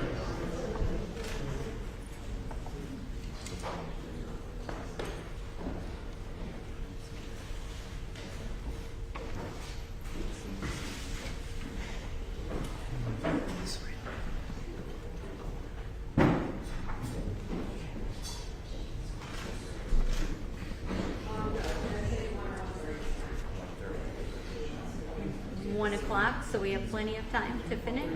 Is that okay? So Judge, I don't have an issue. Yeah, I think it's not on my calendar. Thursday? So what sounding is it? Is it a season? It should be. We had C last week. Yeah, I don't think it's that bad. No, so we should be. I was like, if it's a season. And before 12:30. Yeah. the one that's by itself. So the medical examiner can't be here until 2. And so, but I do know, I have no issue with taking, if the defense has witnesses out of turn, we can do those. Oh, Judge, based on the information elicited about financial information, I would advise the court that we would be calling Kim Clenney just for phase 2, but we're happy to call him out of turn in order to try to accommodate the schedule, if that's okay. That's fine. Okay. Thank you. So that's 17. 17 and 1 o'clock.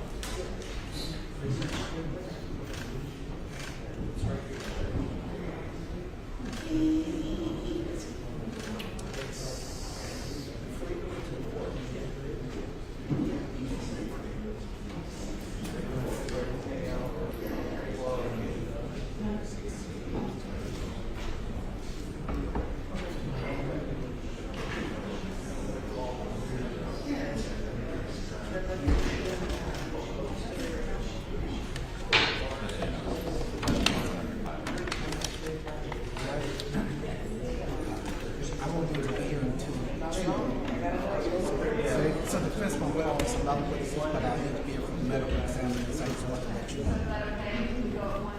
Yeah, Dr. Yeah, thank you.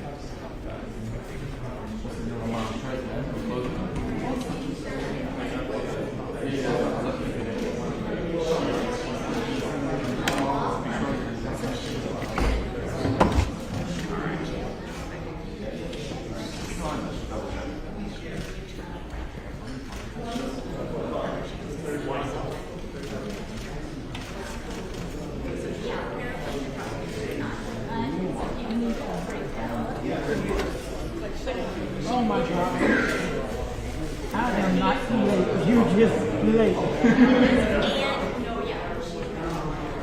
Thank you.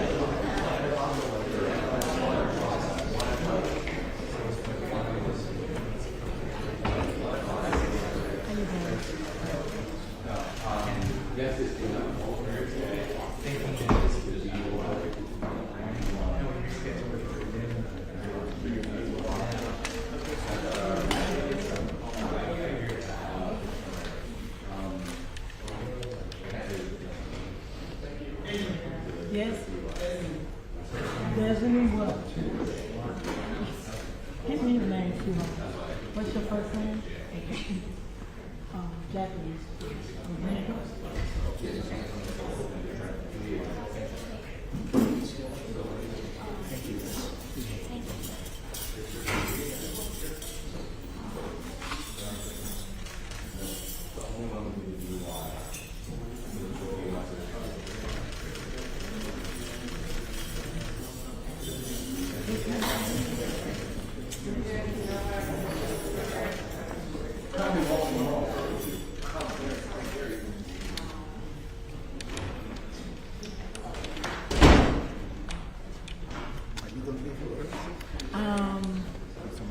George gonna be here Thursday.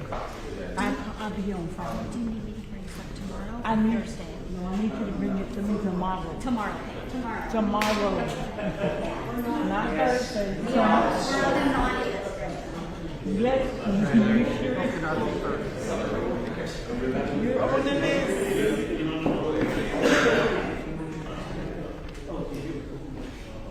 Okay, I can do it.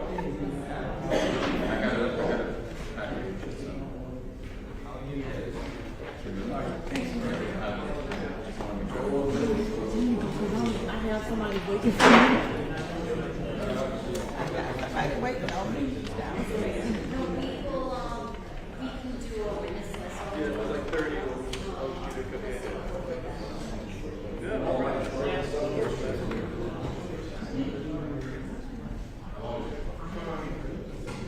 No, sir. This Thursday,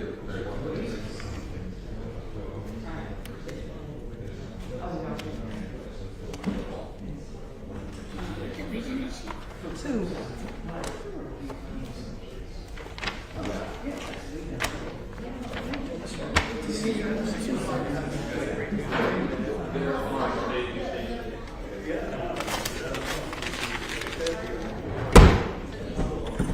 Then you get up out of here.